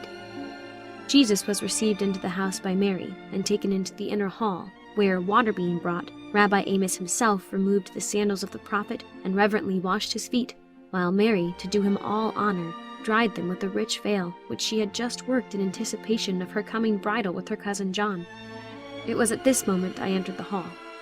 There were in the room not only Amos and John and Mary, but the priest Elias, cousin to Caiaphas, who, desirous of hearing from the lips of the prophet his sublime teachings, had come in with him. There were also present 5 men whom I never saw before, but who, John said, were his disciples. I, however, had no eye or ear for anyone but Jesus. I saw that he seemed very weary and pale, and for the first time I noticed he seemed to suffer, as from time to time he raised his hand to his temples. Desirous of serving so holy a person, I hastened to prepare a restorative which, bringing it into the hall, I was about to give to him, when the priest Elias put me rudely back and said, "Nay, maiden, let us witness a miracle." He then turned to the prophet and said, "Master, we have heard much of thy power to do miracles, but have seen none by thee. If thou wilt presently show me a miracle, I will believe, I and all my house. Thou hast a pain in thy forehead. Heal it with a touch, and I will acknowledge thee the Christ, the Son of the Blessed." Jesus turned his eyes upon him and said, "Elias, thou readest the prophets, and shouldest know whether he who speaketh unto thee be the Christ or no. Search the Scriptures, that thou mayest know that the time of his visitation is come, and that I am he. I do no miracles to relieve my own suffering. I came into this world to suffer. Isaiah wrote of me as a man of sorrows and acquainted with grief. Blessed are they who, not seeing, shall believe." "But, Master," said the aged Levite Asher, "we know whence thou art, even from Galilee. But when Christ cometh, no man knoweth whence he is." "It is true, O man of Israel, ye both know me and whence I am. Yet ye know not him who sent me. Ye do not understand the Scriptures, or ye would indeed know me, whence I am, and who hath sent me. But ye know neither me nor him that sent me, for I am come out from God. If ye had known him, ye would know me also." The time cometh when ye shall know whence I am, and believe in me. But now your hearts are darkened through ignorance and unbelieving." When he had thus spoken with great dignity and power, there were many present who were offended, and some voices murmured against him. Then Rabbi Amos led him forth to the apartment he had prepared for him. In going to it, the prophet had to cross the court, and as I was watching his retiring footsteps, I saw 4 men who had climbed to the housetop from the side street, the doors being closed, let down a 5th in a blanket at the very feet of Jesus. It was a man afflicted with the palsy and their own father. Jesus, seeing their filial love, stopped and said kindly, "Young men, what would ye have me to do?" "Heal our aged father, holy Rabbi." "Believe ye that I can do this?" he asked, fixing his gaze earnestly on them. "Yes, Lord, we believe that thou art the Christ, the Son of the living God. All things are possible unto thee." Jesus looked benignantly upon them, and then taking the venerable man by the hand, he said to him in a loud voice, so that all who were looking on heard him, "Aged father, I say unto thee, arise and walk." The palsied man instantly rose to his feet, whole and strong, and after casting a glance around upon himself, he threw himself at the prophet's feet and bathed them in tears. The 4 sons followed their father's example, while all the people who witnessed the miracle shouted, "Glory to God, who hath given such power unto men!" Such, my dear father, are the increasing testimonies Jesus bears, by miracles as well as by words, to his being Messiah. The God of our fathers keep you in health. Your loving daughter, Adina.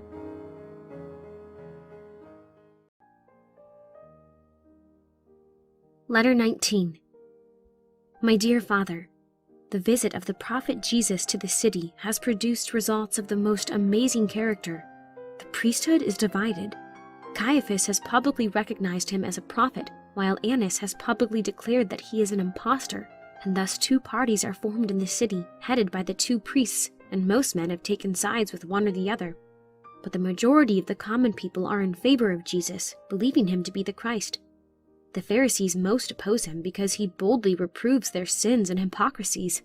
Even Nicodemus, who at first was inclined to accept Jesus as a prophet, finding the Pharisees against him and being unwilling to lose his popularity with them, kept away from the house where Jesus was by day. But his curiosity to learn more of him led him to visit the holy prophet secretly by night. This he did twice, coming alone in the darkness and being led in by his friend Rabbi Amos. What the results of these interviews was, I can only tell you from Mary's account. She overheard their conversation, her window opening upon the corridor where Jesus was seated after supper, alone in the moonlight, for full an hour, gazing meditatively heavenward. His pale and chiseled features in the white moonlight seemed radiant as marble when Rabbi Amos came and announced the ruler Nicodemus as desirous of speaking with him. "Bid him come in and see me, if he has aught to say to me," answered the prophet, turning towards him. "Nicodemus," added my cousin Mary, then came to the corridor wrapped carefully in his mantle, and looking about to see if he was unobserved, he dropped it from his face, and bowing reverently said to the prophet, "Pardon me, O Rabbi, that I come to thee by night, but by day thy time is taken up with healing and teaching. I am glad to find thee alone, great prophet, for I would ask thee many things." "Speak, Nicodemus, and I will listen to thy words," answered the prophet. "Rabbi," said the ruler of the Pharisees, "I know thou art a teacher come from God, for no man can do these things that thou doest except God be with him. That thou art a mighty prophet I believe, as do all men. But art thou Messiah? Tell us plainly. We read that Messiah is to be a king who will rule the whole earth." "My kingdom, O ruler of the Pharisees, is not of this world. I am indeed a king, but of a spiritual kingdom. My kingdom, unlike earthly kingdoms, has no end, and those who enter it must be born again. If not, they cannot see or desire this kingdom." "Born again?" answered Nicodemus with surprise. "How can a man be born a second time? O Rabbi, thou speakest in parables." "Verily, verily, I say unto thee," answered the prophet, "except a man be born of water and of the Spirit, he cannot enter my kingdom. He that is born again is born a spiritual man and of my kingdom. Marvel not then that I say unto thee, ye must be born again." When Nicodemus left him, Rabbi Amos said, "It is indeed true, O Master, that thou art to establish a kingdom." "Yes, Rabbi Amos, a kingdom in which dwelleth righteousness," answered the prophet. "Thou shalt yet behold me on my throne, O Amos, raised above the earth, and drawing all men unto me." "Wilt thou have thy throne in the clouds of heaven, O Master, that thou shalt be raised above the earth upon it?" asked Rabbi Amos. "My throne shall be set on Calvary, and at the ends of the earth shall look unto me and acknowledge my empire. Thou knowest not these things now, but hereafter thou shalt remember that I told thee of them." Jesus then rose, and bidding his host good night, retired to the apartment which was assigned him, and Mary remained wondering on his sayings. Thus, dear Father, it is made certain from his own words that Jesus is the Christ, and that he is to establish a kingdom. But why his throne shall be on Calvary instead of Mount Zion, Rabbi Amos wonders greatly, for Calvary is a place of skulls and of public executions, and is covered with Roman crosses, where every week some malefactor is crucified for his crimes. This morning, as Jesus was going forth from the house to depart into the country, a man lame from his youth, seated upon the threshold, caught him by the robe, saying, "Master, heal me." "Son, thy sins be forgiven thee," answered Jesus, and then passed on. But the scribes and Pharisees who stood about cried, "This man, be he prophet or no, blasphemeth, for God alone can forgive sins." Jesus stopped, and turning to them, said, "Which is easier to say to this man, Thy sins be forgiven thee, or to say, Rise and walk? That ye may know that the Son of God hath power on earth to forgive sins. Behold." Then in a loud voice the prophet said to the lame man, "Arise, take up thy bed, and go to thine house." Immediately the man rose to his feet, leaping and praising God, and taking up the mattress upon which they had brought him to the door, he ran swiftly away to show himself to his kinsfolk, while all the people shouted and praised God. Thus did Jesus publicly show men that he could forgive sins if he could heal, as the power to do either came equally from God. Does not this power prove that he is the Son of God? You should have seen him, dear Father, as he left our house to go away into Galilee. The street was lined with all the afflicted of Jerusalem, and as he moved on between the rows of wretched sufferers, whose hollow eyes and shriveled arms were turned imploringly towards him, he healed by words addressed to them as he moved on, so that where he found disease before him, stretched on beds, he left behind him health and empty couches. We all wept at his departure and followed him to the Damascus gate. Here there was assembled a large company of Levites and priests, among whom were mingled some of the most desperate characters in Jerusalem. Knowledge of this fact reached Rabbi Amos, who at once sent a message to Emilius, our Roman friend, informing him that he apprehended that there would be an attempt made to assassinate Jesus at the going out of the gate, and asking his aid. Emilius placed himself at the head of 50 horse, and reaching the gate, pressed the crowd back and took possession of it. When Jesus had passed through the armed guard beneath the arch, the young Roman courteously offered him an escort to the next village. Emilius, who informed me of these things, conducted him as far as Ephraim, and then was about to leave him to return to the city, when 4 lepers came from the cemetery of the tombs near the village, and crying out afar off, said, "Thou blessed Christ, have mercy on us." Jesus stopped and called to the lepers to approach. As they obeyed, the whole company of people, as well as the Roman soldiers, drew back to a distance in horror at the sight of these dead living men. They came timidly within 20 paces of Jesus and stood still tremblingly. "Fear not," said he, "I will make you whole." He then advanced toward them, and laying his hand upon each of them, they all, at the touch, were instantly changed to well men, with the buoyant form, clear eye, and rich bloom of health. When Emilius saw this miracle, he dismounted from his horse, and falling at Jesus' feet, worshipped him. Now, my dear Father, I have thus far faithfully written all that I have heard and witnessed respecting Jesus as you desire. You must see that he is more than a prophet, and must be the very Christ, the Son of the Blessed. Withhold, oh, withhold not your belief longer. Your affectionate and loving daughter, Adina. Letter 20. My dear Father, we are now at the humble abode of Sarah at Nain, whither I have come to breathe the fresh mountain air for a time. Her cottage stands in a garden, from which is a sublime view of Tabor in all the majesty of his mountain grandeur. One day, while I was in the garden walking, 2 men, dusty and travel-worn, stopped at the half-open gate, and saluting us, said, "Peace be to this house, maiden, and all who dwell therein." "Enter," said the widow, overhearing them. "Enter, and ye shall have water for your feet, and bread for your hunger." The 2 men then entered and seated themselves, and having been refreshed by the poor but hospitable widow, one of them rose and said, "This day is salvation come to this house. We are ambassadors of Jesus of Nazareth, and go from city to city, proclaiming the day of the Lord at hand, for Messiah is come." "Will he then come to Nain?" asked the widow with emotion. "I should be willing to die so that I could lay my eyes once upon so great and holy a man." "Yes, he will come hither," answered the men. "And when we shall report to him your hospitality to us, he will visit your house, for he never forgets a cup of water given to one of his disciples." The men then departed, again calling the peace of God upon our abode. They had not been gone many minutes before we heard a great commotion in the marketplace nearby. Upon going to the housetop, we beheld these 2 men standing upon an elevation and preaching the kingdom of Christ at hand.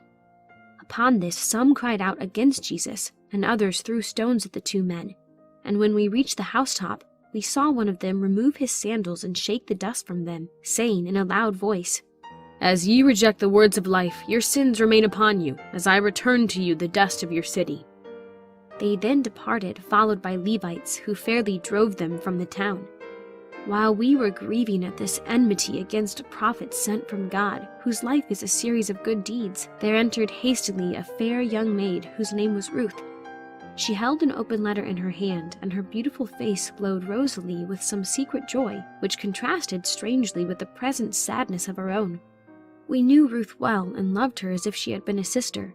She was an orphan and dwelt with her uncle Elias, the Levite, a man of influence in the town. She was artless, unsuspecting, and very interesting in all her ways. "What good news, dear Ruth?" asked Mary, smiling in response to her bright smiles. "A letter from whom?" "For Sarah," answered the pretty maid, blushing so timidly and consciously that we half suspected the truth. "But that is not telling us from whom," persevered Mary with a little playfulness. "You can guess," she answered, glancing over her white shoulder as she bounded away from us into the house. We were soon after her and heard her as she cried on putting the letter into her dear widow's hand. "From Samuel." "God be blessed," cried the widow. "My son liveth and is well." "Read, dear Sarah," cried the maiden. "He was at Alexandria when he wrote this and will soon be at home. Oh, happy, happy day," added the overjoyed girl, quite forgetful of our presence. "Nay," said the widow, "my eyes are filled with tears of gladness. I cannot see to read. Do thou read it aloud. Let Adina and Mary also know what he writeth." Ruth then cast a bright look upon us and read aloud the letter from over the sea, which told that the writer would return in the first ship bound to Sidon or Caesarea, when he hoped to behold her and his mother face to face, and to receive as his bride the maiden he had so long loved and cherished in his heart. At length, as the day drew near for me to leave, we were all filled with delightful surprise at the appearance of the long-absent son and lover in the midst of our happy circle. Mary and I had once seen him, and we were now impressed with his manly and sun-browned beauty, his bold air, and frank, ingenuous manner. We could not but agree that the pretty Ruth had shown fine taste. But alas, my dear father, our joy was short-lived. Little did we anticipate how speedily our rejoicing was to end in mourning. The very night of his return he was seized with a malignant fever, which he had brought from Africa with him, and we were all overwhelmed with grief. It would be impossible to paint the anguish of the mother, the heart-rending distress of his betrothed. Unconscious of their presence, he raved wildly, and sometimes fancied himself suffering thirst on the burning sands of Africa, and at others battling with barbarians for his life. All that physicians could do was of no avail. This morning, the 3rd day after his return, he expired amid the most distressing agonies. Alas, instead of a bridal, behold a funeral. Already the bearers are at the door, and in a few minutes he will be borne forth upon the dead bier to the burial place without the city. Oh, sighs Mary near me as I write. Oh, that Jesus, the mighty prophet, had been here. He could have healed him. John had sent to her a message saying that Jesus is traveling this way on his mission of healing and teaching and may be here this evening. But what will it avail, dear Father? Even Jesus may not return the dead to life. Oh, if he could have been here yesterday, his power over disease would have enabled him to save this precious life. I hear the heavy tread of the dead bearers in the court below. The shrieks and wails of the mourning women thrill my soul with awe. But above all pierces the wild cry of anguish of the bereaved mother. Ruth's voice is hushed. She has been for the last hour inanimate as marble. Only by her pulse can it be said she lives. Poor maiden, the blow is too terrible for her to bear. My cousin Mary has at this moment received a small roll of parchment, which, from the flush on her cheek, I know to be from her betrothed. She smiles sadly, and with tears in her eyes hands it to me. I have read it, dear Father. It is as follows. Gadara, beyond Judea. The bearer, beloved, is one of the disciples of Jesus. His name is Bartimaeus. He was blind and poor and subsisted by begging, and as you see, his sight is restored, and he insists now on going from town to town where he has been known as a blind man to proclaim what Jesus has done for him. This letter cometh beseeching thee, maiden, that as we love one another unfeignedly, so may we soon be united in that holy union which God hath blessed and commanded. But, having much to say hereupon, I will not commit it to paper and ink, but by tomorrow or the day after I trust to come to you and speak with you, dearly beloved, face to face, upon those things which now come to my lips. Farewell, lady. Peace be with you and all in your house. Greet thy friends in my name, letting them know that we shall shortly be with you. Oh, that the mighty prophet had come one day sooner, cried Mary. What woe and anguish would have been spared poor Ruth and his mother, but the will of Jehovah be done. We hear now, dear Father, the voice of the governor of the funeral, bidding us come down to bury the dead. Farewell, my father. I know you will shed a tear to the memory of the noble youth whose death has this day filled all Nain with mourning. As I look from the lattice, I see the concourse of people to be immense, filling all the street. Now may the God of our father Abraham preserve and keep you, and suffer us once more to meet face to face in joy and peace. Your dutiful and sorrowful daughter, Adina.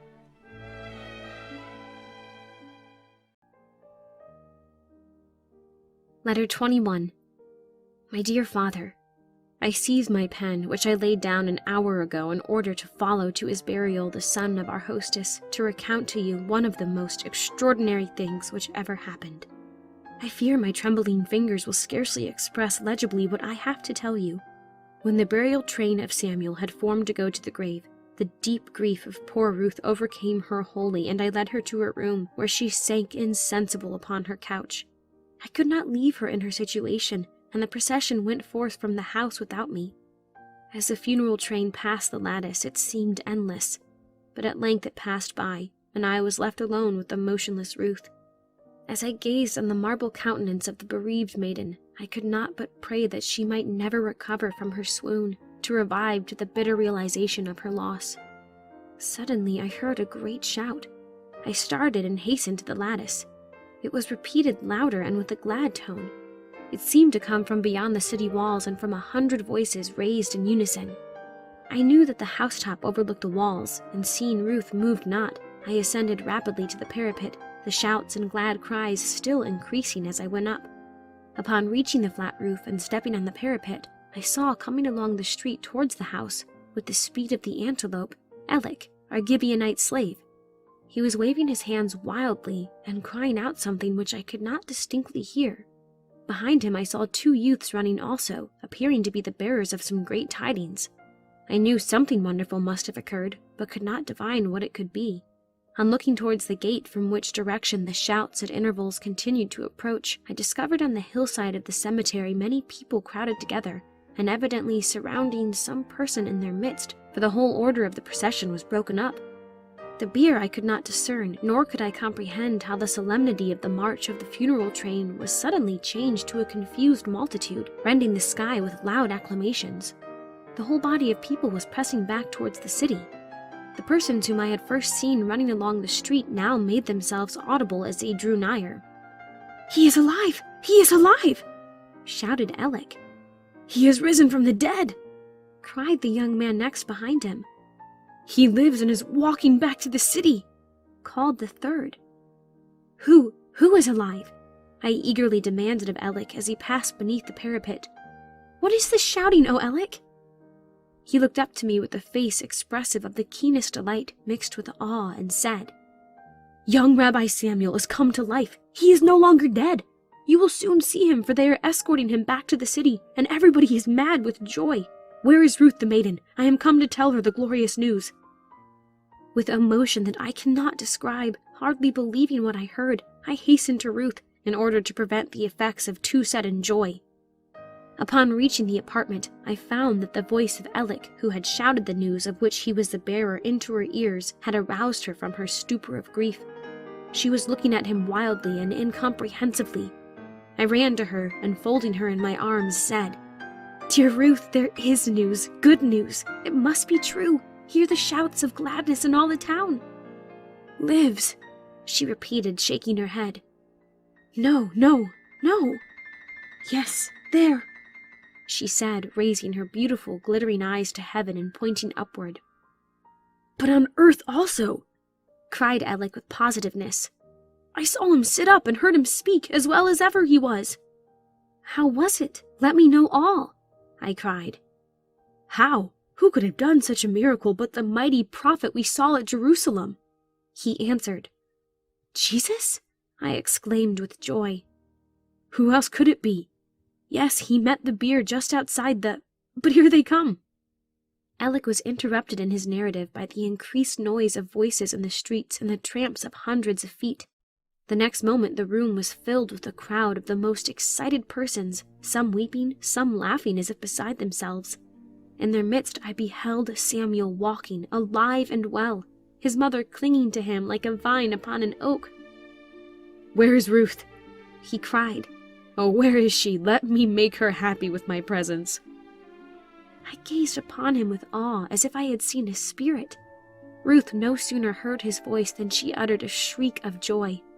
"He lives! He indeed lives!" And springing forward, she was saved from falling to the ground by being clasped to his manly breast. "Let us kneel and thank God," he said. For a few minutes the scene was solemn and touching beyond any spectacle ever exhibited on earth. When he had performed this first sacred duty, he rose to his feet and received all our embraces. Hundreds came in to see his face, and every tongue was eloquent in praise of the power of Jesus. "And where is the holy prophet?" I asked of Mary. "Shall he be forgotten amid all our joy?" "We thanked him there with all our hearts and bathed his hands with tears of gratitude," she answered. "But when they would have brought him into the city in triumph, he conveyed himself away in the confusion, and no one could see aught of him. But John, who was with him, told me he would come into the city after quiet was restored by and by, and he would bring him to our abode." "Oh, I shall then behold him and thank him also," I cried. "Make known to me, Mary, the particulars of this wonderful miracle." "As we went weeping forth," said Mary, slowly following the bier, and had passed the gate, we saw, coming along the path through the valley leading to Tabor, a party of 12 or 13 men on foot. They were followed by a crowd of men, women, and children from the country, and were so journeying that they would meet us at the crossing of the stone bridge. Hearing someone say aloud, "It is a prophet of Nazareth with his disciples," I looked earnestly forward, and joyfully recognized Jesus at their head, with John walking by his side. "Oh, that Jesus had been in Nain when thy son was sick," I said to the widow, pointing him out to her as he and his company stopped at the entrance to the bridge.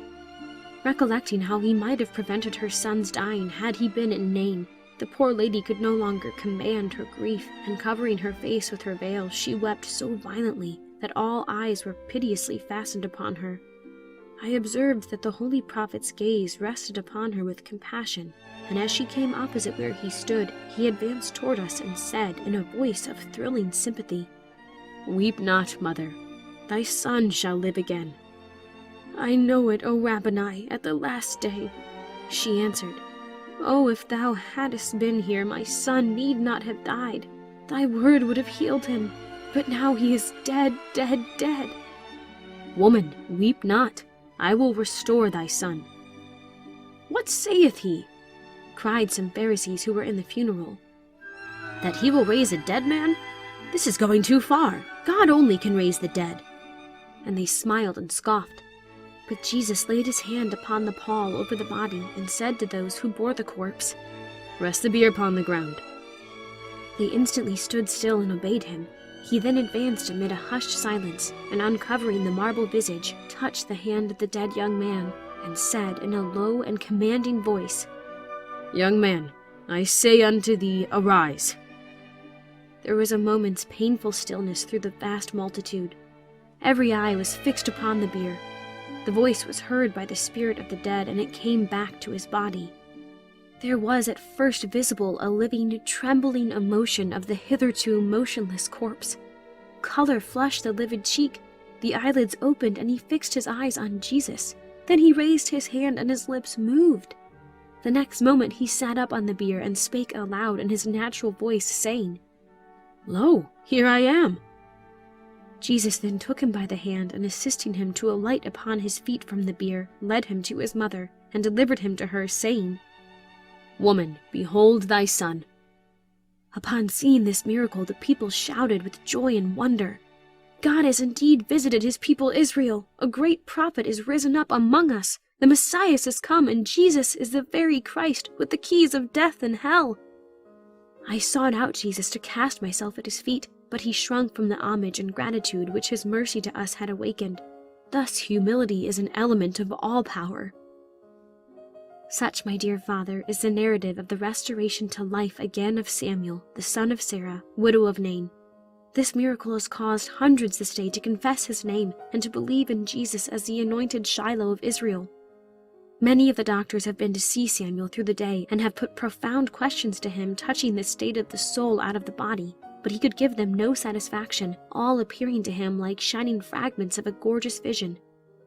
Mary is tomorrow to become the bride of John, and Jesus will be present at the wedding, for while he severely rebukes sin and folly, he sanctifies by his presence the holy rite of marriage. On the eve of the 8th day from this I shall depart hence with John and Mary for Jerusalem, whence I will write you again. Your loving daughter, Adina.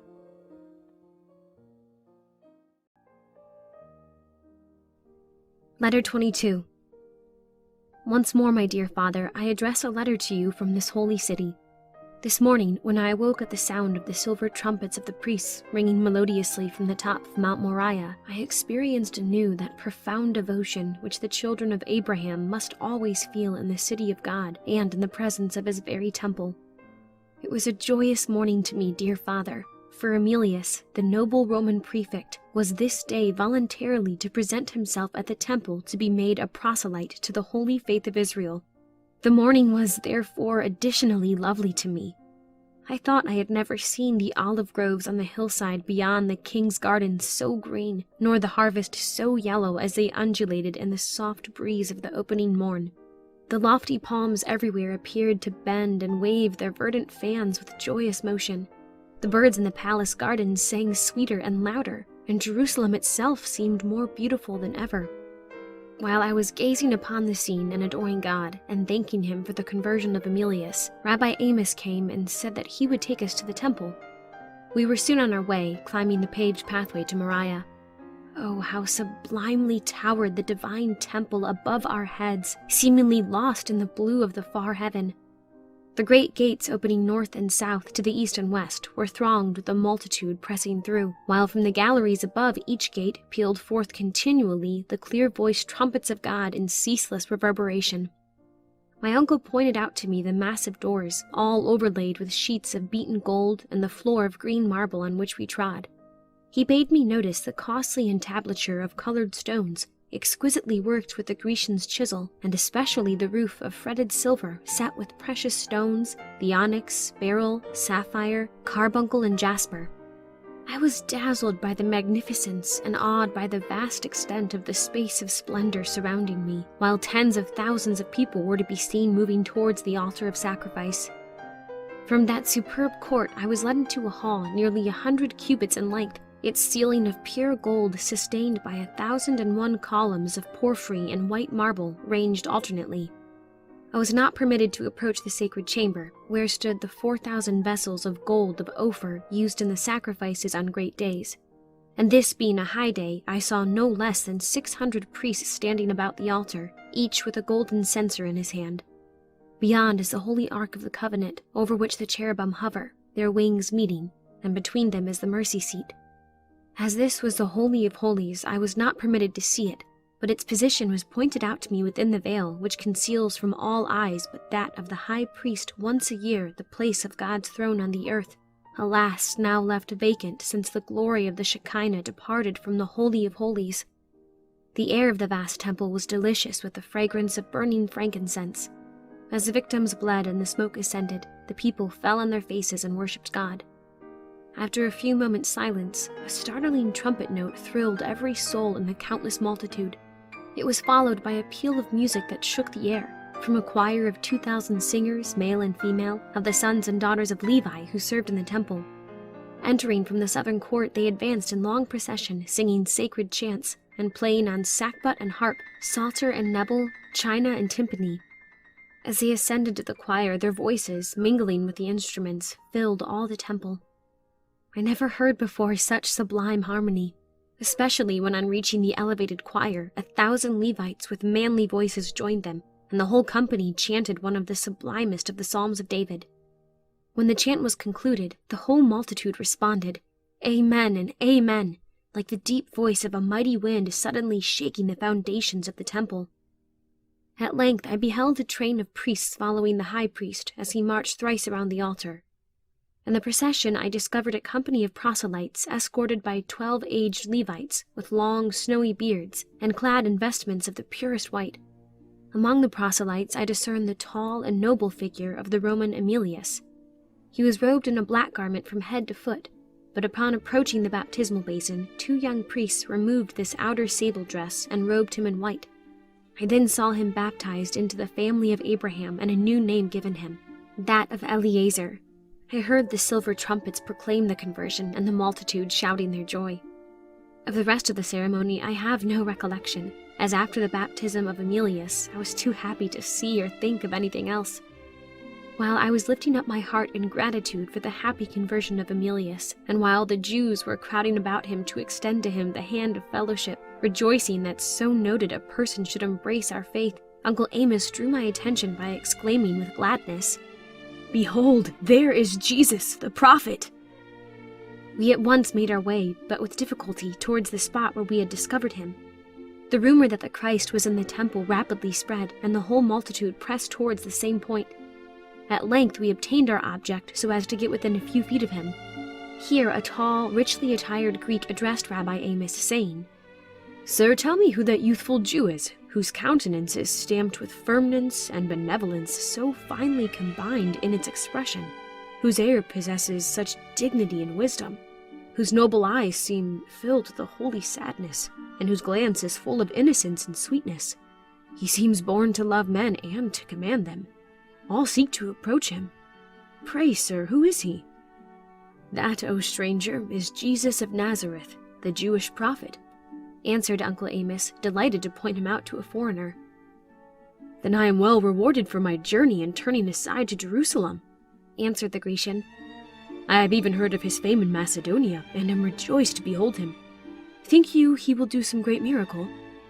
"He performs miracles not to gratify curiosity, but to bear testimony to the truths he teaches, that they are delivered to him of God." "Hark, he speaks!" cried my uncle. Every voice was hushed as that of Jesus rose clear and sweet, and thrilling like a celestial clarion speaking. And he preached, dear father, a sermon so full of wisdom, of love to man, of love to God, of knowledge of our hearts, of divine and convincing power, that thousands wept. Thousands were chained to the spot with awe and delight, and all were moved as if an angel had addressed them. They cried, "Never man spake like this man."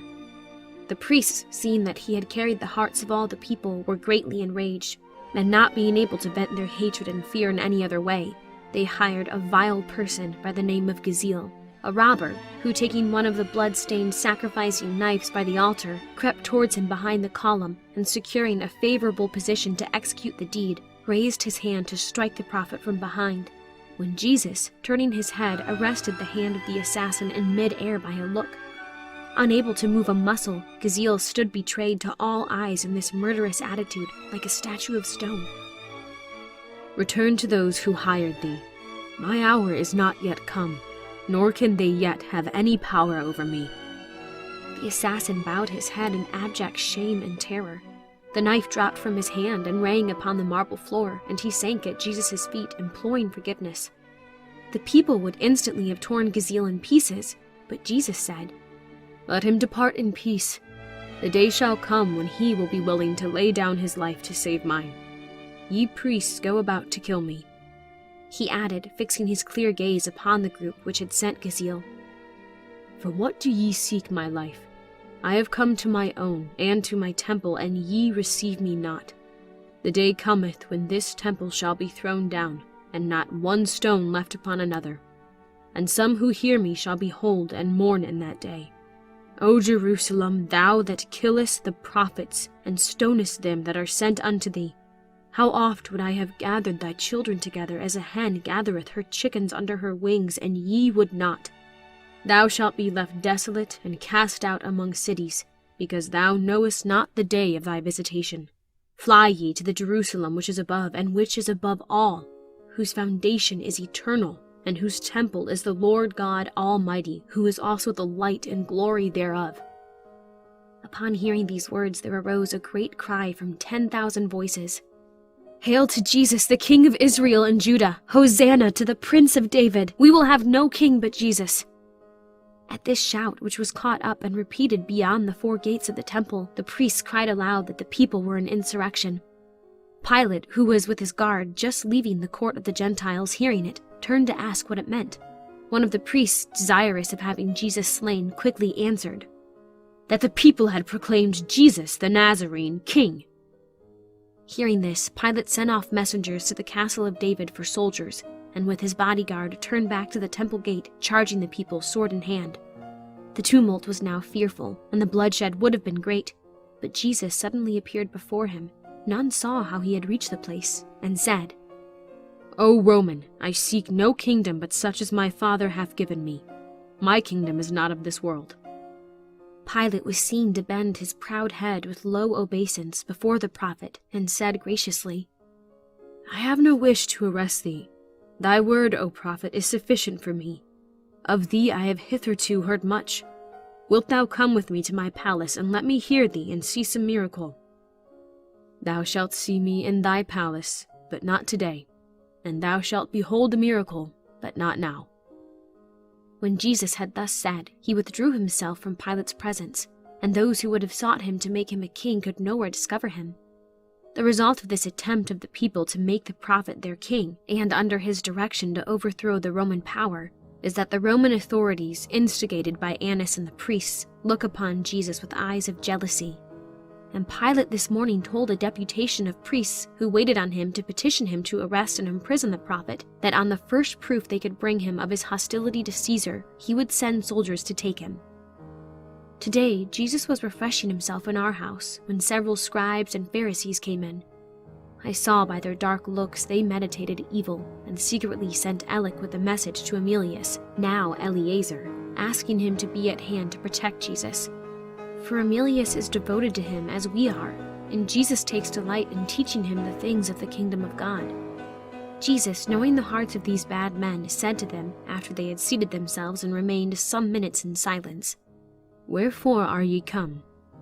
Master, said Zadok, a Levite of great fame among the people, we have heard how boldly thou speakest at all times, that not even Pilate nor Herod, yea, nor Caesar, could make thee refrain from what thou choosest to utter.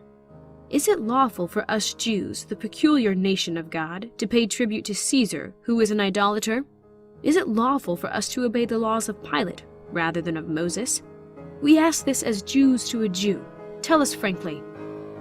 Jesus looked fixedly upon them, as if he read their wicked designs, and said, Show me the tribute money. Zadok handed him a penny, the Roman coin sent into Judea by Caesar as our currency, and which we returned to Rome again in tribute.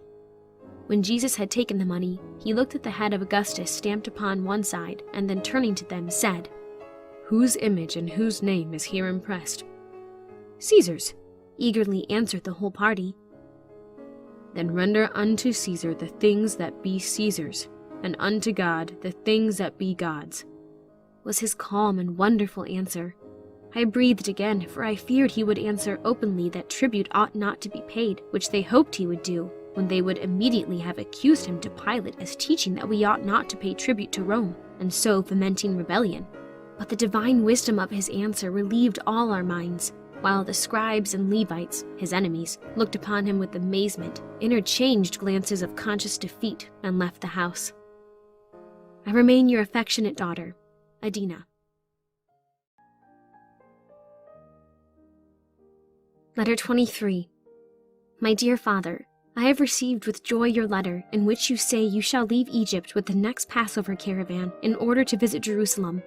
My happiness is augmented to know that you will be here while Jesus is in the city, for it is said, and John, Mary's husband, asserts that he will certainly be at the Passover.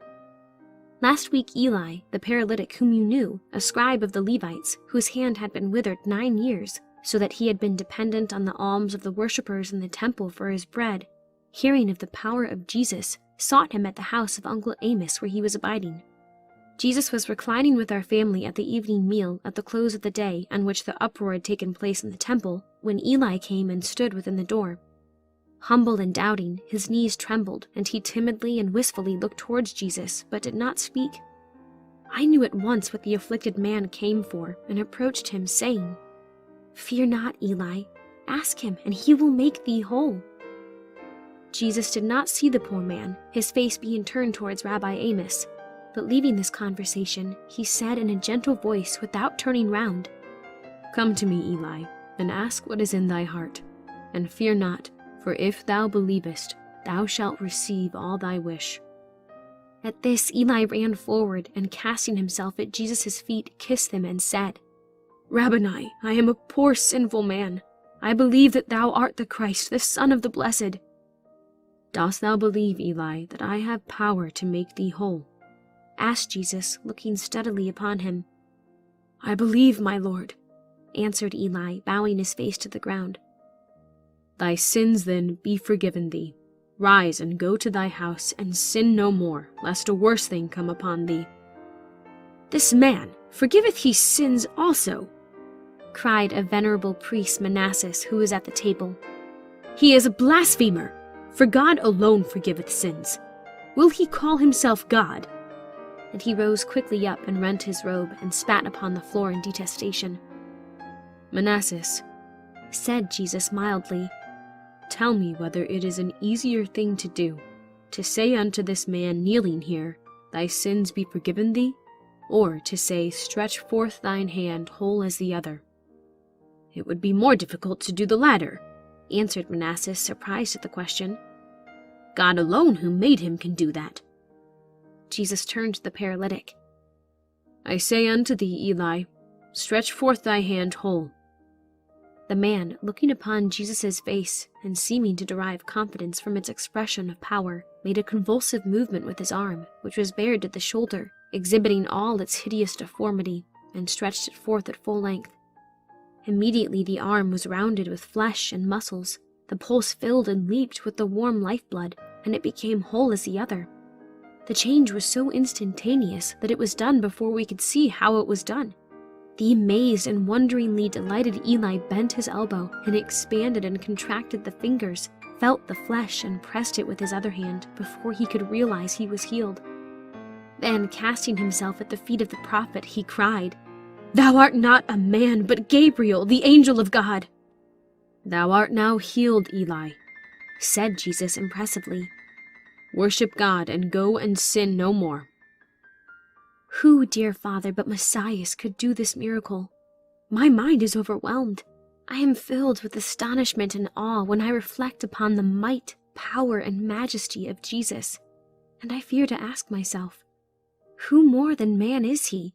Is he verily the awful and terrible Jehovah of Sinai visible in the human form? O wondrous and incomprehensible mystery! I dare not trust my thoughts to penetrate the mystery in which he walks among us in the veiled Godhead of his power. His beloved disciple John said that Jesus has told him the day is not far off when this veil will be removed, and when we shall then know him, who he is, and wherefore he has come into the world, and the infinite results to men of his mission. Your devoted daughter, Adina.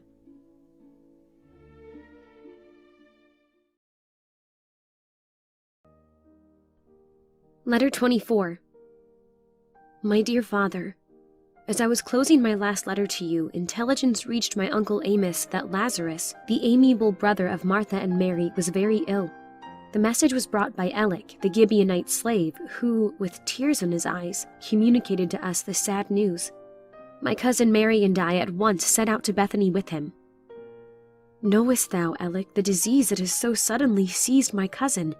Asked Mary as we wound slowly up the path that leads around the steepest side of Olivet. Ah, dear me, noble lady, I know not, answered Elic, shaking his head. He had just returned from the city where he had been staying night and day for a week, laboring industriously to complete a copy of the 5 books of the blessed Moses for the procurator's chief captain, for which he was to receive a large sum in Roman gold. What was the name of this captain who seeks to obtain our holy books? I asked, hope half answering the question in my heart. Emilius, the brave knight, they say, who was made a proselyte at the last Passover. I was rejoiced to hear this proof of the steady desire of the princely Roman knight to learn our sacred laws, you may be assured, dearest father. But Elic went on speaking and said, It was his hard work to complete this copy which made him ill, for he slept not nor ceased to toil until he had completed it. And when he came home with the silver-bound roll in his hand and laid it upon the table before his sisters, he fell at this same moment fainting to the ground. Alas, poor Lazarus! We both exclaimed and urged our mules forward at a faster pace, our hearts bleeding for the sorrow of his sisters and for his sad condition. At length, half an hour after leaving the gate of the city, we drew near to Bethany and beheld the roof of the house of Lazarus. Upon it, watching the road towards Jerusalem for us, we discovered the graceful form of Mary. In a few moments we were in her arms, mingling our tears together. "Does he yet live?" I asked, scarcely daring to inquire as she led us into the house. "Yes, lives, but fails hourly," answered Mary with forced composure. "God bless you both for hastening to me." At this moment, Martha's pale and suffering face, beautiful even in its pallor, appeared in the door of the inner room. Upon seeing us, she advanced, and taking both our hands in hers, said in a touching whisper, "You have come, sweet friends, to see my brother die." She then led us into the room, where lay upon a couch the form of the invalid. "He has slept a little," said Martha softly to me, "but his fever is consuming him.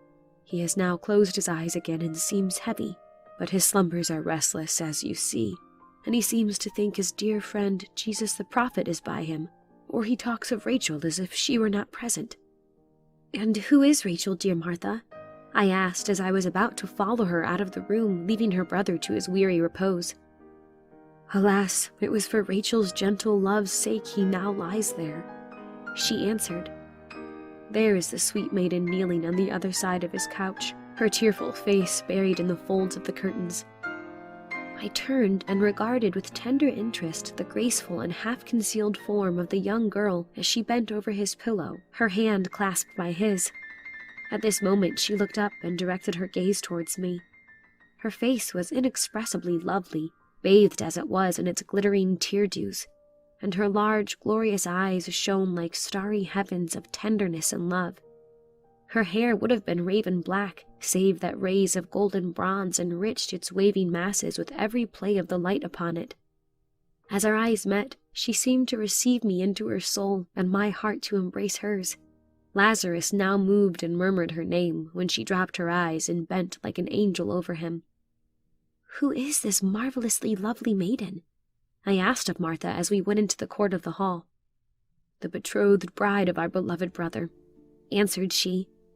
"Sit with me here in the shade beneath this vine, and I will tell thee their sad story. Lazarus, you know, dearest Adina, is a writer in the temple, and by his labors has surrounded us all with many comforts, nay, luxuries. His attachment to us led him to forego the pleasure of all other society, as he said he found in our sweet bond of sisterly love all that he required to render him happy. But a few weeks ago, as he was engaged late and alone in the copying room of the temple upon a roll which the noble Emilius had ordered, he was startled by the sudden entrance of a young girl in great terror, who seemed to be flying from pursuit. Upon beholding him, she bounded towards him, and casting herself at his feet implored his protection. Amazed and interested, he promptly promised it, but had hardly spoken the words before Annas entered and advanced towards her. His face was flushed with rage, and his voice was loud and fierce as he demanded her at the hand of my brother. "Nay, my lord Annas," answered Lazarus boldly. "Were a dove to seek shelter from a hawk in my bosom, I would protect it much more a distressed maiden of the daughters of Abraham." And he placed himself before the fugitive. "Darest thou protect from me? She is my child, a wicked and disobedient daughter of Belial. Resign her to me, young scrivener, or I will have thee sent to the lowest dungeon of the castle of David." "Oh, save me, save me!" cried the young girl as Annas advanced to seize her. "I am not his child. I am the orphan of Rabbi Levi, who left me and my estate to this false priest as a sacred charge. He would now sell me in unholy marriage to a Greek captain in the Roman legion, who offers him large bribes in gold for me. Rather than be given into the hands of this fierce and terrible Grecian, I will cast myself down from the height of the temple." And to the surprise and horror of Lazarus, she bounded from the lattice and stood upon the edge of the rock, which looks sheer 300 feet down into the valley beneath. "Thou seest, O Annas, to what thy cupidity for gold will drive this maiden. Has the land of Israel sunk so low that its chief priest will sell the daughters of the land for gold to the lust of the Gentiles? Is this the way thou givest protection to orphans? Leave her, and until I find a protector for her, she shall be a sacred guest with my sisters in their humble abode." "Thy life shall pay for this arrogance, young man," answered the priest. "I have power and will exercise it. Not to the danger and wrong of this maiden, my lord Annas, whom Jehovah will protect, since she has trustingly sought the sheltering wing of his altars," answered my brother firmly. "If thou continue to persecute her, I will appeal to the procurator Pontius Pilate against thee." "The result was," continued Martha, "that the wicked priest, alarmed by the threat of appeal to Pilate, relinquished his present purpose and left them, breathing menaces against my brother. The same day Lazarus conducted the maiden, whom you already guessed to be Rachel, to her house. She has since then been our guest and has won all our hearts, as well as our dear brother's." "Is there no hope for him?" I asked after listening to her touching narrative. "None. The physicians say that he will never rise again." "There is one hope left," I said eagerly. "What is that?" demanded Martha. "Jesus," I answered. "Send to him, O Martha, and he will yet save him and raise him up to life and health." I had no sooner spoken than Mary, who overheard me, uttered a cry of joy. "Yes, Jesus has a power to heal him, and Jesus loves him. He will come and save him the moment he hears of his danger." Immediately Mary wrote on a slip of parchment these brief and touching words: "Lord, behold, he whom thou lovest is sick. Hasten to come to us that he may live, for nothing is impossible with thee." This message was forthwith dispatched by the hands of a young friend to Bethabara, beyond Jordan, where we learned Jesus at present abides. We have, therefore, no hope for our dear relative but in the power of the prophet. I will write as soon as we hear. I remain, dear father, your attached daughter, Adina. Letter 25. My dear and honored father, it is with emotions of the deepest grief that I convey to you the sad intelligence of the death of Lazarus. The hand of the Lord hath fallen heavily upon this household, and stricken down its prop, smitten the oak around which clung these vine-like sisters, vine-like in their dependence upon him and confiding trust in his wisdom and love. Now, prostrate in the dust, they lie stunned by this sudden and mysterious stroke of God's providence. I have told you, dear father, something of this family. What a happy household I have seen it when Jesus completed the number, for he stayed so much with them when not preaching or when wishing to rest a day or two from his weary toil that they came to regard him as one of their family. Martha seemed ever to be thinking what and how she should administer to his comfort by providing every delicacy for her table. But so that Jesus could find listeners to his words of truth and wisdom, like Mary, who loved to sit at his feet and hear the golden language fall from his sacred lips, he thought not of meat or drink. One day when I, with Mary and Lazarus, was listening to his heavenly teachings, wrapped in wonder and absorbing interest, Martha, who was preparing the meal, came and desired Mary to come and assist her. But the dear pious girl heeded not nor heard her, feeding, forgetful of all else, upon the celestial food that fell from the lips of Jesus. At length Martha, finding that Mary had not heard, appealed to Jesus, saying somewhat sharply, "Lord, dost thou not care that my sister hath left me to serve alone? Bid her therefore that she help me." We turned with surprise to hear her, who is usually so gentle and good, thus forget what was due to the presence of the prophet. And Lazarus was about to speak and excuse his sister, who looked as if she were much worried with her domestic troubles, when Jesus said kindly to her, "Martha, Martha, thou art careful and troubled about many things, but one thing is needful, and Mary hath chosen that good part, which shall not be taken away from her. While thou carest much for the wants of the body, she careth for those of the spirit. Think not, beloved Martha, of sumptuous living for me, who have no earthly goods, nor even where to lay my head." "Say not thus, oh, say not so, dear Lord!" cried Martha, suddenly bursting into tears at Jesus' touching words and casting herself impulsively at his feet. "This house is thy home, ever beneath its roof, while I have one above me, shalt thou have where to lay thy head. Say not so, my Lord." We were all moved at Martha's pathetic earnestness. Jesus raised her up and said gently, "It is thy love for me, I well know, that maketh thee so careful and troubled to provide for me at thy bountiful table. But I have meat to eat that ye know not of, to teach the truths of God, as thou findest me doing to these, is to me meat and drink, for therein I am doing my Father's will who sent me." My last letter closed with informing you of the departure of the messenger to Jesus. After he had gone out of sight from the door, and the last echo of his horse's hoofs ceased to be heard by the long listening ears of his sister Martha, I re-entered the room where Lazarus lay. He was as white as marble. His large black eyes seemed to be twice their usual size and brilliancy. He breathed with difficulty, and every few moments he would be compelled to have his head raised in order to free his mouth from the welling blood that was constantly bubbling up from the broken fountains of his life. Mary's tender privilege it was, assisted by Rachel, to render him this service of love. As she bent over him, looking downward with anxious fondness into his pale, intellectual face, watching every shadow of the change that the sable wing of advancing death cast over it, I thought I had never gazed on a more lovely being. I forgot for the moment the dying young man about whose form her snow-white arms were entwined, his head reclining upon her bosom, her raven tresses, bronzed with a changing light, all unbound and floating above him and over his pillow, like a rich veil interwoven of sable silken floss and threads of gold. I commence this letter by informing you of the departure of the good and generous and pious Lazarus.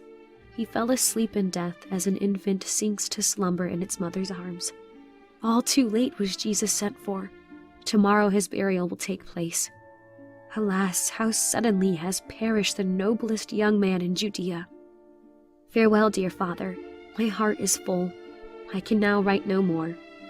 The God of Abraham preserve you in your journey and bring you in safety to the embraces of your loving daughter, Adina.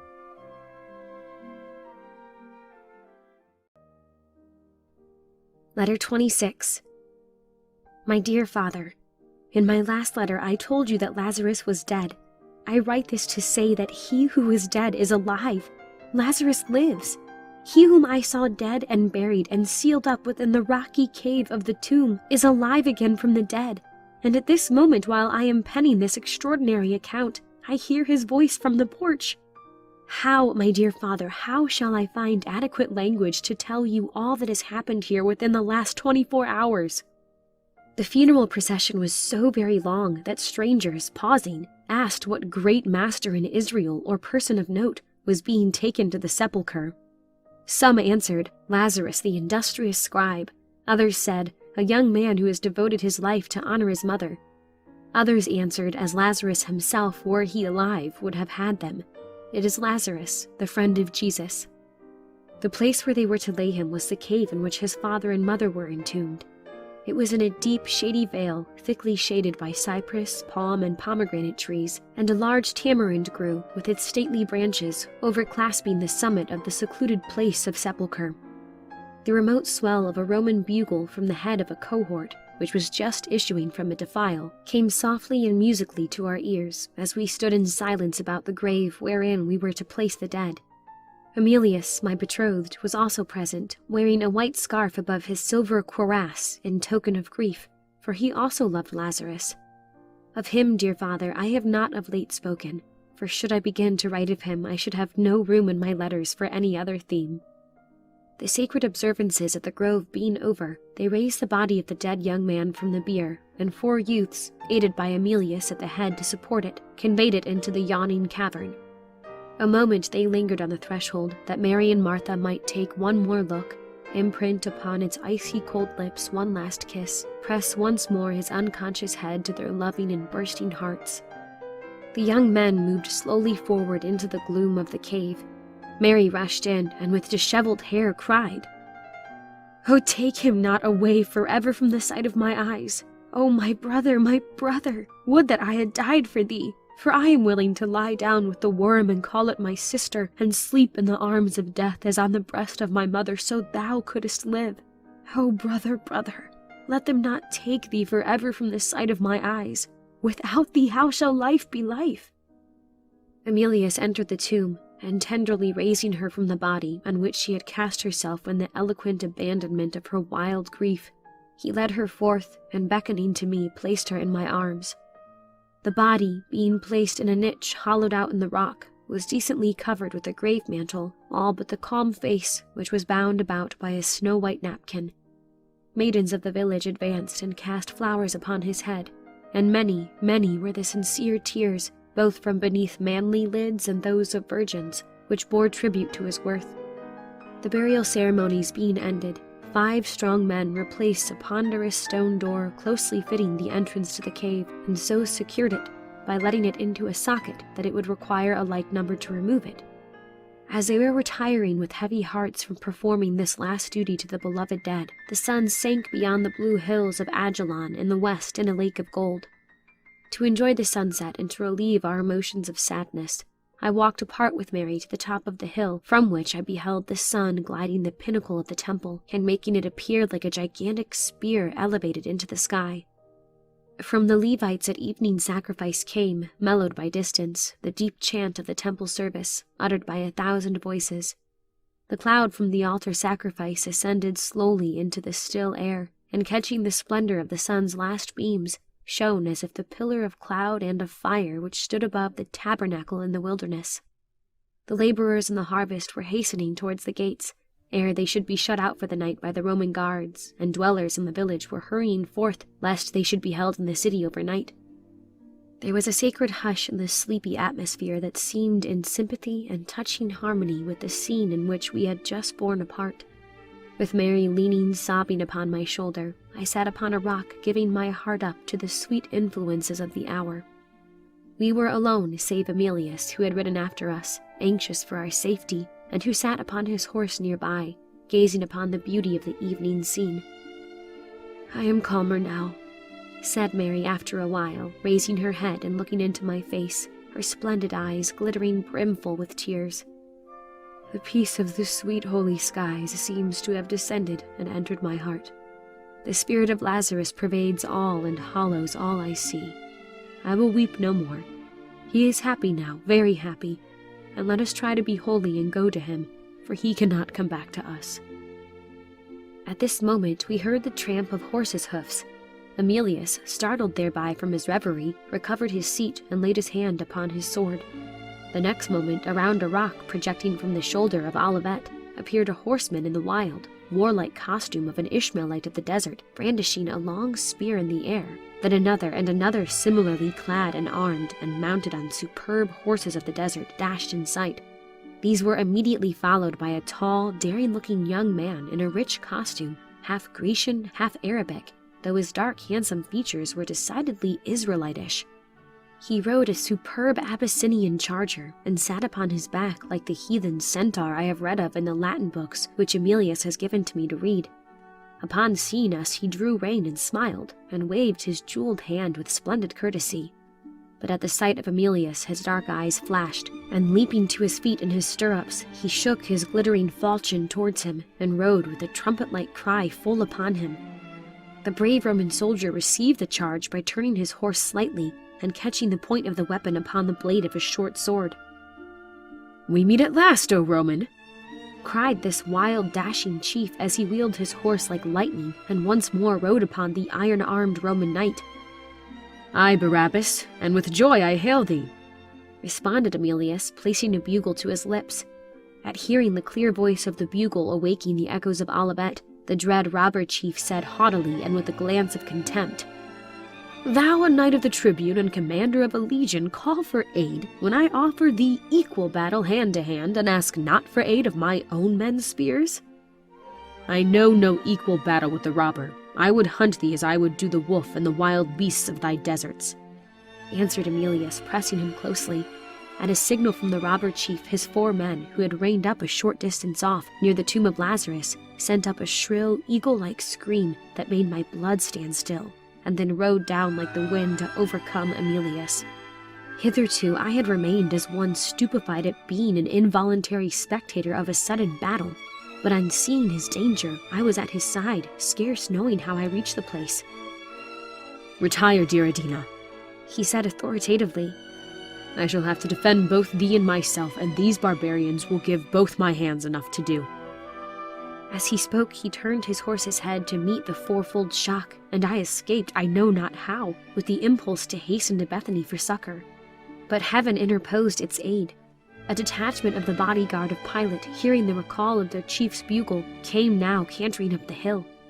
At the sight, Barabbas and his party fled, like wild pigeons pursued by a crowd of Etrurian hawks. Barabbas, however, turned more than once to fling back defiance to his foes. Emilius soon reached his side, seized the crimson sash which encircled his waist, and held him thus, both fighting as they rode. The Roman troop came up, and after a desperate battle the celebrated chief was taken alive, though bleeding with many wounds, and bound with his own sash to the column of one of the tombs. Emilius says that Barabbas will assuredly be crucified for his numerous crimes. Dreadful punishment, and for one so young as this desert robber to come to such an ignominious and agonizing death, doomed to hang for hours under the sunbeams by his lacerated hands and feet, till death at last comes from slow exhaustion of all the powers of nature. I am amazed that so polite and humane a nation as the Roman can inflict such a cruel and agonizing death, even upon their malefactors. Ignominious indeed must the life of a man have been for him to be doomed justly to suffer such a death. In this letter, dearest father, I intended to relate to you how Lazarus has been restored to life, but it is already taken up with so much that I defer it to my next. Suffice it for me to tell you at the close of this letter that it was Jesus who raised him from the dead. And will you say that he is an impostor? That he has done this wonderful thing is alone evidence enough to me that he is indeed the Messiah of the prophets, the Son of God. Your affectionate daughter, Adina.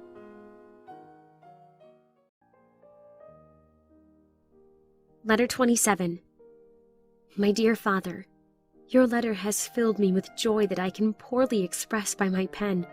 It assures me that you are certain to leave at the new moon, and after a few days' delay at Gaza, that you will be with me not many days afterward.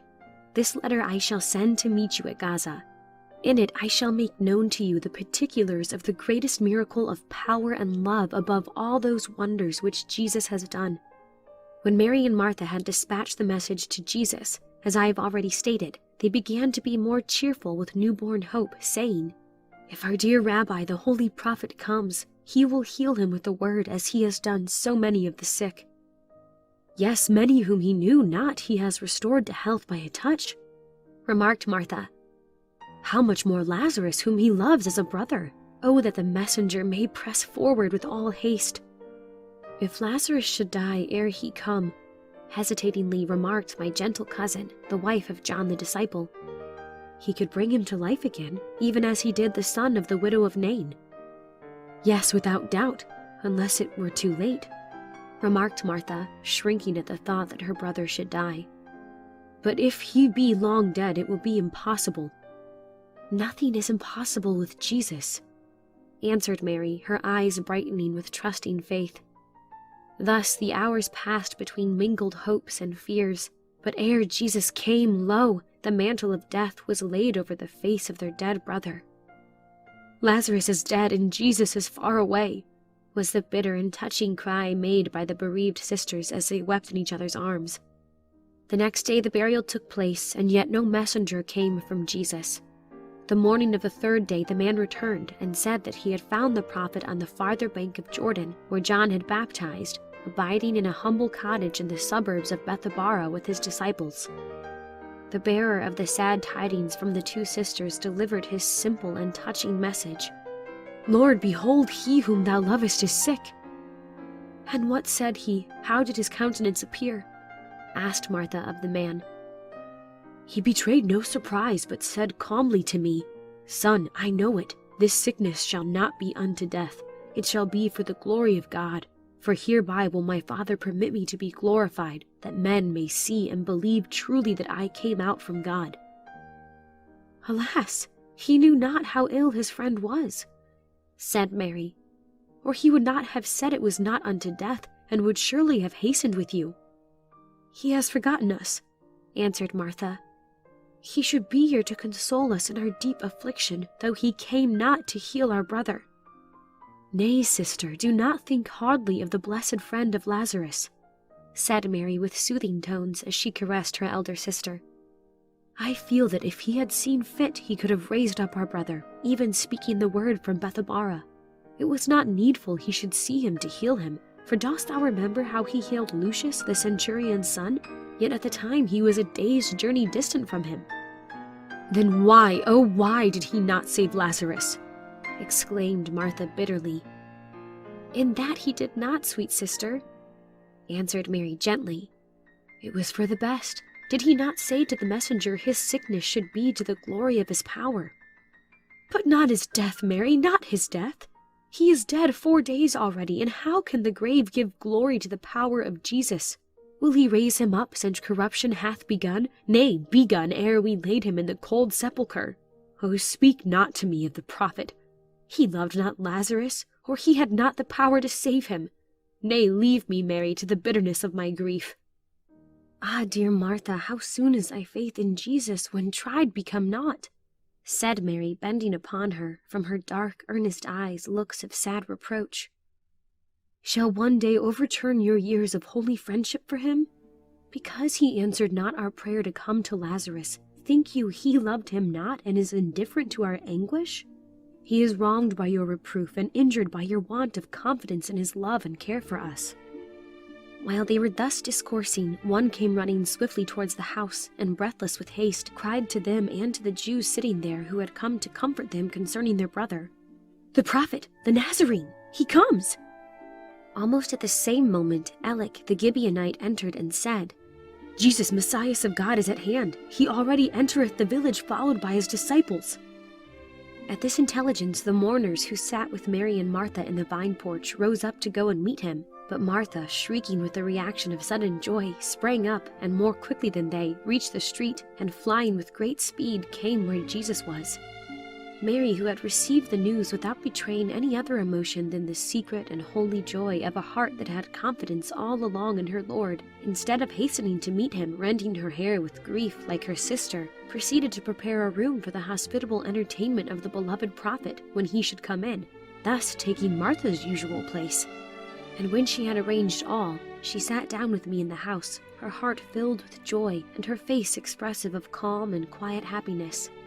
When Martha had come near Jesus, whom she met just entering Bethany, walking with 4 of his disciples along the dusty road and looking weary and travel-worn, she ran and threw herself at his feet, crying, Lord, if thou hadst been here, my brother had not died. Jesus, taking her hand, raised her up, and said with emotion, for he seemed deeply moved by her grief, Death to those whom my Father loveth is sleep. The good die not. Lazarus is not dead, but sleepeth, and he shall rise again." "I know, O Rabboni, that he shall rise again in the resurrection at the last day." Jesus then said to her, lifting his celestial glances towards heaven, "I am the resurrection and the life. He that believeth in me, though he were dead, yet shall he live. And whosoever liveth and believeth in me shall never die. Believest thou this, daughter?" "Yes, Lord, I believe that thou art the Christ, the Son of God, which should come into the world. I know that whatsoever thou wilt ask of God, God will give it to thee, and that even now thou couldst bring Lazarus back again." "Corruption and the worm have begun their work," said a proud and unbelieving Pharisee near on hearing this. "Whatever may have been the state of the ruler's daughter and of the son of her of Nain, Lazarus the scribe at least is dead." To this speech Jesus made no reply, but turning to Martha, said softly, "This day my Father shall be glorified, and the world shall truly know that I am come from him who is life and the giver of life. Go thou and tell thy sister that I am here and would have her come and speak with me." Martha, then overjoyed and wondering that Jesus should have known her thoughts so as to reproach her for her little faith as he had done, hastened to her sister, and entering cried, "I have seen the Lord. He calleth for thee, Mary. Come and see him as he sits by Isaiah's fountain near the marketplace." Mary rose quickly and went out. Certain of her Jewish friends from Jerusalem at that moment met her at the door and began to comfort her, and to ask her if they also should go with her to weep at the grave of Lazarus, for they said to one another, "She goes unto the grave to weep there." "She goes to see Jesus, the friend of Lazarus, for he calleth her," answered Martha, smiling with eagerness, and speaking with an animation that presented a singular contrast to her late deep grief.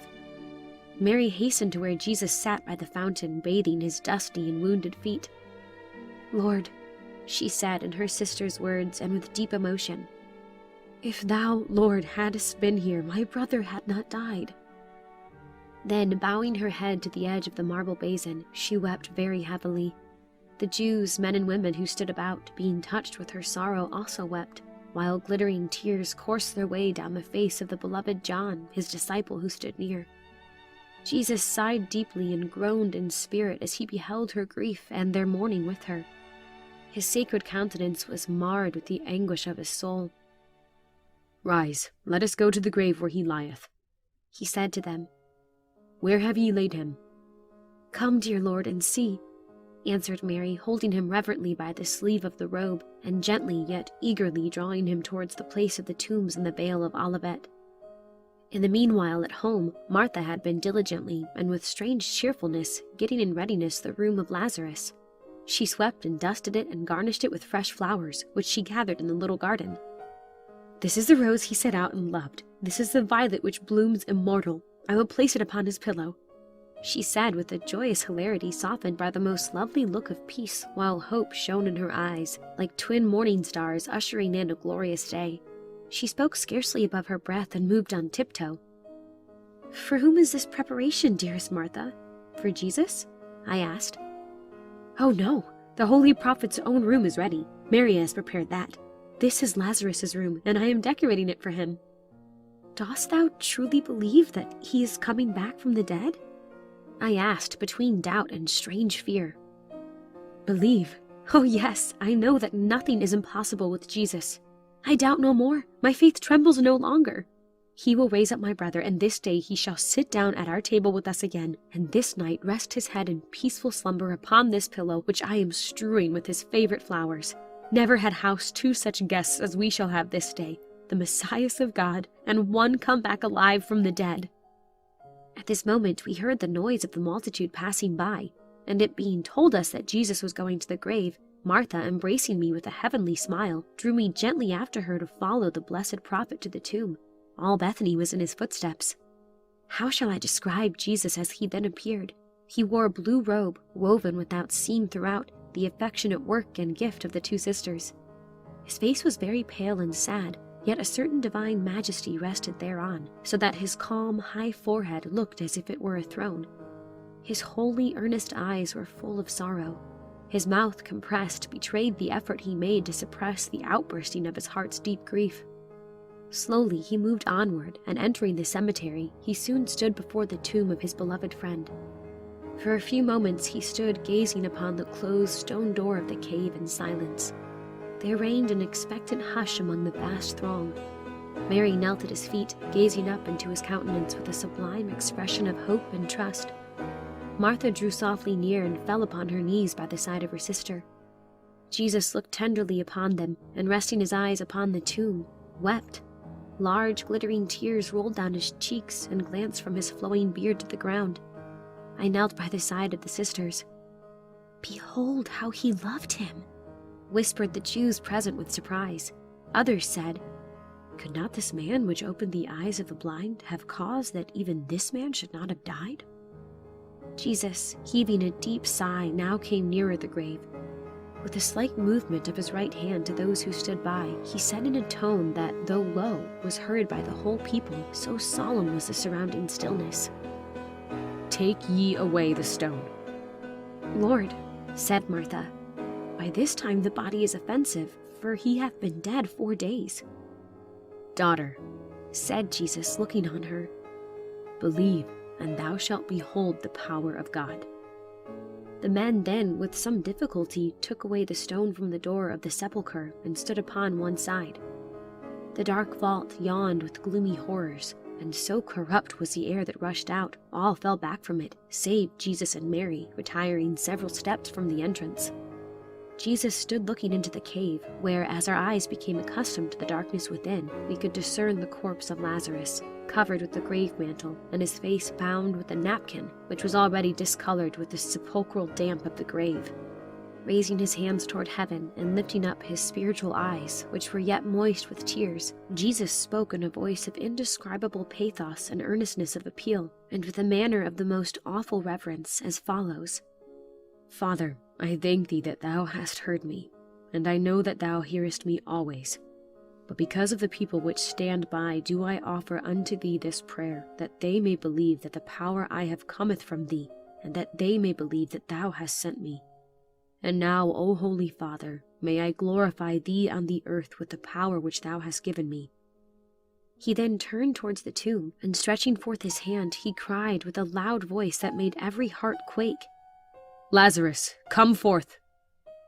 My blood stood still in my veins. Scarcely daring to behold, I looked and beheld what all eyes also saw: the corpse rise and stand up within the vault, turn round with its face towards us, and come forth, wrapped hand and foot with the grave clothes, and his face bound about with a napkin. His countenance was like marble for whiteness, and his eyes, which were open, beamed supernaturally brilliant. At beholding him, a simultaneous shriek burst from the lips of the people, and there was a terrified backward rush of all who were nighest the cave. Martha, wildly uttering her brother's name, fell forward upon her face insensible. "Loose him and let him go free," said Jesus calmly, addressing the petrified and amazed men who had taken away the stone. Mary was the first one who had the firmness to approach him, and as she began removing the napkin from the sides of his face, others, taking courage by her example, hastened to unswathe his arms and feet. In a few moments he was free from his outer grave clothes, and the healthful color of his cheeks coming to him, his lips flushed brilliantly with red, his eyes looked natural, beaming with wonder and love as he gazed about him. Perceiving Jesus, he was about to cast himself at his feet in gratitude, for he seemed to have consciousness of all that had happened. But the mighty prophet drew him to his embrace and kissed him. But my pen refuses to find language to express the unspeakable emotions of joy and gratitude, words of love and praise that filled all hearts.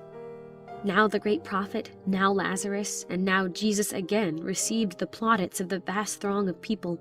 Hymns were chanted to Jehovah as we passed through the streets, and so many fell down to worship Jesus that it was long before we crossed the threshold of the dwelling, which Jesus did indeed enter with Lazarus by his side.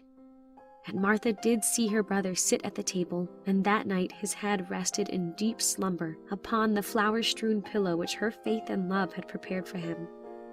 With the hope of soon embracing you, I remain as ever, your loving daughter, Adina.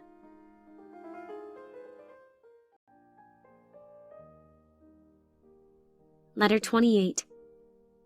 My dear Father, like all my letters, the theme of this will be Jesus, whose claims to be the Messiah I unspeakably rejoice to hear you are beginning to regard with more favorable eyes.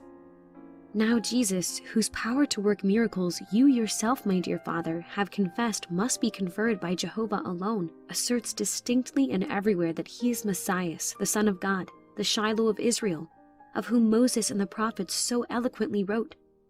Besides claiming for himself this high character, he was heard by both my uncle Amos and myself in the synagogue at Bethany 2 days after he raised Lazarus from the dead, to read from Isaiah the words following and apply them to himself, which he had done before at Nazareth.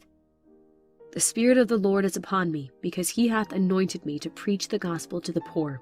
He hath sent me to heal the brokenhearted, to preach deliverance to the captives, and recovering of sight to the blind, to set at liberty them that are bruised, to preach the acceptable year of the Lord.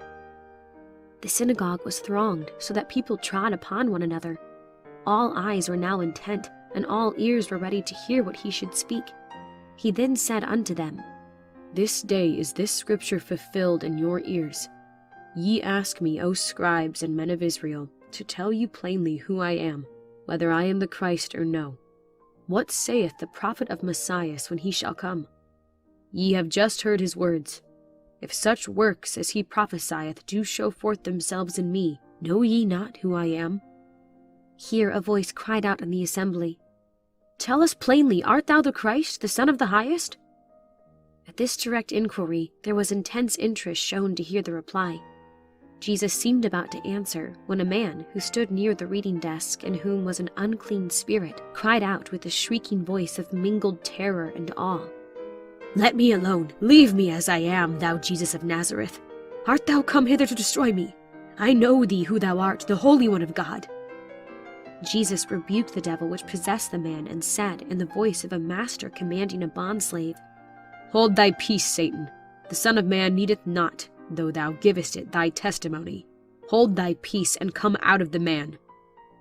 At this word the man uttered a fearful cry of despair and rage, and foaming at the mouth cast himself, or rather was thrown down by the devil within him to the ground, where after a moment's terrific struggle with contortions of bodily anguish, he lay senseless as if dead. Jesus took him by the hand, and he stood up, and looking in the face of the prophet with earnestness and wonder, burst into tears of gratitude, exclaiming, I am escaped as a bird out of the snare of the fowler. The snare is broken, and I am escaped. God hath delivered me out of the hand of my enemy. He then sat at the feet of Jesus, calm, grateful, happy, and in his right mind. All gazed on him with wonder, while from the great mass of the people rose a great shout, for they were all amazed, saying, This is none other than the Christ, the Son of David. This is the King of Israel. While the loud shouts of, Hosanna, Hosanna, Hosanna, cheered by 1,000 voices, Hosanna to our King, shook like a passing storm the synagogue. When the noise had a little subsided, some of the scribes and Pharisees said, reproving him for not rebuking these cries, Who is this that suffereth himself to be hailed as king? This is treason to the emperor. Jesus then said in a loud, clear voice, My kingdom is not of this world. I seek not an earthly throne or earthly scepter. My kingdom is from above. Ye say truly I am king. He added with indescribable majesty, And hereafter ye shall behold me sitting upon the throne of heaven. When he had thus far spoken, he could not proceed farther, on account of the sudden and immense uproar which his words produced. Some shouted, Hosanna! Others said he blasphemed. One cried for the Roman guard, another for the priests to eject him from the tribune. Many rushed towards him to cast themselves at his feet, while many, putting their fingers in their ears, hurried forth from the synagogue, crying, His blasphemies will cause the house to fall upon us and crush us. Never was such an uproar heard. In the midst of it, Jesus conveyed himself away, none knew whither. And when I returned to the house of Martha, I heard his low, earnest, touching voice in prayer to God in his little chamber. He had sought its sacred quiet to be alone with his Father in heaven. At times I could hear him praying and supplicating in tones of the most heartbreaking pathos. At others, the silence of his room was only broken at intervals by sighs and pitiful groans that seemed to come from a breaking and crushed heart. Oh, what hand may remove the veil and reveal what passed there in that holy retirement between the prophet and his God? It was late in the day when he came forth, Martha having softly tapped at his door to say that the evening meal was prepared and alone waited for him. When he appeared, his face was colorless and bore traces of weeping. And though he smiled kindly upon us all, as he was wont to do, there was a deep-seated sorrow upon his countenance that brought tears to my eyes. Emilius joined us at the table, and with dear Lazarus and with Uncle Amos, we passed a sacred hour. For the prophet ate not, but talked to us much and sweetly of the love of God, and as all listened, the viands were forgotten. Pardon me, dearest Father, if I am too warm and urgent in my efforts to bring you to accept Jesus as the Christ. Convinced as I am that he is Messiah, I cannot but ardently desire that you also should come to the knowledge of this truth. What he is yet to be, how he is yet to develop his majesty and power is unknown to us all. Some do think that he will enter Jerusalem ere long, attended by tens of thousands of his followers, and that before him Pilate will peaceably vacate his procuratorial chair and retire, not only from the holy city but from Judea with his legions. That Jesus will ascend the throne of David, and the glory of the age of Solomon be revived under his rule. Such, dear Father, is the future of the prophet as looked for by all his disciples save one, and this is John, the husband of my cousin Mary. John, on hearing our views of the coming glory of the prophet, looks compassionate and says, "His kingdom is not of this world. He has naught to do with the splendors of earth. His glory you will behold, but it is the glory of the Spirit. Ere perceiving it fully, we may first pass through the valley of darkness, the gate of the tomb. He has distinctly said to me, I must first suffer many things at the hands of men before I enter upon my reign of glory. The Jews will seek me to kill me, and I shall be taken from among you. But let not sorrow fill your hearts. Death can have no power over me save such as I permit it to hold. I lay down my life, and I take it again. Through much tribulation and sorrow must the Son of God win the scepter of this earth, the hearts of men. I shall conquer, but to do so I must fall. Yet fear not, my death shall be the gateway to paradise for you all." Thus, dear Father, do we discourse together about this wonderful prophet, whose future life is all a mystery, save that from the prophecies we know it is to be inconceivably glorious, from his own lips to be inconceivably sorrowful. But whether on a throne, giving laws to the world, or in the dust, borne down by the deepest woe, I shall still love, honor, reverence him, and trust in him as my Savior, my Prince, and the Holy One of God. Your devoted and loving, Adina.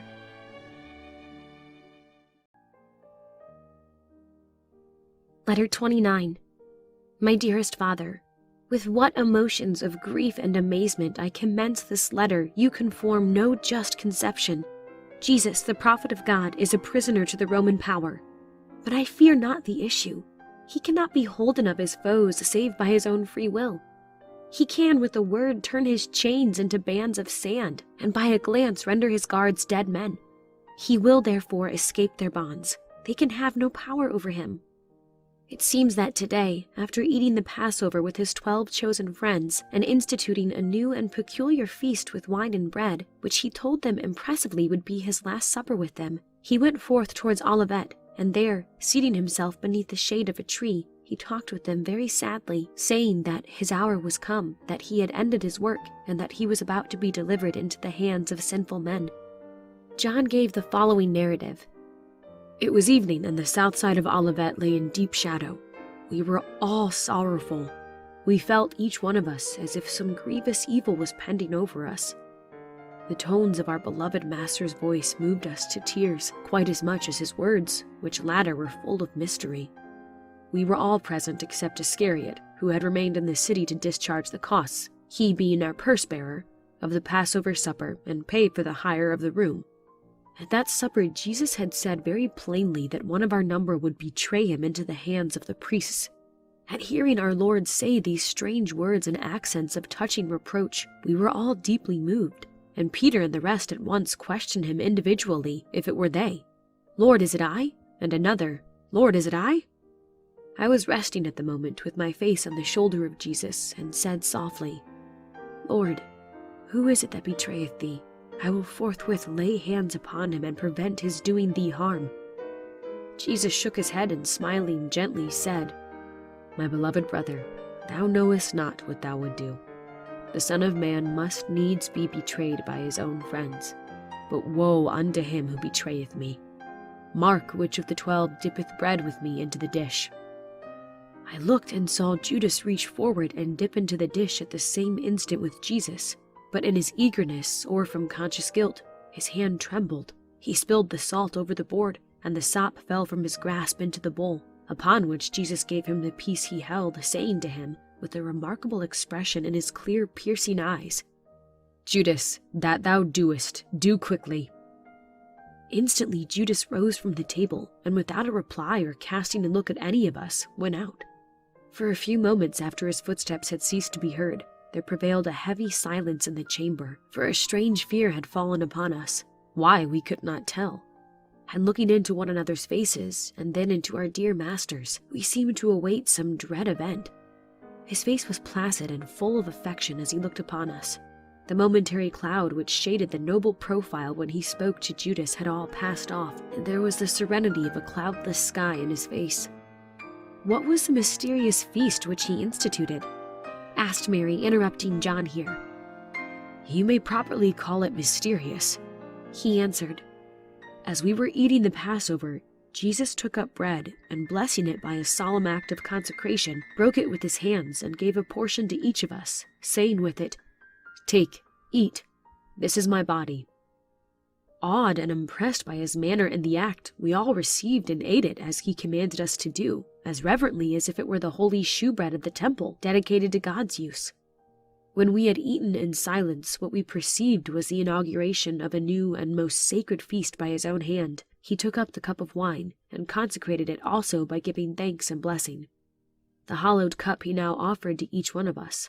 We all drank of it with deep devotion, for he said to us, 'I will drink no more with you the fruit of the vine until the day that I drink it new in the kingdom of God.'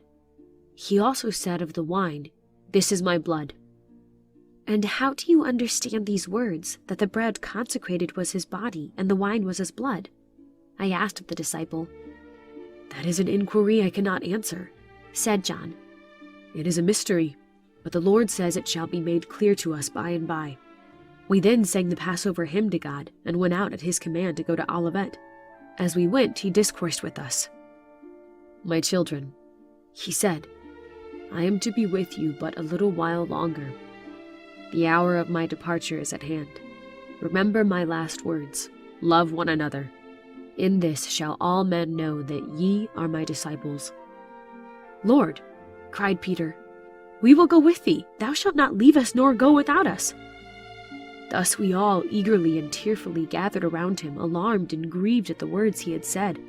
He regarded us lovingly and said, "Little children, I must leave you. Whither I go, you cannot come." "Though thou wentest to the uttermost parts of the sea, I will follow thee, my Master and Lord," exclaimed Peter. "Whither goest thou, that we may not follow? I will lay down my life for thee, and so will all these." "Wilt thou die for me, Peter?" asked Jesus, gazing on him with a sad, sweet look. "Verily, verily, Peter, thou little knowest thyself. The cock shall not crow twice ere thou shalt thrice deny that thou knowest me." "Deny thee, Lord?" repeated Peter with amazed grief and horror in his looks. "Yes, Peter," answered Jesus firmly but kindly. "Deny that thou ever knewest me, for the time draweth near when there shall be safety only in confessing ignorance of Jesus the Nazarene. And all ye," he added while his voice grew tremulous and tears glistened in his eyes, "all ye shall be offended because of me this night. Ye shall be ashamed that ye are my disciples, and ye will think me a deceiver, and will be displeased at me. Yea, every one of you shall desert me. For thus it is written, the shepherd shall be smitten, and the sheep shall be scattered." When he saw that our hearts were troubled and that we were sad, and that the faithful Philip sobbed aloud at being supposed capable of abandoning his master, he added, "Let not your hearts be troubled. I go to prepare a place for you in my Father's house. Thy father, Lord, no longer liveth in Nazareth, and were he alive, there are but 2 small apartments in his humble house," said Thomas. "How sayest thou that we are all to lodge there?" "Thomas, thou canst understand only what thine eyes see. I speak of my Father who is in heaven. In his house are many mansions." Jesus then, as we drew near Cedron, began plainly to tell us that he was to die, and that by his death we should be admitted into a heavenly paradise and live forever. We could not understand all he said, but we knew that he was soon to be taken from us, and sorrow filled all our hearts. After discoursing with us in the most touching words, he at length said, "Come, let us go over Cedron to the side of Olivet, into the garden we so much love to walk in." We went with him, enclosing him as a guard to conceal his person from the Jewish spies, as well as to defend him. Peter and James went before. The full moon shone brightly, and by its light glancing on the face of Jesus, by whom I walked, I saw that it was sadder than its wont, while he spoke but little. We at length crossed the brook and entered the dark groves of Olivet. Familiar with all the paths, we advanced to a central group of venerable olive trees, beneath which, tradition says, Abraham used to sit. And there Jesus, turning to us, said in a voice of the deepest woe, "Friends, the hour of my time of trial is come. My work is ended. I would be alone. Remain you here and watch, for we shall be sought for. Come with me, Peter, and you also, James. I am going to pray yonder." "Take me also, dear Lord," I said sorrowfully. "Yea, thou art always with me, beloved," he answered. "I will not leave thee now." So leaving the 8 friends to keep watch against the intrusion of his enemies, who were known to be everywhere seeking him, he walked away to the most secluded recesses of the garden. He stopped at the place near the rock where Adam is said to have hidden from Jehovah, and saying to us in a sorrowful tone, "Tarry ye here, while I go apart and pray to my Father." He went from us about a stone's cast and kneeled down, where a thick olive branch hanging low to the ground concealed him from our view. I was so solicitous lest he should leave us and we should see him no more, that I soon softly advanced near to the spot and beheld him prostrate on the ground, while deep groans broke from his heart. I heard his voice murmuring, but could not distinguish the words broken by grief. Only the tones were those of strange horror and dread.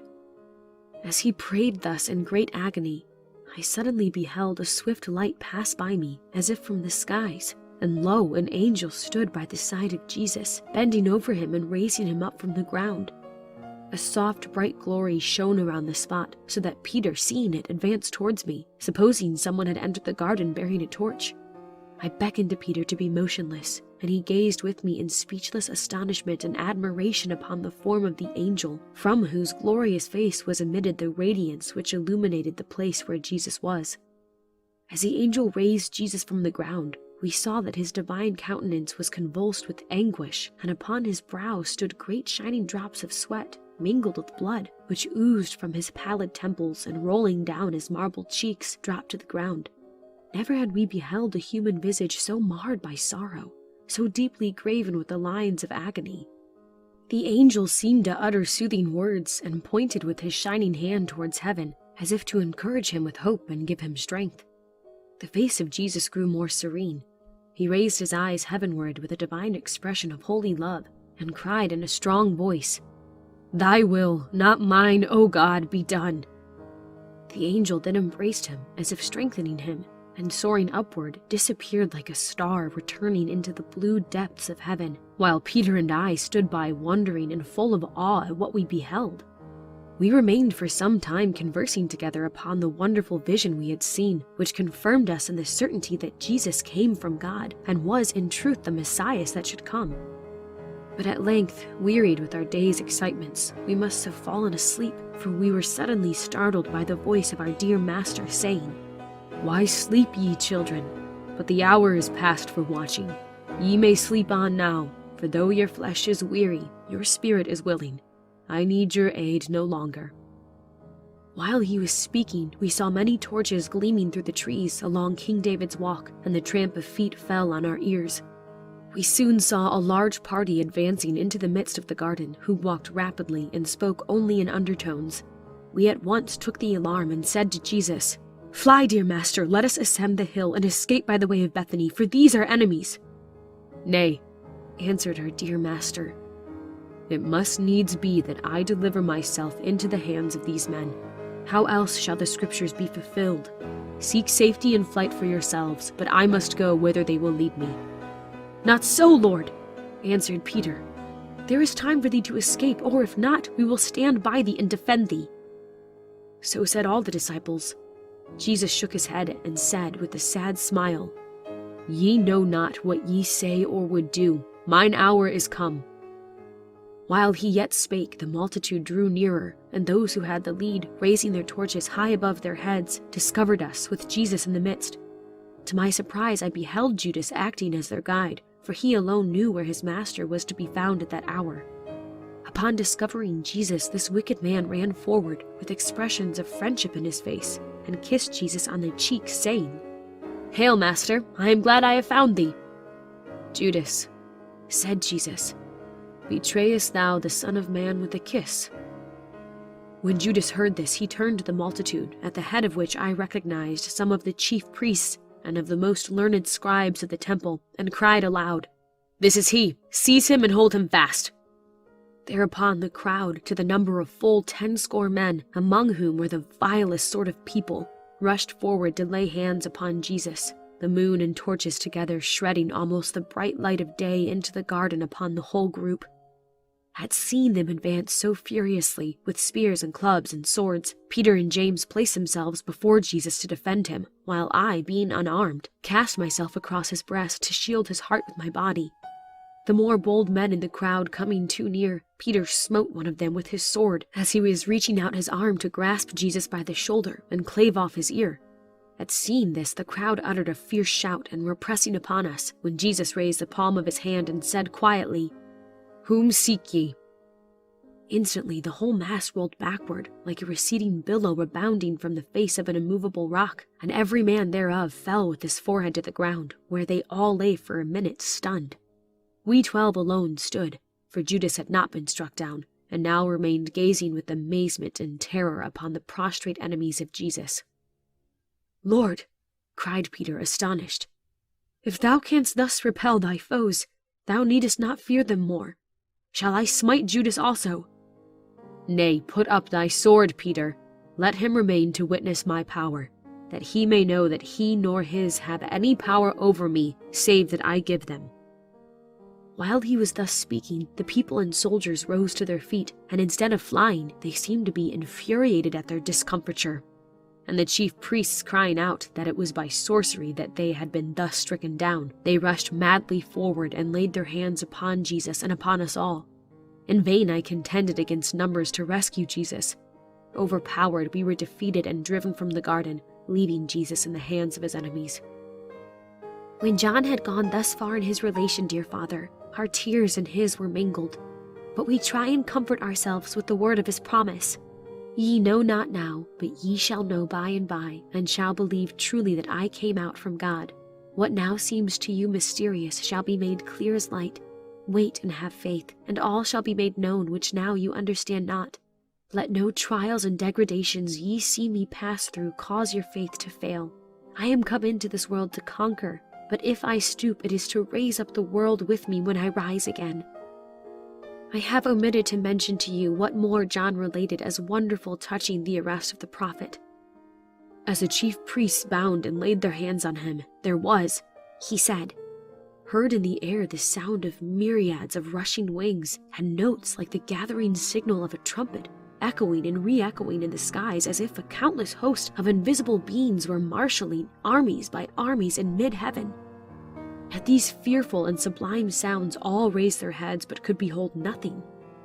Then Jesus said with a majestic and commanding look such as I had never before beheld upon his face, "Ye hear that I am not without heavenly friends. I have only to pray to my Father which is in heaven, and he will bid 12 legions of his angels, now hovering in the air and yearning to defend me from my foes, descend to my aid. But I desire not to use my powers for myself." Thus, dear Father, was Jesus borne away by a fierce multitude and dragged into the city. John, whose interest in and affection for Jesus led him to follow them, heard all this. But Jesus made no answer, only walking quietly along, patiently enduring all they said and did. As they entered the city gate, the Roman guard, seeing the immense crowd and uproar, stopped them to learn the cause of the commotion. "We have here a traitor and conspirator, O captain of the guard," answered Eli the chief priest. "A pestilent fellow who calls himself Christ, a king. We have, therefore, with this band of hired soldiers taken him, as he was met secretly with 12 of his fellow conspirators, plotting to overthrow the government of Caesar and make himself king of Judea. Long live Caesar! Long live the emperor! Shouted the Roman soldiers. We have no king but Augustus Imperator. Upon this many of the soldiers cried, Take him before the procurator. He will give him his deserts, who would take his procuratorship away from him.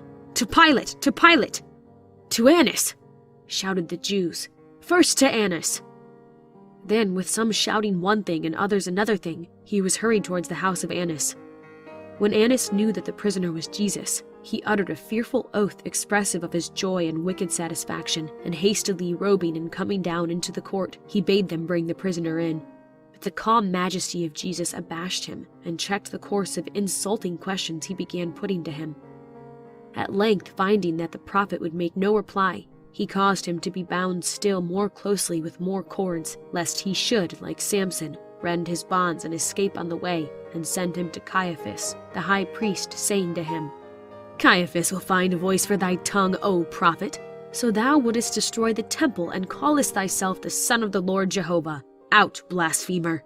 Away with him, or the house will be swallowed up with the presence of one so impious. Away with the man! By the crown of David! Pilate will make thee king in truth, and give thee a Roman throne, to which, so that thou mayest not presently fall from it, he will nail thee foot and hand.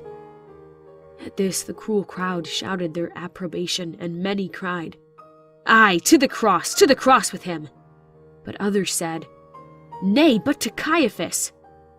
The captain of the Roman soldiers resolved that he should be taken before Pilate, and led the way thither, Jesus bound in the midst.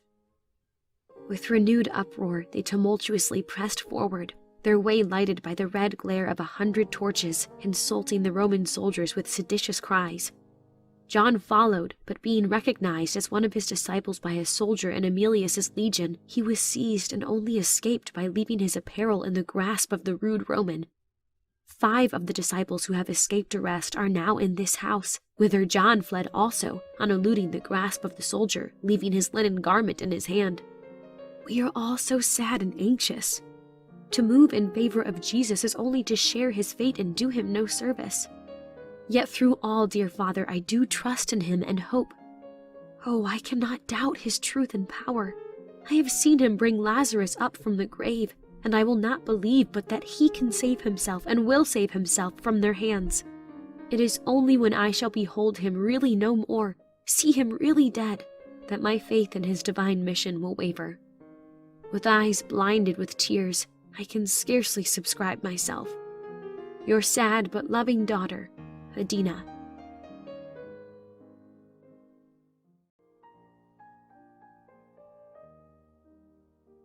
Letter 30. My dear Father, I know not how to write. I know not what to say. Dismay and sorrow fill my heart. I feel as if life were a burden too heavy to hear. They have crucified him. Verily fear and a snare are come upon us, desolation and destruction, O my Father. We know not which way to turn. He in whom we trusted has proved as one of us, weak and impotent, and has suffered death without power to save himself. He that saved others could not escape the death of the Roman cross. While I write, I hear the priest Abner in the court below mocking my uncle Amos in a loud voice. Your Messiah is dead, a famous great prophet surely you Nazarenes have chosen, born in a manger and crucified as a thief. Said I not that he could speak against the temple and the priesthood was of Beelzebub? Rabbi Amos makes no reply. Shame and despair seal his lips. Thus our enemies triumph over us, and we answer only with confusion of face. This unexpected, this unlooked-for, startling result has stupefied me, and not only me but all who have been so led by fascination as to trust in him. Even John, the beloved disciple, I hear now pacing the floor of the adjoining room, sobbing as if his noble heart would burst. Mary, my cousin's sweet voice, I catch from time to time trying to soothe him, although she is stricken like us all to the very earth. The unhappy John I hear despairingly answer her. Do not try to comfort me, Mary. There is no ground for hope more. He is dead, dead. All is lost. We who trusted in him have only to fly if we would save our wretched lives into Galilee and return once more to our nets. The sun, which shone so dazzlingly, has proved a phantom light and gone out in darkness. He whom I could not but love, I see that I love too well, since he proves not what I believed him to be. Oh, how could he be so like the Son of God and yet not be? Yet I loved and adored him as if he were the very Son of the Highest. But I have seen him die as a man. I have gazed on his lifeless body. I have beheld the deep wound made into his very heart by the Roman spear. I cast myself upon him when he was taken down from the cross and implored him, by his love for me, to give some sign that he was not holden by death. I placed my trembling hands over his heart. It was still, motionless as stone, like any other dead man's. He was dead. With him die all our hopes, the hopes of Israel. He may live again, said Mary softly and hesitatingly, as if she herself had no such hope. He raised Lazarus, thou dost remember. Yes, for Jesus was living to do it, answered John, stopping in his walk. But how can the dead raise the dead? No, he will never move, speak, nor breathe again. But I will not further delay the account of his trial and condemnation, for you will be anxious to know how such a man could be condemned to a malefactor's death. In my last letter I spoke of his arrest through the traitorous part enacted by Judas. Led by his captors, bound by the wrists with a cord, Jesus was taken from the dark groves of Olivet, where he had been found at prayer, and conducted with great noise into the city by Caesar's gate. It is near this archway that Rabbi Amos lives. I will copy for you my cousin Mary's account of it to Martha of Bethany, just written by her, instead of adding any more to my own. I went out upon the basilica which overlooked the streets, says Mary, and beheld a multitude advancing with torches flashing, and soon they came opposite the house, at least 200 men in number, half-clad and savage-looking, with fierce eyes and scowling looks. Here and there among them was a Levite urging them on, and I also beheld Abner the priest firing their passions by loud oratory and eager gesticulations.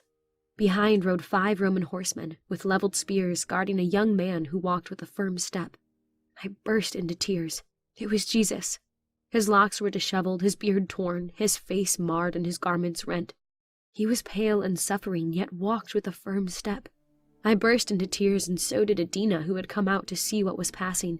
He looked up and said touchingly, "Mourn not for me." He would have said more, but the priest smote him rudely upon the mouth, and the crowd, following example, would have done him further insult but for the Roman soldiers, who turned their spears every way to guard him from violence, for they had rescued him from the terrible rage of the Jews by their centurion's orders, and were commanded to bring him safely before Pilate. So, thus guarded and escorted by the men who thirsted for his blood, he was led onward to the praetorium, where the Roman procurator resided. Gradually the whole multitude disappeared in the distance, when silence, a dread and unearthly silence, succeeded. I turned and looked in Adina's face. She was leaning, as colorless as marble, against one of the columns of the basilica. "What can all this mean?" she said with emotion. "Can it be possible he has suffered himself to be taken? He who could destroy or make alive with a word. What means this dreadful scene we have just witnessed?" I could not answer. All I knew was what my eyes just beheld, that Jesus, our prophet, our King, our Messiah, on whom all our hopes and the joy of Israel rested, was dragged a prisoner through the streets, helpless and without a helper. I trembled with I knew not what unknown forebodings. Suddenly Adina cried, "He cannot be harmed, he cannot die. He is a mighty prophet and has power that will strike his enemies dead. Let us not fear. He has yielded himself only the more terribly to defeat and destroy his foes. We will not fear what Pilate or the priests will do. They cannot harm the anointed Shiloh of the Lord." While we were yet talking, dear Martha, a dark figure, passed stealthily along beneath the basilica and seemed to court the shadows of the house. At this moment my father, Rabbi Amos, opened the outer gate with a torch in his hand to follow, at our request, the crowd of people and see what should befall Jesus. The light glared full upon the tall, spare form of Peter, the Galilean fisherman. His dark, stern features wore an expression of earnest anxiety. "Is it thou, Peter?" exclaimed my father. "What is all this? Who has ordered the arrest of Jesus? What has he done?" "That hateful and envious man Caiaphas seeks to destroy him, and has bribed with large lures of gold the baser Jews to do this thing. Come with me, Rabbi, and let us die with him." and the Galilean pressed eagerly forward at a pace with which my father could not keep up. And this was an hour ago, and yet no news has come from the praetorium. But from time to time a dreadful shout from the hill on which the palace of Caiaphas stands breaks upon my ears, and the glare of unseen torches illumines the atmosphere high above the towers of the palace. It is a fearful night of agony and suspense. Adina, in her painful uncertainty, but for my entreaties, would go forth alone towards the praetorium to hear and know all. I can keep myself calm only by writing to you. Adina has also commenced a letter to her father, recording these sad things, but she drops her pen to start to the balcony at every sound. When will this fearful night end? What will the morrow reveal? It is an hour since I wrote the last line. The interval has been one of agony. Rumors have reached us that the priests insist on Pilate's passing sentence of death on the prophet. The cries, crucify him, have distinctly reached our ears. John is now here. About half an hour after Jesus passed, he reached our house nearly destitute of apparel, his clothing having been torn from off him by the Jews in their efforts to make him their prisoner also. He is calm and confiding, saying that his beloved master can never be injured by them, and that he will ere many hours deliver himself from his foes and proclaim himself King of Israel with power such as man never had before. May the God of Jacob defend him. John has just gone up to the temple to get news, in disguise of a priest wearing my father's robes. I have just seen a messenger passing in great haste along the street, and his horse falling cast him almost upon our threshold. It was the page of Emilius, the noble Roman knight, who is betrothed to my cousin Adina. She hastened to his aid.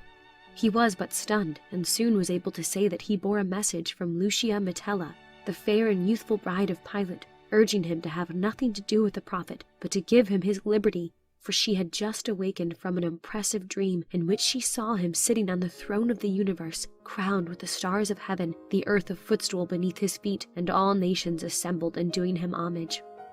This report of the page has filled our hearts with joy and hope inexpressible. Confident that Jesus is the Son of God, we will not fear what man can do unto him. My father has returned. It is day. He says nothing can save Jesus but his own divine power. The Jews are in number many thousands and cry for his blood. Pilate has but a cohort of soldiers and fears to use force, lest the exasperated people break into open revolt and take the city from his hands, which they can with ease do if they will unite. He trembles, said my father, between fear to condemn the innocent and dread of the vengeance of the Jews if he let him go. Nothing can save the prophet but his own mighty miracle-working power. He who has saved others will surely save himself. While my father was speaking, a man rushed into our presence. He was low in stature, broad-chested, with a stiff reddish beard, narrow eyes, and sharp, unpleasant visage. His attire was ragged and mean, as was his whole aspect. He grasped in his right hand a small bag, which rung with coin as his shaking fingers held it. He trembled all over, and seizing my father by the arm with the quick, nervous grasp of a lunatic, cried hoarsely, "Will he let them? Will he? Will he?" "Will he what, Iscariot? Of whom do you speak? Art thou crazed? Thou shouldest well be after thy deed tonight. Will he let them kill him? Will he die? Will he die? Think you he will escape? He can if he will. Cords to him are ropes of sand." "No, no, he is bound hand and foot," answered my father sadly. "He makes no defense. I fear he will let them do as they will with him. He makes no effort to save his life." At this, Judas, for it was that wicked man, beat his knitted forehead in a frenzied manner with the bag of silver, and with a look of horrible despair rushed forth, crying as he went, "I will save him! The priests shall have their money again! He shall not die! If I had believed he would not do some miracle to escape them, I never would have sold him. I hoped to get their money and trusted if they bound him, for him to escape by his own power. I did not dream that he would not exert it to save himself. I will save the innocent man of God, for I, not thou alone, am guilty. Oh, if I had suspected this! But he shall not die." With these ravings, he disappeared towards the praetorium, leaving us all amazed at what we had heard. The sun is up. The fate of Jesus is sealed. The procurator has signed the sentence of death, and he is to be crucified today. But with Judas, I believe that he cannot die, and that he will signalize the hour by some wonderful miracle of personal deliverance. Thus, tremblingly, we hope and wait. Here terminates, my dear father, what my cousin has written to Martha and Lazarus. Your sorrowing but loving daughter, Adina. Letter 31. Dearest Father, I have only terminated my last letter to take up my pen for the beginning of another, for I find relief only in writing to you from the deep affliction which has struck me to the earth. If anything can add to my mortification at the death of the Nazarene Jesus, it is that I shall have endeavored so earnestly to make you believe in him also. Oh, I shall never have confidence in a human being again, and the more lovely, the more holy, the more heavenly the character of anyone, the wiser and purer their teachings, the more distrustful shall I be of them. But I will turn from these painful thoughts, and as I promised in my last, will give you an account of what passed at his trial. It is now the morning following the crucifixion, and I am calmer than I was yesterday, and will be able to write with more coherency. 24 hours have passed since he was nailed to the cross. His followers have been, since his arrest, hunted like wild beasts of the wilderness. Annas has hired and filled with wine fierce Roman soldiers and sent them everywhere to seize the fugitive Nazarenes. John was especially sought out, and the emissaries of Annas came at midnight last night to the house to take him, but we assisted him in making his escape by means of the subterranean passage that leads from the dwelling of Rabbi Amos to the catacombs beneath the temple. Emilius, though only recently a convert from the paganism of Rome, is firm in his faith that Jesus will rise again to life, and instead of giving up all as we do, he says that he should not be amazed to be suddenly told by the soldiers whom he left to guard his tomb that he had burst forth alive from the dead. But I have forgotten that I am to narrate to you, dear Father, the particulars of his accusation, trial, and condemnation. As I was not present in the praetorium, I am indebted for the further details which I shall give in part to John and in part to Rabbi Amos. As soon as the mob of Jews who had Jesus under arrest, and which I saw pass the house, reached the abode of Rabbi Annas, he asked them whom they had in custody. And when they answered that it was the great Nazarene prophet, he said with joy, "Bring him into the lower court that I may see him. By the rod of Aaron I would have him do some notable miracle for me." And thus speaking, the white-headed old man hastened down to the court, which, on reaching, he found thronged with the infuriated multitude. It was with difficulty he made a passage to where Jesus stood, both imprisoned and defended by a glittering lattice of Roman spears. After regarding him attentively, he said, with curiosity yet with sarcasm, "Art thou then the king of the Jews? Hast thou come to reign on the throne of David? Show me a sign from heaven, and I will acknowledge thee, O Nazarene." But Jesus stood calm and dignified, making no answer. Annas then angrily plucked him by the beard, and a messenger at the same moment arrived to say to him that Caiaphas, the high priest, demanded to have Jesus brought before him. Upon this he said in a loud voice, "Lead him to the palace. Caiaphas, my son-in-law, would see the man who would destroy the temple and rebuild it in 3 days." There now arose a dreadful shout from the priests and people, who, rushing upon Jesus, cried, "Crucify him!" and attempted to grasp his person as they guarded him along the streets. But in protecting him, as they had been commanded to do, the Romans wounded several of the Jews. Hereupon there was a great cry of sedition and shouts of, "Down with the Roman eagles! Down with the barbarians! Death to the Gentiles!" These cries were followed up by a fearful rush of the mass of men upon the handful of guards. They were forced back, their spears broken like straws or turned aside, and Jesus successfully wrested from their power. But in the height of the battle, Emilius appeared with a portion of the legion of which he was prefect, and instantly charging the people who fled before the breasts of his horses, rescued the prophet. "Rabbi," said Emilius to the prophet with compassionate respect, "I know thou hast power from God to disperse as chaff this rabble of friends. Speak, and let them perish at thy divine command." "Nay, my son, I am come into the world for this hour," answered Jesus. "This also is a part of my mission from my Father. It becomes me to endure all things, even death." "You cannot die, my lord," said Emilius warmly. "Did I not see thee raise Lazarus from the tomb? To die I came into this world, but not for myself. I lay down my life, and I can take it again. These men could have no power over me except my Father did grant it to them, and what my Father willeth I will also. Seek not, my son, to deliver me." These words passed between them beneath the portico as Emilius was loosing the sharp cords from the bleeding wrists of the youthful prophet. "To Caiaphas! To Caiaphas!" now cried the multitude, who had been for a moment awed by the bold charge of the Roman horse, but now grew bolder as some men removed the dead and wounded out of sight. "To the palace with the blasphemer, for he who calls himself God is by our law to be punished with death. To the high priest with him!" "I can rescue you, great prophet," said Emilius resolutely. "Give me the word, and you are mounted on my horse and safe in the castle of David." "The high priest has sent for me. He must be obeyed," answered Jesus, and Emilius, surprised at his refusal to escape, reluctantly escorted him to the palace. The windows already glared with torches, and the superb hall of Aaron was alight with 100 flambeaux. Caiaphas was already upon his throne, although it was long past the hour of midnight, an unwonted time for him to sit in the council chamber. But his desire to have Jesus brought before him led him to hold an extraordinary court. A score of the elders and chief priests were standing about him, their dark, eager faces earnestly watching the entrance to get a look at the approaching prophet. As Jesus serenely entered, led by the sorrowful Emilius, Caiaphas bent his tall, gaunt form forward, thrust his neck and huge head in advance, and with keen eyes and sharp, scrutinizing glances, surveyed him whom he jealously looked upon as his foe. The multitude pressing in soon filled the vast hall, and even crowded upon the rostrum, upon which were seated the scribes, elders, and many of the principal priests. The Roman soldiers with clanging steel marched in and arrayed themselves on either side of the high priest's throne, leaving Jesus standing alone before its footstool. Contrasting with the brilliancy of the gorgeous hall and the glittering robes of the priests, surged and heaved and moved below the dark masses of the people in their gray and brown caps and cloaks, for the night was cold, and they wore their winter garments.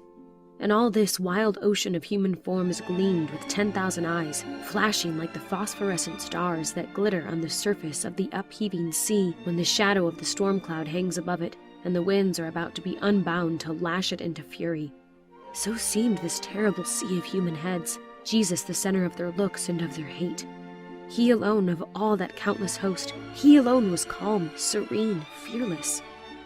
Caiaphas now waved his hand with a gesture for silence and addressed Jesus. "So then," he spoke with haughty irony, "thou art Jesus, the far-famed Galilean prophet. Men say thou canst raise the dead. We would fain behold a miracle. Thinkest thou, if we put thee to death presently, thou canst raise thyself?" "Jesus," saith Rabbi Amos, who stood near him and saw all. Jesus remained unmoved. His bearing was marked by a certain divine dignity, while an expression of holy resignation sat upon his features. He looked like peace incarnate in the form of man. A soft influence seemed to flow from his presence, producing a universal but momentary emotion of sympathy. Caiaphas perceived it and cried in his harsh, stern voice, "You have brought this man before me, men of Jerusalem. Of what do you accuse him? Let those who have accusations come forward and make them. He is a Jew and shall have justice by our laws." "Ye Jews have no power to try a man for his life, most noble Caiaphas," said Emilius. "The lives of all your nation are in the hand of Caesar and of his tribunals. You can put no man to death." Emilius had spoken in hopes that if Jesus could be brought before Pilate, the procurator, he might be by him released, for he knew Pilate had no envy or feeling against the prophet. "Thou sayest well, noble Roman," answered Caiaphas. "But for the crime of blasphemy against the temple, we are permitted by Caesar to judge our people by the laws of Moses. And this man, if rumor comes nigh the truth, has been guilty of blasphemy. But we will hear the witnesses." Hereupon several of the chief priests and scribes who had been going in and out among the crowd brought forward certain men whose very aspect showed them to be of the baser sort. One of these men testified that he had heard Jesus say that he would destroy the temple and could again in 3 days rebuild it more magnificently than it was in the days of Solomon the Mighty. Upon this testimony all the priests shouted, "Blasphemer!" and called for Jesus to be stoned to death. A second witness was now produced by Abijah, the most passionate of the scribes, who testified that Jesus had taught in Samaria that men would soon no longer worship in the temple, but that the whole earth would be a temple for Jews and Gentiles. This was no sooner heard than some of the men gnashed at Jesus with their teeth, and but for the gestures and loud voice of the high priest, they would have made an attempt to get him into their power. A third witness, a man who had been notorious for his crimes, now came up. He carried on his wrist a cock with steel gaffs upon the spurs, as if he had just been brought up from the cockpit to bear testimony, for such were the sort of fellows suborned by the priests. He testified that Jesus said that the day would soon come when not one stone should be left upon another of the temple, that he had called it a den of thieves, the priests blind guides and deceivers, the scribes foxes, and the Pharisees hypocrites. But the fourth and fifth witnesses contradicted each other, as also did others. Such opposite testimony perplexed and irritated Caiaphas and confounded the chief priests and scribes. The high priest now began to perceive that Jesus would have to be released for want of testimony against him. "What? Galilean and blasphemer of God and his temple, answerest thou nothing?" cried the high priest. "Hearest thou not what these witness against thee?" But Jesus remained silent. Caiaphas was about to break the silence by some fierce words when a voice was overheard the other side of the columns, on the left of the throne, where was a fireplace in which was burning a large fire, about which stood many persons. Rabbi Amos at once recognized in the violent speaker Peter, who had come in with him and John, the latter of whom, in the disguise of a priest, stood not far from Jesus, gazing tenderly upon him and listening with the most painful interest to all that they testified against him. But Peter stood farther off by the fire, yet not less eagerly attending to all that passed. "Thou art one of the Nazarene's followers," cried the voice of a maid who brought wood to feed the fire. "Thou needest not to deny it. I am of Galilee, and knew thee when thou wert a fisherman. Seize him, for he is one of them." "Woman, I swear by the altar and ark of God and by the sacred tables, I know not the fellow. I never saw Galilee." "Thy speech betrayeth thee now thou hast spoken," cried the woman. "Thou art a Galilean, and thy name is Simon Bar-Jonah. I know thee well, and how 3 years ago you and your brother Andrew left your nets to follow this Nazarene." "May the thunders of Horeb and the curse of Jehovah follow me, if what thou sayest be true, woman. Thou mistakest me for some other man. I swear to you by the head of my father, men and brethren, that I never saw his face before. I know not the man." As he spoke, said John, he cast his angry looks toward the place where Jesus stood. He caught his master's eyes bent upon him with a tender and reproving gaze, so full of sorrowing compassion, mingled with forgiveness, that I saw Peter start as if smitten with lightning. He then pressed his 2 hands to his face, and uttering a cry of anguish and despair that made the high priest look, and which went to every heart, he rushed out by the open door into the darkness and disappeared. As he did so, the cock, which was held tied upon the wrist of the third witness, crowed twice in a loud tone. I then remembered the words of Jesus to Peter, spoken but 12 hours before.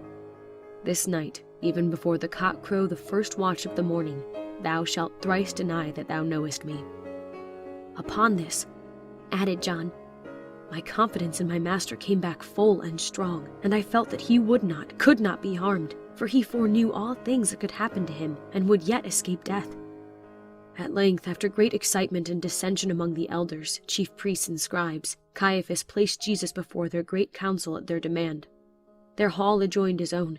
Here they, as well as Caiaphas, questioned him closely and said, "Art thou the Christ, the Son of the Blessed?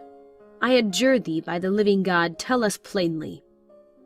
Jesus then elevated his princely form, and bending his eyes upon the face of the high priest with a look so brightly celestial that Caiaphas involuntarily dropped his eyelids to the ground, answered and said, "Ye have said that which I am." The expression of his countenance, says John, seemed to shine as he had seen it in the mount when he was transfigured before him. "Men of Israel and Judah, ye hear his words," cried the high priest, rending down the blue lace from his ephod. "Hear ye his blasphemy? What think ye? Need we any further witness than his own mouth?" "He is guilty of death," cried Abner in a hoarse voice, his eyes, red with being up all the night, glaring like a leopard's, and advancing to where Jesus stood bound and bleeding, he spat in his face thrice.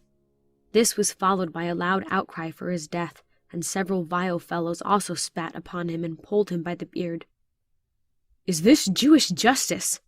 cried Emilius indignantly to Caiaphas. "Do you condemn and kill a man without witness? Stand back, for Romans are not used to see men condemned without law. Back, fellows, or your blood will flow sooner than his for which you thirst." At this determined attitude, they gave back for a moment and left Jesus standing in the midst, sad but serene.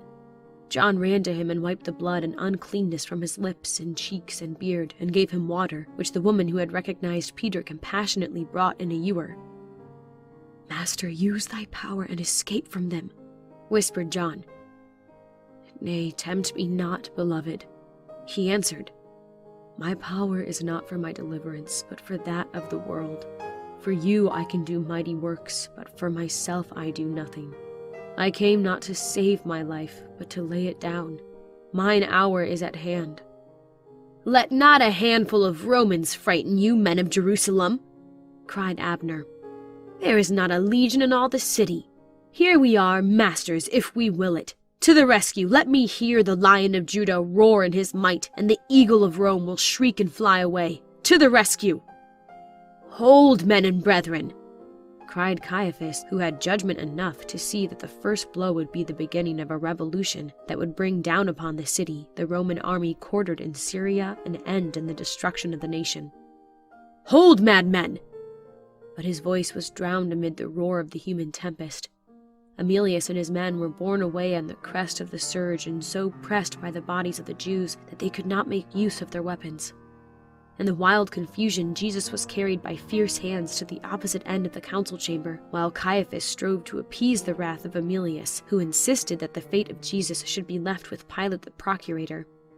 When Emilius, aided by the authority of Caiaphas, at length came where Jesus had been dragged, they found him standing blindfolded among a crowd of the basest fellows of Jerusalem, who were diverting themselves by slapping his cheeks and asking him to tell, by his divine knowledge of all things, who did it. They would also hold money before his blinded eyes and ask him to name its value or inscription, and when he still kept silence, they struck him. "We will let thee go, Nazarene," said one, "if thou wilt tell how many hairs I have in my beard." "Nay, let him divine," cried another, "what I gave for my Passover lamb in the market, and the name of the Samaritan of whom I bought it." "Out with your lambs, Kish!" shouted a third fellow, thrusting himself forward. "Let me hear him prophesy. What, Galilean, silent and sullen? I will make thee speak." And he let a blow of his staff fall upon the head of Jesus, which would have struck him to the earth but for the voice of Caiaphas, which had arrested in part its force. "Men of Israel," he cried aloud, "that this pestilent Nazarene is a blasphemer we have heard with our ears, and by our law he ought to die, because he hath made himself the Son of God. But Caesar hath taken the power of life and death out of our hands. We Jews can put no man to death, but the Romans only. That he hath spoken against Caesar and is a seditionist can be proved. Let us take him before Pilate with this accusation." The speech pleased the people, and having rebound Jesus more securely, they cried all with one voice, "To Pilate, to the praetorium!" The multitude then poured out of the gates of the palace, like a foaming and chafing river which hath overflowed its banks, and with terrible cries, which we heard even in our house, took the direction towards the praetorium.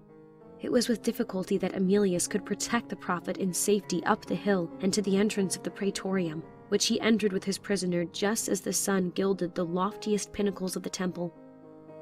In another letter, dear Father, I will continue the account of his trial, the remembrance of which, while I now write of it, almost rekindles again all my love, faith, devotion, and confidence in him.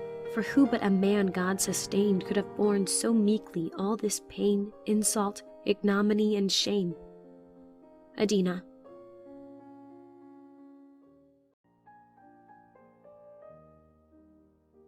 Letter 32. My dear Father, this is the evening of the great day of the feast, and the second day since the ignominious execution of him whom we all believed to have been the Christ, the Son of the Blessed. Yet he still lies dead in the tomb.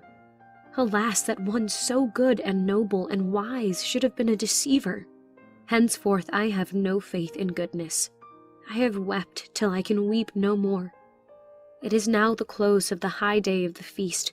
The slanting rays of the setting sun linger yet upon the gilded lances that terminate the lesser pinnacles of the holy house of the Lord. The smoke of incense curls lazily up from the sky from its unseen altar, and the deep voices of the choir of Levites, increased by those of the tens of thousands of Judah who crowd all the courts of the temple, fall upon my ears like muffled thunder. I never heard anything so solemn. Above the temple has hung, since the crucifixion yesterday, the cloud of the smoke of the sacrifices, and it immovably depends over all the city like a pall. The sun does not penetrate it, though its light falls upon the earth outside of the city, but all Jerusalem remains in shadow. This cloud is a fearful sight, and all men have been watching it and talking of it and wondering. It seems to be in the form of black, gigantic wings spreading a league broad over Jerusalem. There it now hangs, visible from my window, but we are in some sort used to its dreadful presence and cease to fear. But we are lost in wonder. This morning, when a high wind arose, blowing from the great sea eastward, everyone expected and hoped to see the cloud sail away before it in the direction of the desert. But the only effect the wind produced was to agitate its whole surface in tumultuous billows, while the mass still retained its position above the city. The shadow it casts is supernatural and fearful, like the dread obscurity which marks an eclipse of the sun. And this reminds me, my dear father, to mention what, in the multiplicity of subjects that rush to my pen for expression, I have omitted to state to you, and what is unaccountable unless men have, in truth, crucified in Jesus the very Son of God. At the time of his death, the sun disappeared from the mid-heavens, and darkness, like that of night, followed over all the earth, so that the stars became visible, and the hills on which Jerusalem stands shook as if an earthquake had moved them, and many houses were thrown down.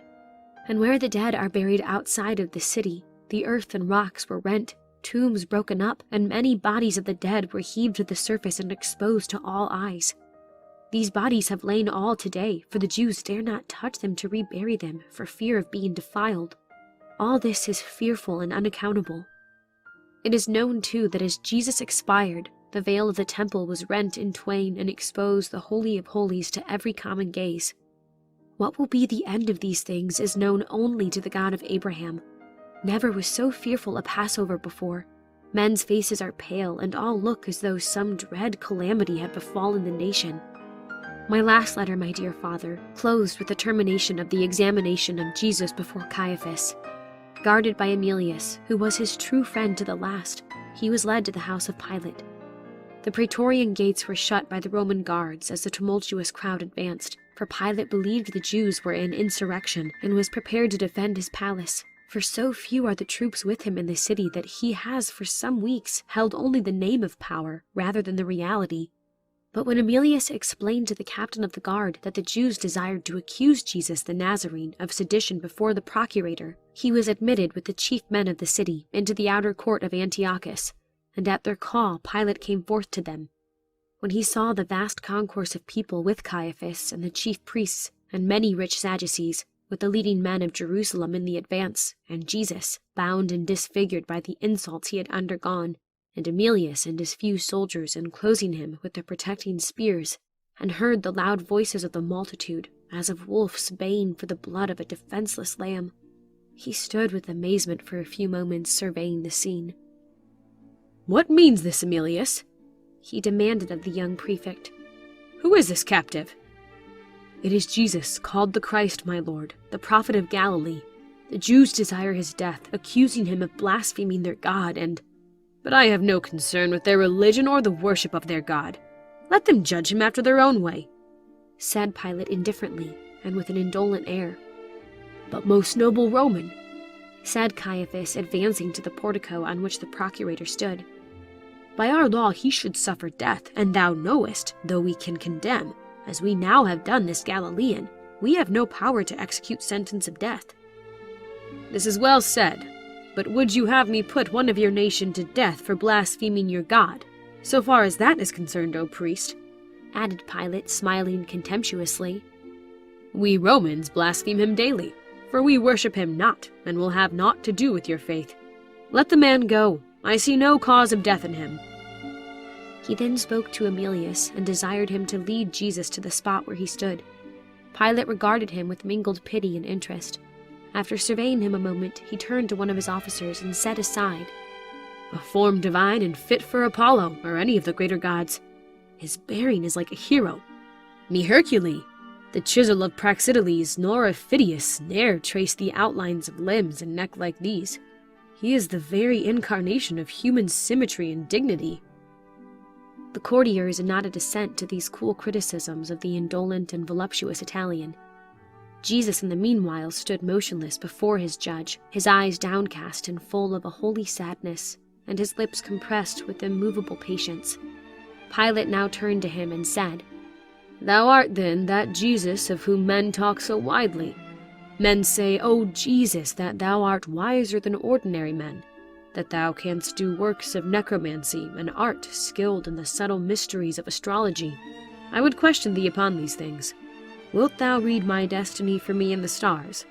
If thou answerest well, I will befriend thee, and deliver thee from thy countrymen who seem to howl for thy blood." "My lord," cried Caiaphas furiously, "thou must not let this man go. He is a deceiver and traitor to Caesar. I charge him and formally accuse him before thy tribunal with making himself king of Judea." To this the whole multitude assented in one deep voice of rage and fierce denunciation that shook the very walls of the praetorium. "What sayest thou?" demanded Pilate. "Art thou a king? Methinks if thou wert such, these Jews have little need to fear thee." And the Roman cast a careless glance over the mean and torn apparel and half-naked limbs of the prophet. Before Jesus could reply, which he seemed about to do, there was heard a sudden commotion in the lower part of the court of Gabbatha, and a loud, hoarse voice was heard crying, "Make way! Give back! He is innocent!" All eyes turned in the direction of the archway, when a man was seen forcing his path towards the door of the judgment hall, in front of which Pilate was standing, with Jesus a step or two below. "What means this madman?" cried the procurator. "Some of you arrest him." "I am not mad. He is innocent. I have betrayed the innocent blood," cried Iscariot, for it was he leaping into the space in front of the portico. "Take back thy money and let this holy prophet of God go free. I swear to you by the altar he is innocent, and if thou harm him, thou wilt be accursed with the vengeance of Jehovah. Take back thy silver, for he is innocent." "What is that to us? See thou to that," answered Abner the priest haughtily, while the eyes of Caiaphas, falling under the withering glance of the Roman procurator, betrayed his guilt. "Wilt thou not release him if I give thee back the pieces?" cried Judas in accents of despair, taking Caiaphas by the mantle and then kneeling to him imploringly. But Caiaphas angrily shook him off. At last, in a frenzied manner, he threw himself at the knees of Jesus and cried in the most thrilling accents, "O Master, Master, thou hast the power. Release thyself." "No, Judas," answered the prophet, shaking his head and gazing down compassionately upon his betrayer, and without one look of resentment at his having betrayed him. "Mine hour is come. For this hour I came into the world. I believed surely thou wouldst not suffer thyself to be arrested. It is my avarice that hath slain thee. O God, O God! I see now it is too late." Thus, crying in a voice of despair, he arose and rushed, with his face hid in his cloak, forth from the presence of all, towards the outer gate. This extraordinary interruption produced a startling effect upon all present, and a few moments elapsed before Pilate could resume his examination of Jesus, which he did by entering the judgment hall and taking his seat on the throne. He then repeated his question, but with more deference than before. "Art thou a king, then?" "Thou sayest that which I am, a king," Jesus answered with a dignity truly regal in its bearing.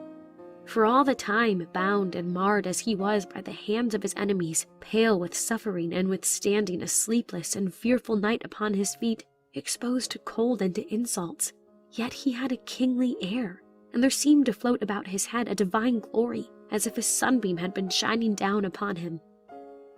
"Thou thyself hearest him," exclaimed Caiaphas, standing upon the threshold of the judgment hall of the Gentile governor, which he would not enter for fear of defilement.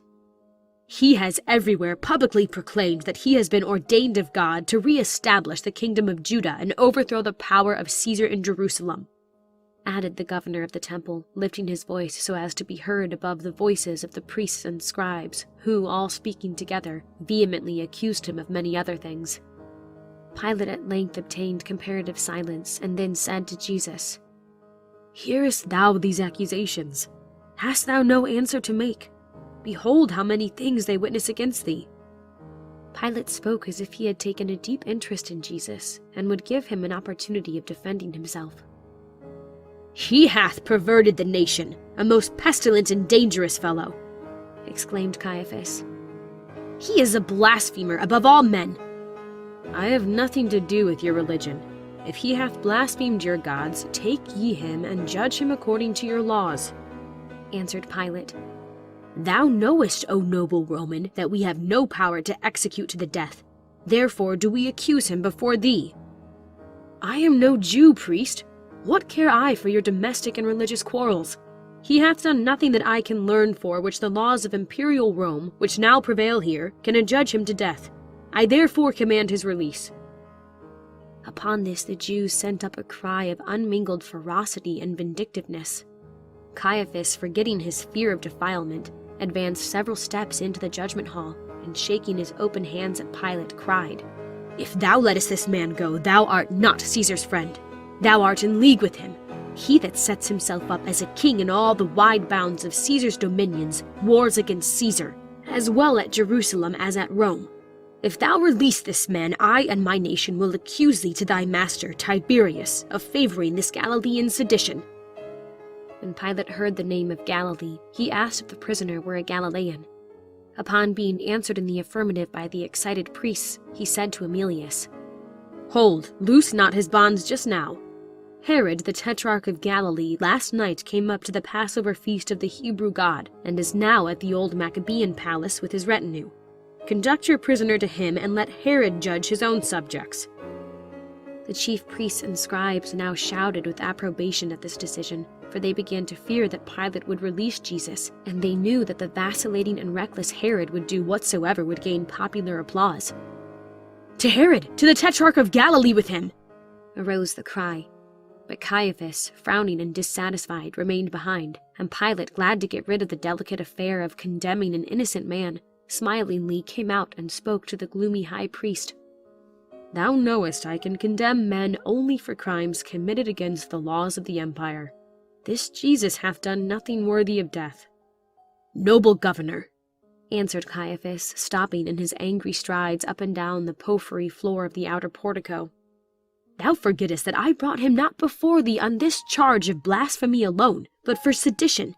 By the altar of God, this is a crime known to thy laws, I wot." "True, you charge a young, defenseless, quiet, powerless man, destitute of money, men, or arms, an obscure fisherman or carpenter of Galilee, with setting up a throne and kingdom against that of Tiberius Caesar, the ruler of the earth.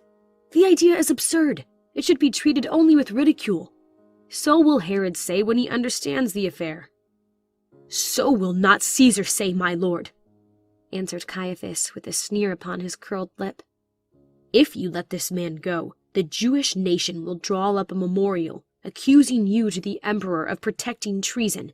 You will be summoned by the Senate to answer the charge, and though you should succeed in clearing yourself, you will have lost your government given to another, and for your fair name you will live ever after under Caesar's suspicion." Pilate turned pale and bit his lips with vexation. "My lord priest, thou art bent, I see, on this innocent man's death. I am no Jew to understand how he has drawn upon himself thy terrible wrath and that of thy nation. I will see what Herod will say, who, being a Jew, is familiar with your customs." Pilate now reseated himself upon his throne to give hearing to other complaints. After the lapse of half an hour, a youth threw himself from his horse at the door of the court and drew near the procurator. "What aileth thee, Alexander?"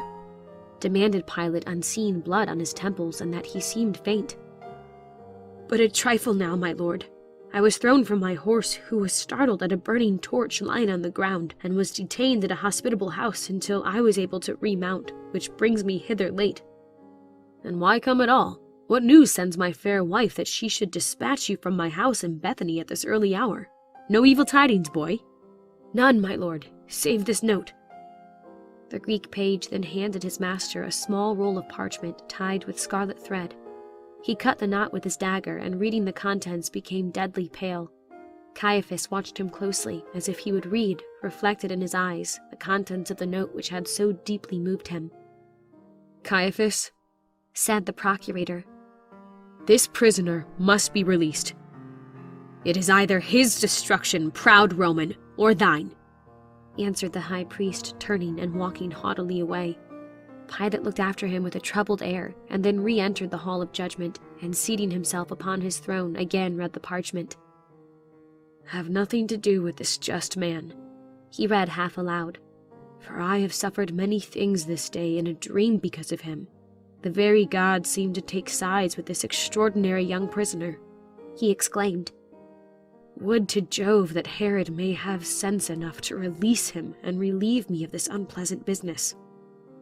While he was yet speaking and musing with himself, unconsciously aloud, there was heard a great noise of voices in the direction of the Maccabean palace, and as it grew nearer and more distinct, Pilate started up and cried, "It is as I feared! Herod gives them no satisfaction, and they come again to me.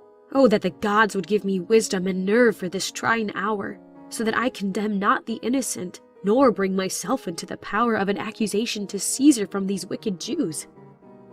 At this moment the multitude, increased if it were possible in numbers, and in vindictiveness, reappeared, pressing Jesus before them. This time he was alone, Emilius having been separated from him in the palace and kept by the crowd from rejoining him. He was now unbound, and upon his head was a crown of thorns, piercing the tender temples till the blood trickled all down his face.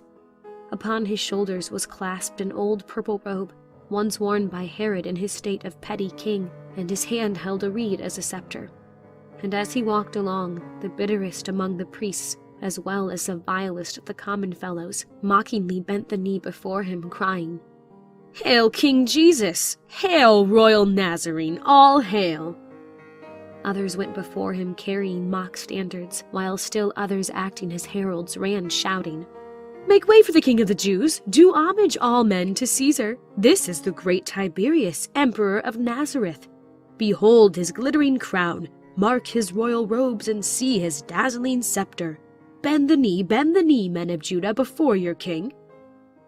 When Pilate saw this spectacle and heard these words, he trembled and was heard to say, "Either this man or I must perish.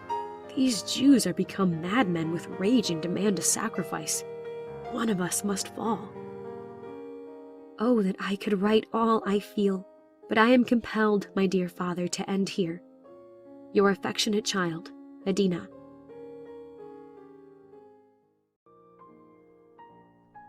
Letter 33. My dear father, in this letter will be continued my account of the trial, if such it can be called, of Jesus. John, the faithful and yet trusting disciple whom Jesus loved, still kept near his captive master and sought to cheer him by affectionate looks, and where he could do it with safety, by kind acts. More than once he was rudely thrust aside by the fiercer Jews, and once several men seized upon him and would have done him violence if Caiaphas, to whom John is remotely related and who knows him well, had not interposed. And while John was thus doing all that he could to soften the asperity of his friend's treatment, we at home were exerting ourselves to soothe the maternal solicitude of Mary of Nazareth, his noble and heartbroken mother. Herod, the tetrarch of Galilee, was breaking his fast with fruit and wine at a table overlooking by a window the street of the Gentiles, when the noise of the advancing thousands of the Jews reached his ear. He started from the table and said, "These people are surely up in insurrection against Pilate." "No, great prince," answered the lad Abel, his cupbearer, who is related to John, and has told me many of these things. "They have taken the Nazarene prophet Jesus and are trying him for sedition." "This uproar proceeds from no trial, but from a wild mob in motion, and they seem to be approaching," was his answer to him. As Herod spoke, he went to the lattice of his basilica and beheld the head of the multitude just emerging into the street. "There are spears and Romans in the van, and I see priests and peasants mixed together. I now see the cause of all the tumult, a mere youth, bound and soiled and pale as marble. What, sirs, this is not the great prophet of whose fame I have heard?" he said, turning to his officers. "What mean they by bringing him hither? Yet, per Baccho, I am glad to get a sight of him." The crowd, like the swelling Nile, flowed towards the gates, roaring and chafing like its mighty cataracts, so that there was something fearfully sublime in this display of the power of human passions. Emilius with difficulty succeeded in getting his prisoner into the piazza of the palace. "Most royal prince," said Emilius, kneeling before Herod and presenting a signet, "I am sent by His Excellency Pontius Pilate, the Roman procurator of Judea, to bring before you this person accused of blasphemy. Ignorant of your customs and faith, the governor desires that you, who are of his nation, would examine him, and moreover Pilate, learning that he is a Galilean and a subject of your jurisdiction, courteously declines interfering with your authority." When Herod Antipas heard delivered so courteous a message from the procurator, with whom he had been some time at enmity, he was pleased. "Say thou, Sir Knight, to His Excellency, the most noble and princely governor of Judea, that I appreciate his extraordinary civility, and that nothing will give me more pleasure in return for such distinguished courtesy than to be considered by him his friend, and that I regret any occurrence that has hitherto estranged us." Emilius, upon receiving this answer, arose and bowed, and then said with the boldness which characterizes him, "Most gracious and royal Tetrarch, I pray you heed not the charges of these Jews touching this prisoner. They have conceived against him a bitter hatred without just cause. He has done nothing worthy of death. Pilate could find nothing whatsoever in him deserving of the attention of the dignity of a Roman tribunal." "Let the prisoner fear not," answered Herod, at the same time regarding Jesus attentively as he stood before him in the calm majesty of innocence. "I will not take Pilate's prerogative of judgment out of his hand, so handsomely tendered to me. If he hath blasphemed, me Hercule, the high priest and the priest of the temple itself," he added, laughing, "do that every day of their lives, for religion is at a low ebb among the hypocritical knaves. I have nothing to do with their charge of blasphemy, or I would have them all stoned to death without mercy. I will first see some miracles wrought by thy far-famed prisoner, noble Emilius, and then send him back to my illustrious friend Pontius, whom his gods prosper in all things." Herod then, fixing his eyes curiously upon Jesus, who had stood silently before him, seemingly the only unmoved person in the vast concourse, said to the soldiers, "Unbind him. By the staff of Jacob he hath been roughly handled. Men of Israel, it becomes not such as you to do violence to a man before he is condemned." While he was speaking, John arranged Jesus' mantle about his form. Herod regarded with interest and looks of compassion the pale and divinely serene countenance of the prisoner, and seemed struck with the indescribable majesty of his aspect and bearing. "Art thou the Nazarene Jesus, of whom I have heard so much?" he asked in deferential tones. "I am he," was the quiet answer. "Then gladly do I meet thee, for I have long time desired to see thee, and I would fain behold thee do some miracles. Does rumor belie thy powers? What, art thou silent? Dost thou not know who it is that speaks to thee? Come hither, fellow." He called to a Samaritan muleteer who stood in the crowd, whose oval face and Jewish eyes showed him to be both of Assyrian and Israelitish descent, and whose arm had been taken off by a sword in a contest with Barabbas and his robbers. "Come hither, and let this prophet prove his power and mission by restoring thy arm whole like as the other." The man alertly came forward, and all eyes were directed eagerly upon him and upon Jesus, but he thrust the stump of his arm by Herod's order in vain before Jesus. The eyes of the prophet moved not from their meditative look upon the ground. "Art thou mocking us, thou false Christ?" cried the Tetrarch angrily. "Wilt thou neither speak nor act? If thou art not an impostor, do a miracle before us all, and we will believe in thee." Jesus remained motionless, yet preserved a firm and majestic countenance. "He is a deceiver. He performed his works through Beelzebub, who has now deserted him," cried the priests. "Nazarene," said Herod, "I am a Jew also. If thou wilt prove to me by a sign that I will name that thou art the Christ, I will not only become thy follower, but will let thee go free. Thy silence is an insult to my power. Thou seest yonder marble statue of Judas Maccabeus. Command the sword in its hand to wave thrice above its helmeted head, and I will bend the knee to thee. Nay, wilt not? I will give thee then something easier to do. Seest thou the carved pomegranates in the entablature of the wall? Bid the one which hangs over this column become ripe natural fruit and fall at my feet.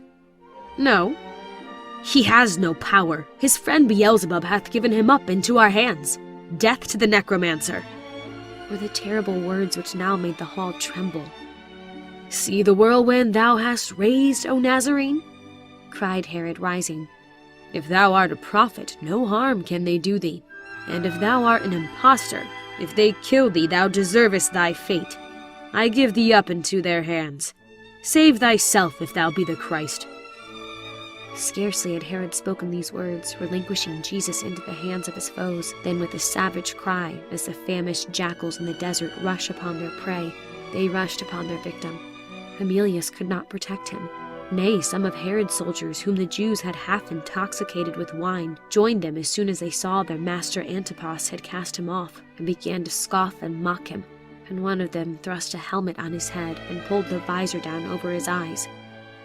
"Nay," said Herod on seeing this, "as he calls himself a king, remove the helmet and crown him, and robe him royally, and place a scepter in his hand, and lo, yonder block will make him a proper throne. We must show Pilate how we Jews serve men who usurp the power of his master Caesar." One of his men of war brought a cast-off robe of purple which belonged to Herod, and with loud shouts of laughter and coarse jests, they robed him in it, unresisting as a lamb wreathed for the sacrifice. Someone then twined the creeping thorn which grew on the outer wall, and twisting it into the shape of a crown, handed it over the heads of the men to Abner. When Abner saw the crown, he smiled with malicious gratification, and nodding approvingly to the man, said, "This is what we needed. Nothing could have done better." And with his 2 hands he placed it upon the head of Jesus, pressing cruelly the sharp thorns into his temples till the blood trickled from a dozen wounds. Jesus made no complaint, but the pain forced large bright tears from his eyes, which rolled down his cheeks and fell among the purple robe like glittering pearls. "Here is also a scepter for our king," exclaimed the Samaritan with one arm, using the one to reach a piece of reed from which a Passover lamb had been slung to those who were arraying Jesus. This was thrust into the prophet's grasp, and he held it patiently. His submission, his silence, his endurance of pain, his constant dignity, and the majestic submission which he seemed to manifest to all their insults and tortures, brought tears into the eyes of Emilius. Even Herod stood amazed at such godlike forbearance, and said to his chief captain, "If this man is not the Son of God, he is worthy to be defied. Such sublime patience is more than human. It is divine. You Romans, Emilius, would make a hero of such a man, and when he died, worship him as a god." "Then, mighty prince, why suffer him to be thus treated?" asked Emilius. "It is his own choice. I haven't treated him fairly. I asked of him but one of those miracles men say he works, as proof of his messiahship, and he works me none, shows me no sign. The inference is that he can do none, and therefore he is an impostor." "Most royal prince," said Abner aloud, "thou now beholdest the King of the Jews, crowned, robed, and sceptered," and he pointed to Jesus. "Hail, most puissant and potent sovereign of Galilee! Hail, King of fishermen!" cried Herod, mocking him, and seemingly greatly amused at the jest. "Hail, powerful king! What fellows, men-at-arms, and all ye gapers! Bend ye not the knee before this royal personage? Do homage to your king!" Upon this many who were around him kneeled, and some mockingly even prostrated themselves before the prophet. But he stood so very like a monarch that others, who were about to mock him, refrained, while Herod turned away with a troubled look, saying abruptly, "Take him back to the procurator." Once more the vast multitude were in motion, and with cries and insults escorted Jesus from the presence of Herod back to the praetorium. When Pilate beheld their return in this manner, he was greatly vexed. When once more Jesus stood before him, arrayed as I have described in the gorgeous robe and crown, Pilate, turning towards Caiaphas and the priests, said angrily, "What more will ye have?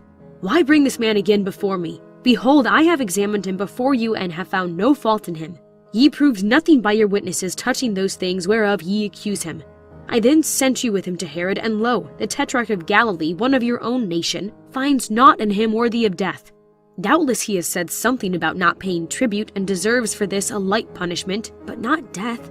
I will chastise him, charge him that he be more cautious, and let him go." "If thou let this man go, thou art an enemy of Tiberius," answered Caiaphas. "Seest thou what a commotion he has raised in the city? If he is released, there will be a revolution." "In the name of Olympian Jove, O Nazarene, what hast thou done to incense these Jews? If thou art their king, prove it to them or to me," demanded Pilate, greatly troubled. "My kingdom is not of the earth," answered Jesus. "If my kingdom were an earthly one, then would my servants fight that I should not be delivered to the Jews. But my kingdom is not of this world." "Then thou confessest thyself a king?" exclaimed Pilate with surprise. "Thou sayest that which I am, a king. To this end was I born, and for this cause came I into the world, that I should bear witness to the truth." "Truth? What is truth?" asked the Roman, but without waiting for Jesus to reply, and seeing that the Jews outside of the hall were becoming more and more impatient, he hurriedly went out to them and said, "I find in the prisoner no fault at all, but ye have a custom that I should at the Passover pardon a criminal out of prison as an act of clemency in honor of the day. Will ye therefore that I pardon and release unto you this King of the Jews?" No sooner had Pilate made this proposal than they all with one voice and furious gestures cried, "No, no, not this man! We will not have him released! Barabbas! Barabbas!" was echoed and re-echoed by 10,000 voices. "This Barabbas, dear father, is the same fierce bandit of whom I have spoken, who was that day to have been crucified with 2 of his lieutenants." But, at the loud demand of the people, Pilate was forced to send to the officer of the wards to let him go free. Pilate, therefore, finding that the Jews would be content with nothing less than the blood of Jesus, returned sorrowfully into the judgment hall. The residue of my narrative of the condemnation and crucifixion I will give in the morning, dear father. Your loving daughter, Adina.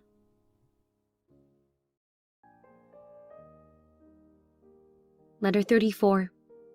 My dearest father, Jesus had from very weakness sunk upon the steps of the throne of the hall of judgment. John knelt by him, bathing the wounds in his temples, from off which he had boldly taken the crown of thorns. When Pilate, after giving the order to release the robber chief Barabbas, came again where Jesus was, he stopped and regarded him attentively, and with an expression of sorrow and admiration. "If thou be indeed a god, O heroic young man, as thy patience would seem to prove thee to be, thou needest not to fear these bloodhounds that bay so fiercely for thy blood. If thou art an impostor and a seditionist, thou verily meritest death. I regard thee but as a youthful enthusiast, and would let thee go free, but I cannot protect thee. If I release thee, not only thou, but also all my troops will be massacred, for we are but a handful in their grasp. Tell me truly, art thou a son of the divine Jupiter?" When Jesus, instead of replying, remained silent, the procurator said sternly, "What? Speakest thou not unto me? Knowest thou not that I have power to crucify thee as a malefactor, and power, if I choose to meet the risk, to release thee?" Jesus looked up and calmly said, "Thou couldst have no power against me except it were given thee from above. Therefore he that delivered me into thy hands hath the greater sin." And as Jesus said these words in an impressive tone, he glanced fixedly at Caiaphas, who was looking in at the door, as if designating the high priest. Upon this, Pilate pressed his hands against his forehead and paced several times to and fro before the judgment seat, as if greatly troubled. Caiaphas, seeing his irresolution, cried harshly, "If thou lettest this self-styled king go, O governor, thou art not Caesar's friend." Pilate's brow grew dark. He took Jesus by the hand, and leading him to the portal, pointed to him and said aloud, "Behold your king! What will you that I should do with him? Looks he like a man to be feared? We have no king but Caesar. Crucify him! To the cross with the false prophet! Death to the usurper! Long live Caesar! Death to the Nazarene! To the cross with him! Let him be crucified!" These were the various cries from 10,000 throats that responded to the procurator's address. Remembering the warning message sent him by his young and beautiful wife, who held great influence over him, he trembled with indecision. "Why will you compel me to crucify an innocent man? What evil hath he done? Crucify him! Crucify him!" was the deafening response.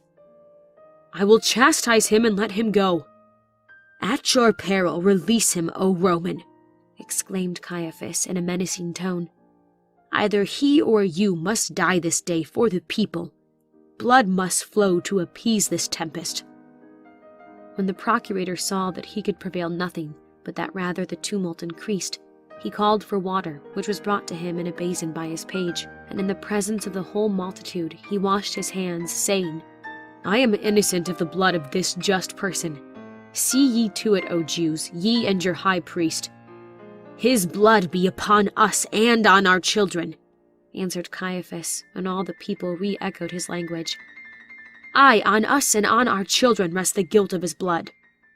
"Be it so," answered the procurator with a dark brow and face as pale as the dead. "Take ye him and crucify him, and may the God he worships judge you, not me, for this day's deed." Pilate then turned away from them and said to Jesus, "Thou art, I feel, an innocent man, but thou seest that I cannot save thee. I know thou wilt forgive me, and that death can have no terrors for one of fortitude like thine." Jesus made him no answer, and Pilate, turning from him with a sad countenance, walked slowly away and left the judgment hall. As he did so, one of his captains said to him, "Shall I scourge him, my lord, according to the Roman law, which commands all who are sentenced to die to be scourged?" "Do as the law commands," answered the weak-minded Roman. His disappearance was the signal for a general rush towards Jesus, chiefly by the rabble, who, indifferent about Gentile defilement, crossed the threshold into the hall, which the chief priests had refrained from doing.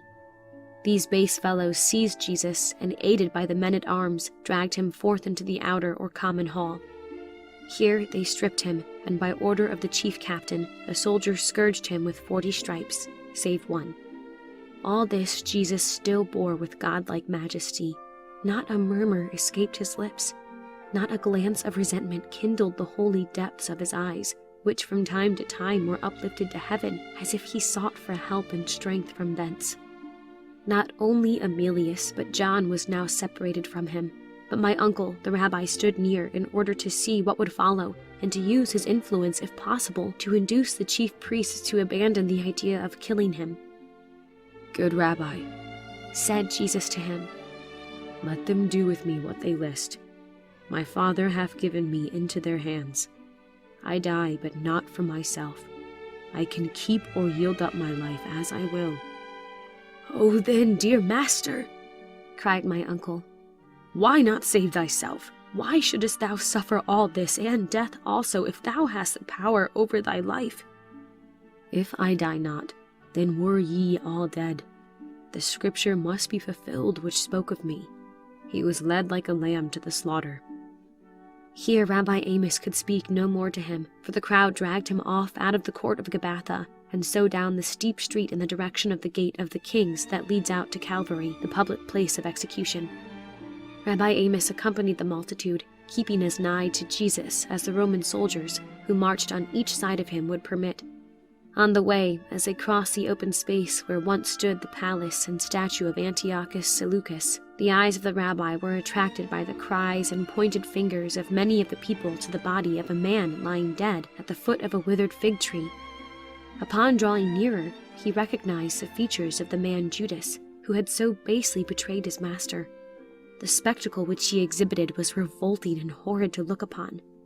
About his neck was wound a fragment of his girdle, the other half being still secured to a limb of the tree, showing how he had met his fate. By this time the people who were dragging Jesus to death were got well beyond the gate, when a cross of heavy cypress was obtained by the centurion from a yard near the lodge. 2 others were also brought out and laid upon the shoulders of 2 men, the lieutenants of Barabbas, who were also that day to be crucified. By the time the great crowd had passed the gate, it was known throughout all Jerusalem that Pilate had given orders for the crucifixion of the Nazarene prophet, and with one mind, all who had known him and believed in him or loved him left their houses to go out after him to witness a crucifixion. For I forgot to say that Caiaphas had promised, if Jesus were delivered up, that his followers should not be molested. Therefore every person went out of the gate towards Calvary. Mary his mother, my cousin Mary, Martha and her sister, Lazarus, John, Peter and Thomas, and some women, relatives from Galilee, and many others also went. When we got without the walls, we seemed to leave a deserted city behind us. As far as the eye could embrace, there was a countless multitude, Jesus was borne in front, where we could now and then catch the gleam of a Roman spear. We hastened to get near him, and with difficulty made our way to the head of the throng, both foes and friends giving back when they saw his weeping mother among us. At the approach to Calvary, we found that, from some cause, the course of the mighty current of human beings was checked. We soon learned the reason. Jesus had sunk to the ground under the weight of the wooden beams on which he was to die, and fainted. "He is dead!" was the cry of those about him, but as we drew near, he was just reviving, someone having offered wine to his lips and poured water upon his brow. He stood up, looking mildly around. When meeting his mother's gaze, he said touchingly, "Weep not, my mother. Remember what I have often told thee of this hour, and believe, mine hour is come." Thus speaking, he smiled upon his mother and upon us, with a certain look of divine peace illuminating his countenance.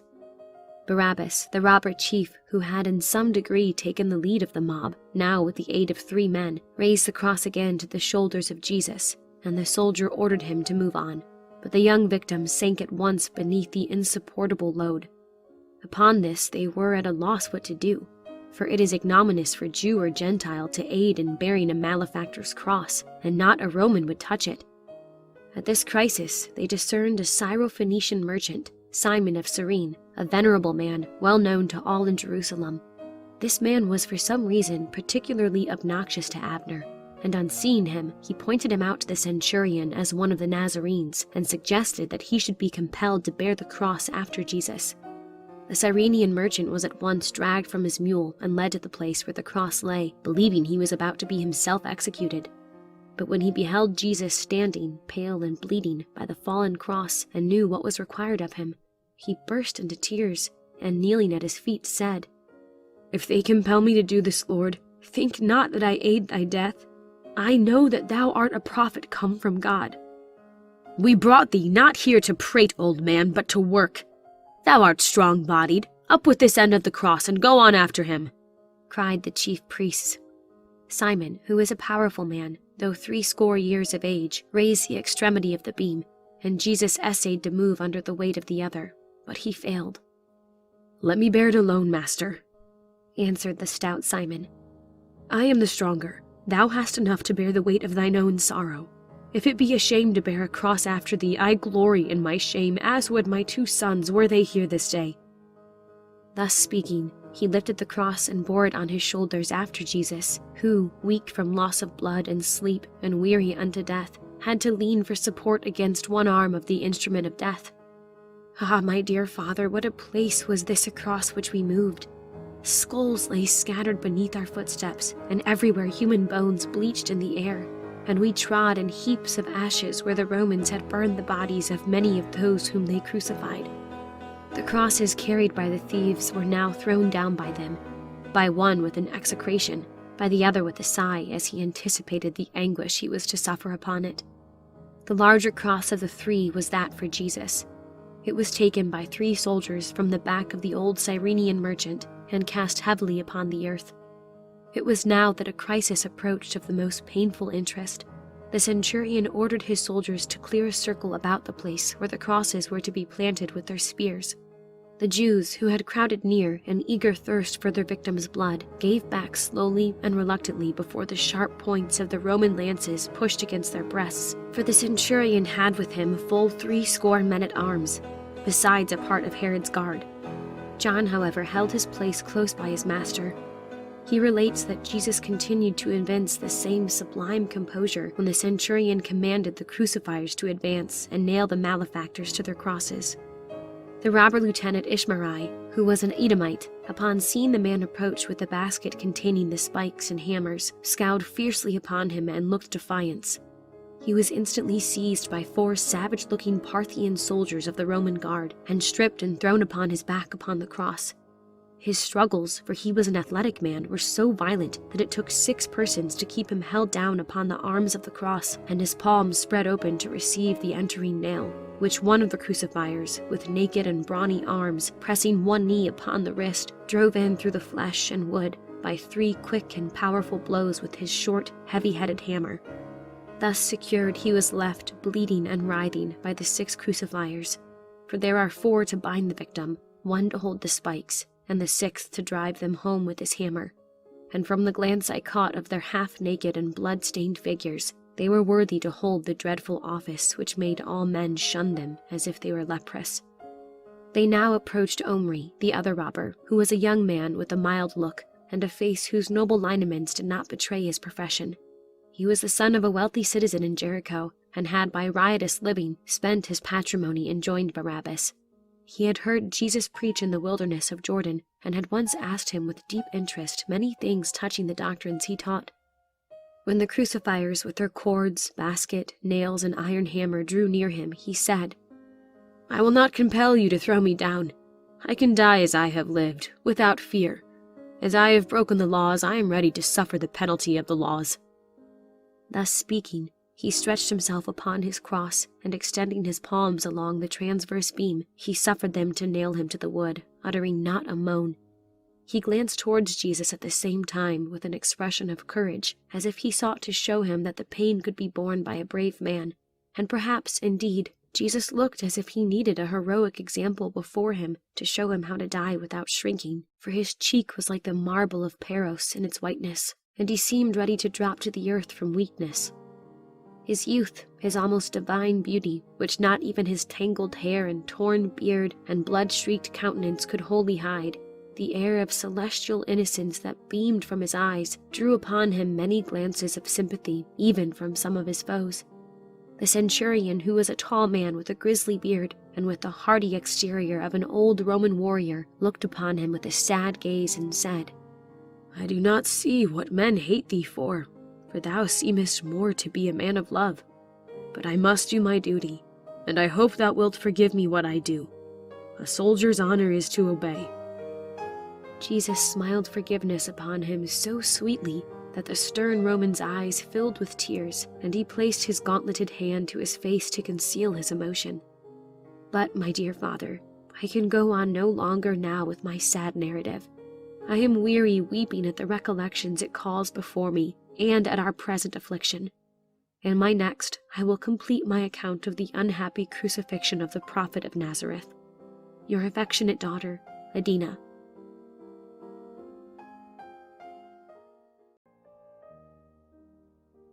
Letter 35. Jerusalem, 3rd morning after the crucifixion. My dear father, as I resume my pen by the faint light of the dawn to continue the particulars of the crucifixion of the unhappy son of Mary, who, widowed and childless, still remains with us, mourning over her dead son, my heart involuntarily shrinks from the painful subject and bleeds afresh. But there is a fascination associated with all that concerns him, even now that he is dead and has proved himself as weak a mortal as other men, which urges me to write of him and which fills my thoughts only with him. I have just alluded to his grief-smitten mother. Alas, there is no consolation for her. Her loss is not like that of other mothers. Her son has not only been taken from her by death, but has died ignominiously on a Roman cross, executed between 2 vile malefactors, as if he himself were the greatest criminal of the 3. And not only this, but executed as a false prophet, as a deceiver of Israel. Yet her love for her son, that deathless, maternal love which seems immortal in its nature, is not buried with him. She, with dearest Mary and Martha, has just gone out secretly before the Jews are astir to pay the last duties to his dead body, ere we all depart for an asylum in Bethany. Until they return from this sad mission of love, I will continue my subject, the crucifixion. When the centurion to whom was committed by Pilate the charge of conducting the crucifixion of Jesus gave orders to bind him also to the cross, which lay upon the ground like an altar awaiting its victim, the 4 Parthian soldiers, his brutal crucifiers, laid hold upon him and began to strip him of his garments, for his enemies had put again on him his own clothes when they led him out of the hall of Pilate. He wore a mantle woven without seam by Mary and Martha, and which had been a present to him by the sisters as a token of their gratitude for raising from the dead their brother Lazarus. His mother, supported by John, could no longer gaze upon her son, and was borne afar off, crying thrillingly, "Oh, let me not hear the crashing of the nails into his feet and hands! My son, my son! Oh, that thou wouldest now prove to thy mother that thou art a true prophet!" "What means this wailing?" cried the fierce Abner. "Who is this woman?" "The mother of Jesus," I answered indignantly. "The mother of the blasphemer? Let her be accursed," he cried in a savage tone. "Thou seest, woman, what is the end of bringing up an impostor to blaspheme Jehovah and the temple. Thy hopes and his, O wretched woman, have this day miserably perished. So die all false Christs and false prophets." Mary buried her face in her hands and wept on my shoulder. I could not look towards the place where Jesus stood. I dreaded to hear the first blow upon the dreadful nails, and as she stopped her ears I would have closed mine also, but that my hands supported her. I could hear the awful preparations, the rattling of the hard cord as they bound him to the cross, and the low, eager voices of the 4 busy Parthians, and then the ringing of the spikes, and then silence like that of the grave. Suddenly a blow of a hammer broke the moment of suspense. A shriek burst from the soul of the mother that echoed far and wide among the tombs of Golgotha. I could see, hear no more. John, having left the stricken mother with me, he and Lazarus had gone back to where they were unrobing the prophet in order to bind him to the wood. They caught the eyes of their master, said Lazarus, who gazed upon them calmly and affectionately. They said they had never beheld him appear so majestic and great. He looked, as a centurion afterwards said, like a god surrendering himself to death for the safety of his universe. "Nothing but the ferocious madness of the chief priests and Jews," added John, "could have prevented them from being awed by the majesty of his presence. And besides, there sat upon his brow heroic courage with a certain divine humility and resignation, not the rough hands of the barbaric soldiers, nor the indignity of being stripped before the eyes of thousands, not the sight of the cross, nor of the thieves, nailed and writhing on theirs, moved him to depart by look or bearing from that celestial dignity which through all had never left him. He made no resistance," continued John, who told me what follows, "when bound upon the cross, but resigned himself passively into the hands of his executioners, like a lamb receiving its death. Father," he said, raising his holy eyes to heaven, "forgive them, for they know not what they do." Great drops of sweat, when they nailed his feet to the wood, stood upon his forehead, added John, who remained near to see his master die and to comfort and strengthen him. "And when the 4 men raised him and the cross together from the earth and let the end into a hole a foot deep, the shock, bringing his whole weight upon the nails in his hands, tore and lacerated them, nearly dislocating the shoulders at the same time, while every sinew and muscle of his arms and chest was drawn out like cords to sustain this unwonted weight upon them. The first thief fainted from pain at the shock caused by the setting of his own cross, and the second, cool and defiant as he had been, uttered a loud outcry of agony. But Jesus made no moan, though the unearthly pallor of his countenance showed how inexpressible was his torture. Ah, my dear father, I would draw a veil over this scene, for it is too painful for me to dwell upon. To the last, John believed his master would not die, that he would not suffer. But when he saw how that pain and anguish seized heavily upon him, and how that he suffered like other men, without power to prevent it, he greatly wondered and began to believe that all the miracles that he had seen him perform must have been illusions. He could not reconcile the calmness and dignity, the heroic composure and air of innocence with which he came to the cross, with imposture, yet his death would assuredly seal as imposture all his previous career. With his mother we all drew as near the cross as we were permitted to come. Jesus then turned his head towards his mother, and looking down with the profoundest tenderness and love upon her, committed her to the filial care of the weeping John, who stood supporting her. There we waited, in expectation of seeing him do some mighty miracle from the cross and descend unharmed, showing to the world thereby his title to be the Messiah of God. The centurion, having placed a guard about the crosses to keep the friends of the crucified from attempting their rescue, stood watching them. The soldiers who had nailed Jesus to the tree now began to divide, with noisy oaths, his garments among themselves, as well as those of the 2 thieves, these being by the Roman law the fee of the executioner. This division being made after some time, but not without high talking and drawing of their long Syrian knives upon each other, they were at a loss what to do with the large mantle without seam, which the sisters of Lazarus had woven for the friend of their once dead brother. A group of the Roman guard being seated near, astride upon the four arms of a falling cross, playing at dice, suggested that the Parthians should decide by lot whose it should be. This the latter consented to, and taking the dice box in their bloody hands, each of them threw the dice. The highest number fell to the most ferocious of the four fellows, who proposed to sell the cloak, which John joyfully purchased of him at a great price, by means of the jewels of several of the women, who gladly took rings from their ears and bracelets from their arms, I giving, dear father, the emerald which you bought for me at Cairo. But I could not see the robe which Jesus had worn thus desecrated. After Jesus had hung about an hour upon the cross, Emilius came from Pilate and bore the inscription, which it is usual to place above the heads of malefactors, showing their name and the crime for which they are crucified. Above the head of Jesus, by means of a small ladder, was placed this inscription in Greek, Latin, and Hebrew: "This is Jesus, the King of the Jews." When the wicked Abner read this, he turned angrily to the centurion and to Emilius, who stood sadly near the cross. "Write not, O Roman, that he is king of the Jews, but that he said he was king of the Jews." "I have placed above him what Pilate has ordered to be written," answered the centurion. Abner upon this mounted a mule and hastened into the city to the procurator and laid his complaint before him. "What I have written, sir priest." We have heard that the procurator coldly answered. "But you then have crucified this man for being our king, which we deny," retorted Abner. "I will take his word before that of all the Jews in Caesar's empire," answered Pilate angrily. "He said he was a king, and if ever a king stood before a human tribunal, I have had a true and very king before me today, and I have signed the warrant for his execution. But his blood be on your heads. Leave my presence, Jew."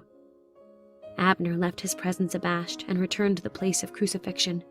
The Jews in the meanwhile mocked Jesus and wagged their heads at him and reminded him of his former miracles and prophecies. "Thou that raisest Lazarus, save thyself from death," said a Pharisee.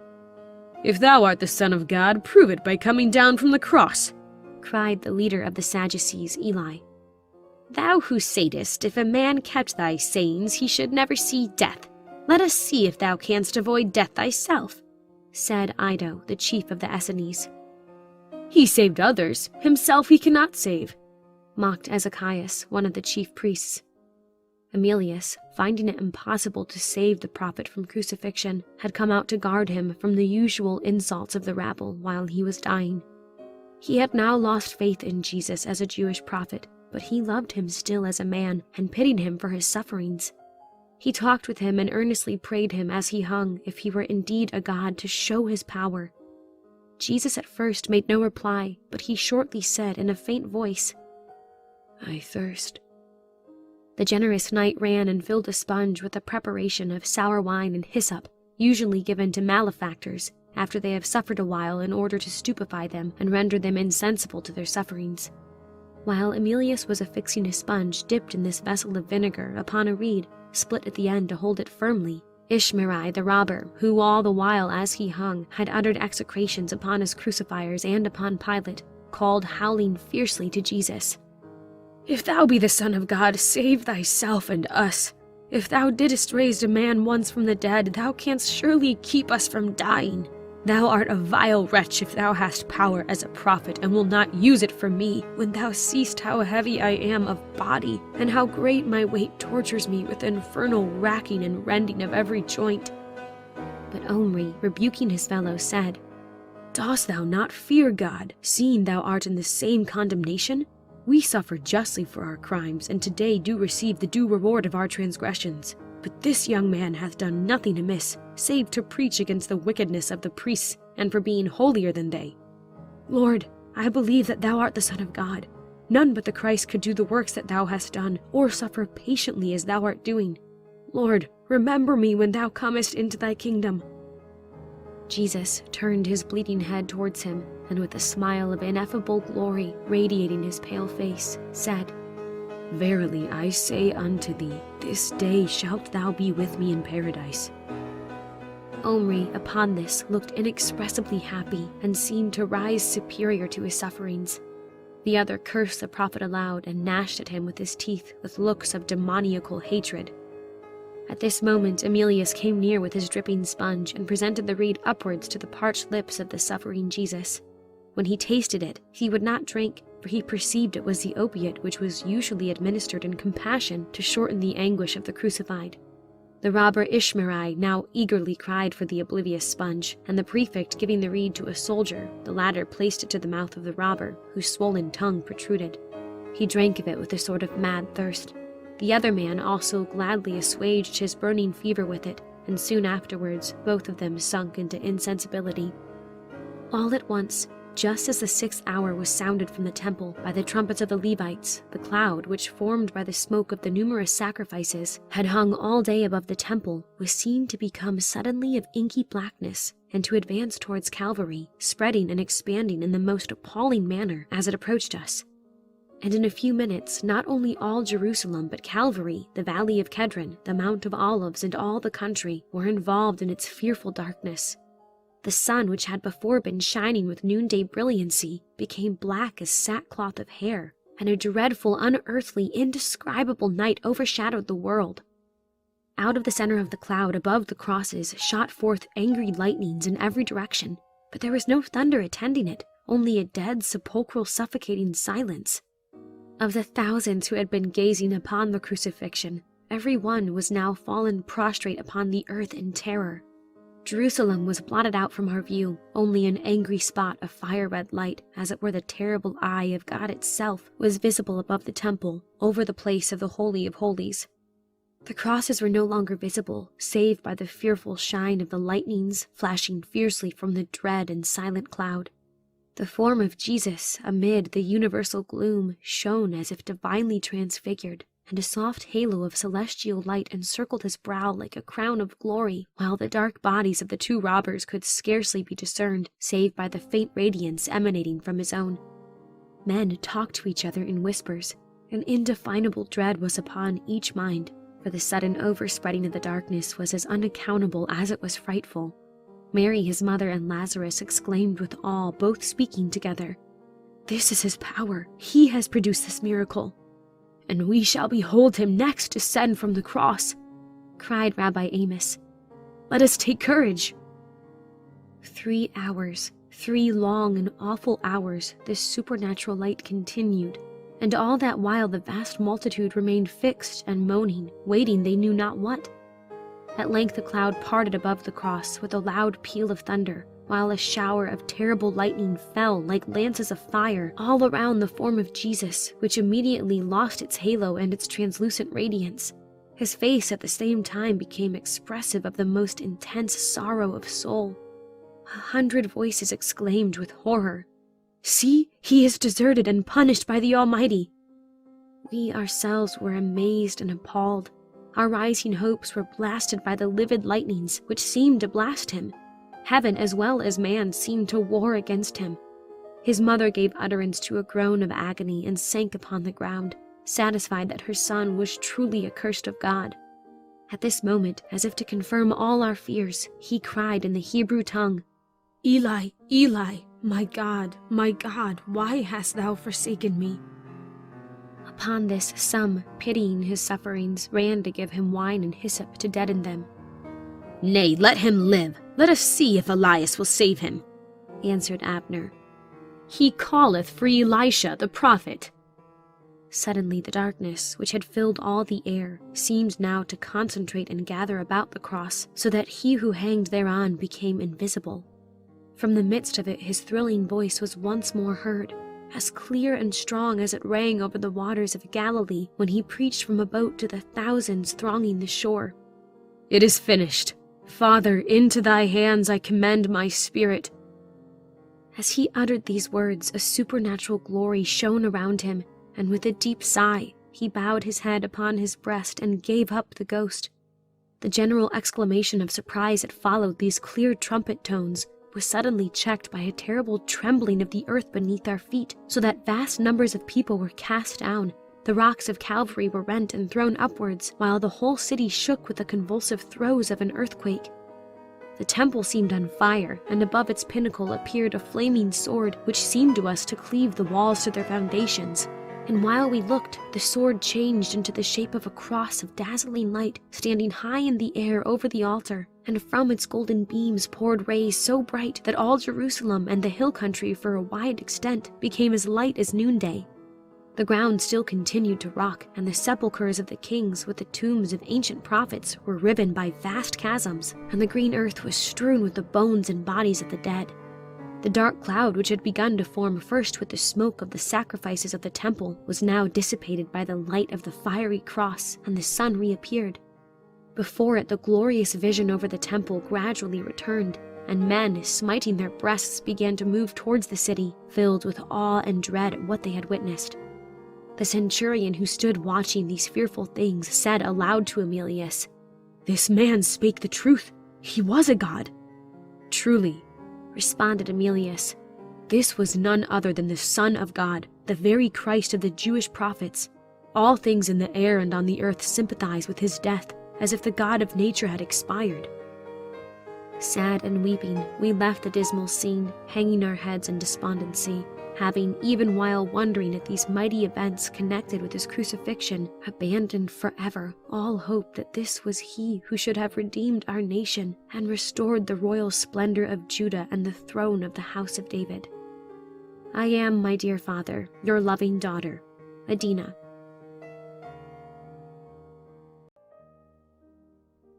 Letter 36. Jerusalem, 3rd morning after the crucifixion. My dear father, on the day on which the wonderful events took place, which I have detailed at large in my last letter, the chief priests, at the head of whom was Annas, met Pilate as he was riding forth from the city, attended by a score of men-at-arms, to survey the deep rents made by the earthquake, and to hear from the mouths of all the people the particulars of the marvels which attended the crucifixion of Jesus. When they came near him, they besought him that he would command his soldiers to take down the bodies, as the next day was a high day, and that it was contrary to their customs to have criminals executed or left hanging on that day. "What think ye?" demanded Pilate, reining up and soothing his Syrian war-horse, which, startled at the dead bodies that lay near, for they were crossing the place of the opened tombs, had for some time tramped and plunged madly. "What think ye, priests? Have ye crucified a man or a god? We think these mighty wonders tell us that he was more than a man." The priests looked troubled and seemed unable to answer, but Terah, chief priest of the house of Moriah, answered and said, "My lord, these were wonderful phenomena, but they would have happened if this Nazarene had not died. Here is a famous astrologer from Arabia who studies the skies, who says that this darkness was caused by an eclipse of the sun. The dark cloud was but the smoke of the sacrifices, while the earthquake was but a natural and usual occurrence." "Stay, sir priest," answered Pilate. "We at Rome, though called barbarians by you polished Jews, have some scholarship in astrology. We know well that an eclipse of the sun can take place only when the moon is new. It is today on this eve of the high day at its full, and will tonight rise nearly opposite the sun. It was no eclipse, sir priest, and thy Arabian is a false astrologer. These events occurred because that divine man, your king, has been executed." Thus speaking, the Roman procurator spurred on towards the place, followed by his bodyguard, now avoiding an open grave, now leaping one of the freshly opened chasms, now turning aside from some body cast up by the earthquake. When he came in front of the crosses, he saw that Jesus hung as if dead, while the thieves still breathed, and from time to time heaved groans of anguish, although partly insensible from the effects of the opiate which had been administered to them. "Think you, Romulus, that he has any life in him?" asked Pilate in a subdued tone of voice, gazing sorrowfully and with looks of self-reproach upon the drooping form of his victim. "He is dead an hour ago," answered the centurion. "He expired when the earthquake shook the city, and the flaming sword was unsheathed in the air above the temple. It was a fearful sight, sir, and the more wonderful to see it change in the shape of a cross of fire. I fear, sir, we have crucified one of the gods in the shape of a man." "It would appear so, centurion," answered Pilate, shaking his head. "I would it had not been done. But 'tis past. The Jews desire their bodies to be removed before their great Sabbath. Let them have their desire." Pilate then turned his horse and rode slowly and sadly away from the spot. Romulus gave orders to his soldiers to remove the bodies. When the soldiers came to Jesus, they saw that he was already dead. "Let us not break his legs," said one to the other. "It were sacrilege to mar such a manly form." "Yet we must ensure his death ere he can be taken away," responded the other. "I will pierce him to make sure." Thus speaking, the soldier directed his spear to the side of Jesus and cleaved the flesh to his heart. John, who stood near and saw and heard all, upon seeing this done, bowed his head to the earth in total abandonment of hope. When he raised his head to gaze upon his crucified master, he saw flowing from the rent in his side 2 fountains together, one of crimson blood, and lo, the other of crystal water. He could not believe what he saw until the soldiers and the centurion expressed aloud their wonder at such a marvel. "Never was such a man crucified before," exclaimed the centurion. In the meanwhile, Rabbi Joseph, the counselor of Arimathea, who stands in high favor with Pilate, met the governor as he was skirting the wall of the city with his cohort, and asked him if, after Jesus should be pronounced dead, he might take down the body and give it sepulchre. "Go and receive the body of this wonderful man," said Pilate. "Methinks thou art one who knew him well. What thinkest thou of him, Rabbi?" Joseph perceived that Pilate asked the question with deep interest, seemingly very greatly troubled in mind, and he answered him boldly. "I believe that he was a prophet sent from God, your excellency, and that today has died on Calvary the most virtuous, the wisest, and the most innocent man in Caesar's empire." "My conscience echoes your words," answered Pilate gloomily, and putting spurs to his horse, he galloped forward in the direction of the Gethsemane gardens. Proceeding to the cross, Joseph, by the aid of Lazarus, Simon Peter, Mary, Martha, and Rabbi Amos, took it out of the socket in the rock with its precious burden, and gently laid it upon the ground with the body still extended upon it. In the still, holy twilight of that dread day, the west all shadowy gold and mellow light, the air asleep, and a sacred silence reigning in heaven and on earth, they bore away from the hill of death the body of the dead prophet. The shoulders of Nicodemus, of Peter, of Lazarus, and of John gently sustained the loving weight of him they once honored above all men, and whom, though proved by his death, as they believed, to have fatally deceived himself as to his divine mission as the Christ, they so loved for his sorrows so patiently borne, for his virtues so vividly remembered. Slowly the little group wound their way along the rocky surface of Golgotha, the last to leave that fearful place in the coming darkness. Their measured tread, their low whispers, the subdued wail of the women who followed the rude bier of branches, the lonely path they trod, all combined to render the spectacle one of touching solemnity. The shades of evening were gathering thick around them. They took secret ways for fear of the Jews, but some that met them turned aside with awe when they knew what corpse was borne along, for the impression of the appalling scenes of the day had not yet wholly passed away from their minds. At length they reached a gate in the wall of the garden attached to the noble abode of the wealthy Rabbi Joseph, who went before and with a key unlocked it and admitted them into the secluded enclosure. Here the thickness of the foliage of olive and fig trees created complete darkness, for by this time the evening star was burning like a lamp in the roseate west.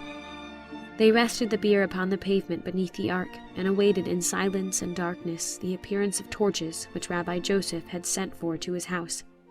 The servants bearing them were soon seen advancing, the flickering light from the flambeau giving all things visible by it a wild aspect, in keeping with the hour. "Follow me," said Joseph in a low voice that was full charged with deep sorrow as the servants preceded him with their torches. The sad bearers of the dead body of Jesus raised their sacred burden from the ground and trod onward, their measured footfalls echoing among the aisles of the garden. At its farther extremity, where the rock hangs beetling over the valley and forms at this place the wall of the garden, was a shallow flight of stone steps leading to a new tomb hewn out of the rock. It had been constructed for the rabbi himself and had just been completed, and in it no man had ever been laid.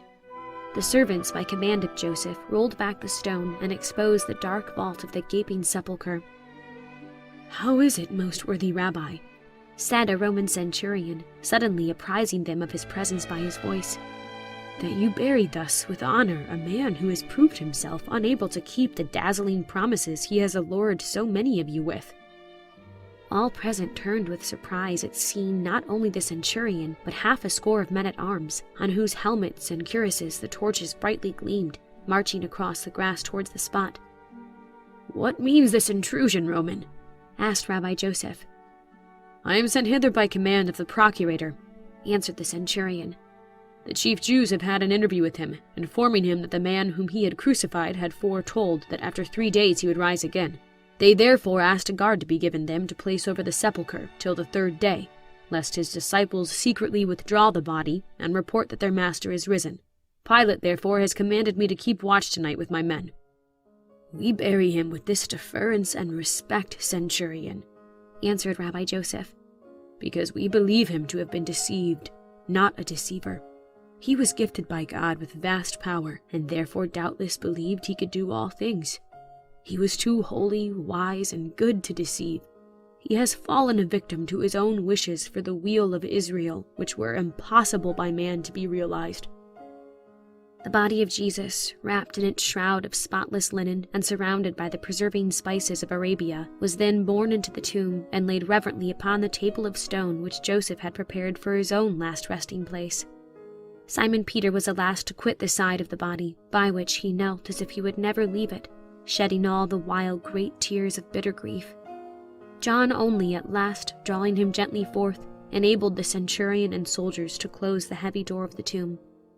Having secured it evenly by revolving it in its socket, the signet-bearer of the procurator, who had come with the soldiers, placed a mass of wax, melted by torch, upon each side of it over the crevices, and stamped each with the imperial signet, which to break is death.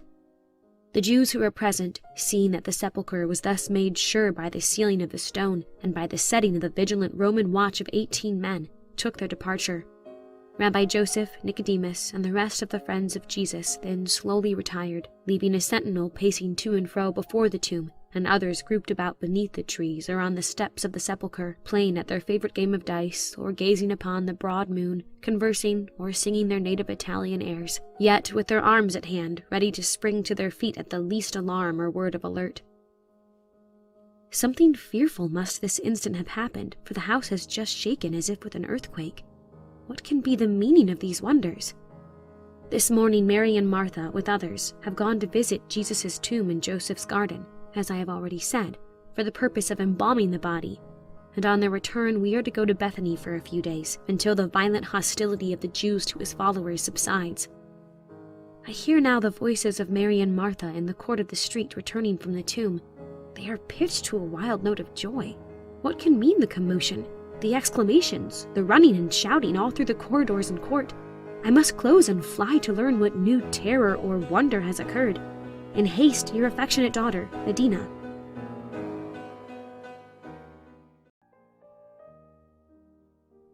Letter 37.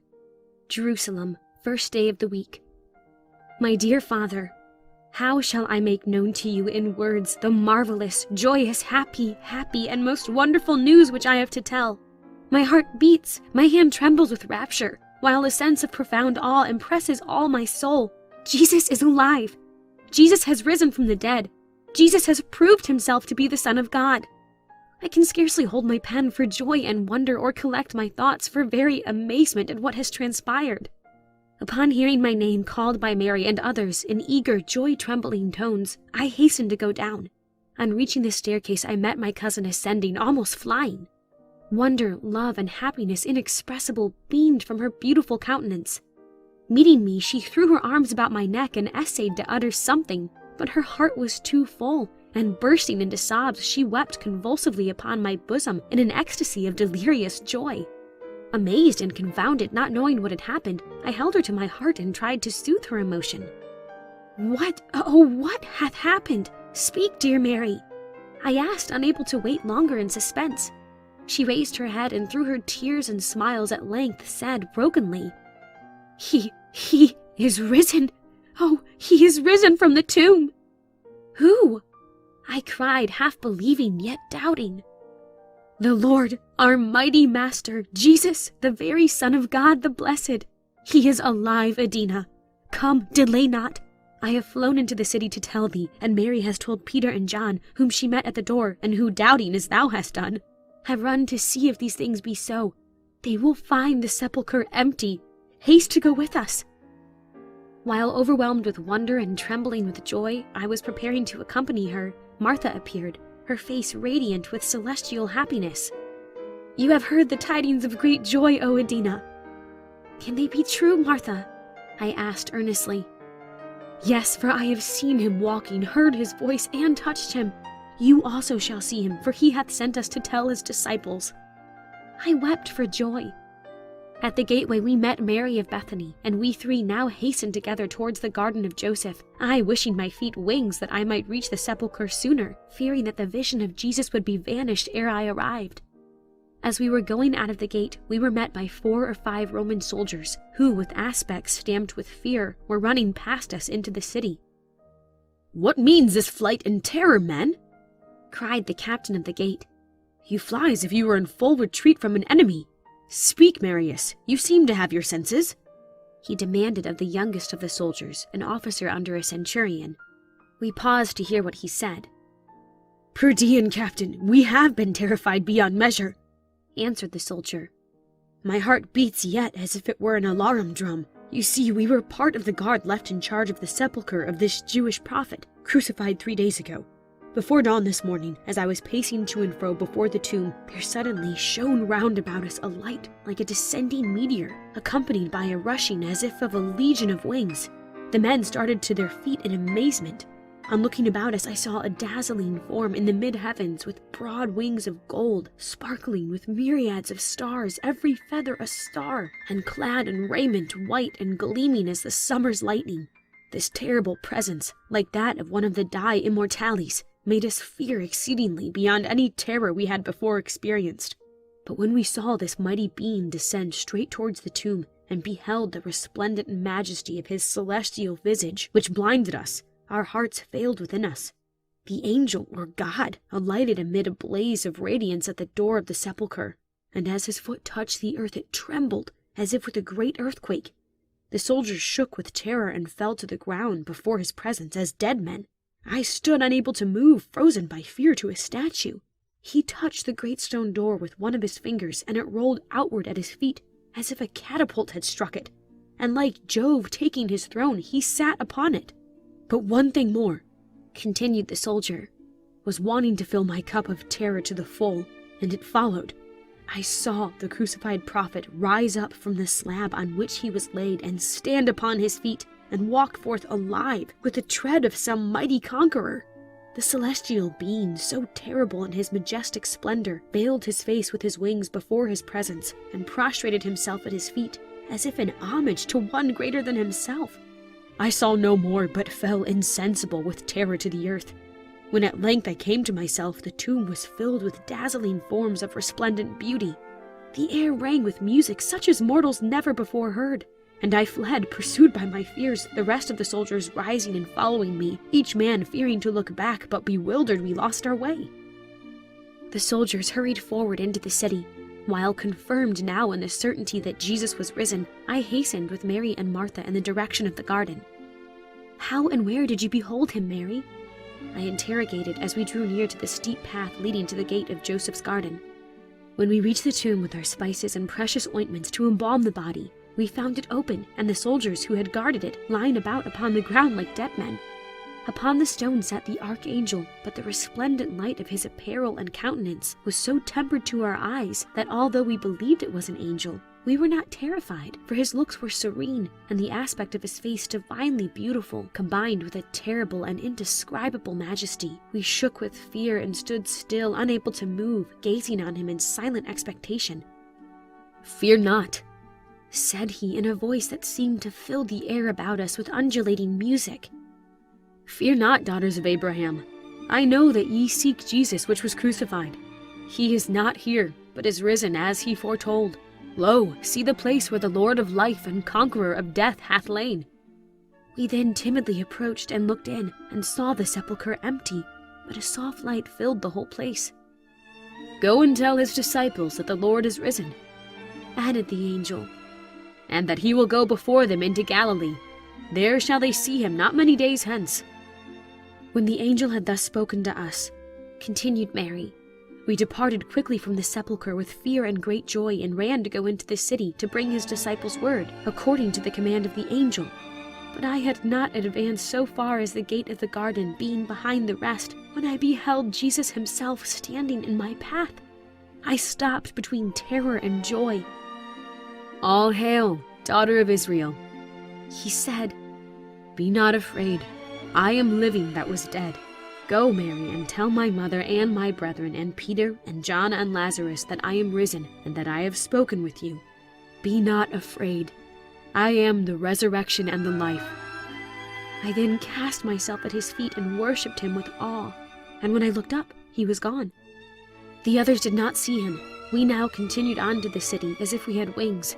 "But see, we are now at the gate of the garden," added Mary of Bethany in a low tone of awe. "He must be near us." But we approached the tomb without seeing any man, having arrived before Peter and John, who had been delayed some time at the Jaffa gate.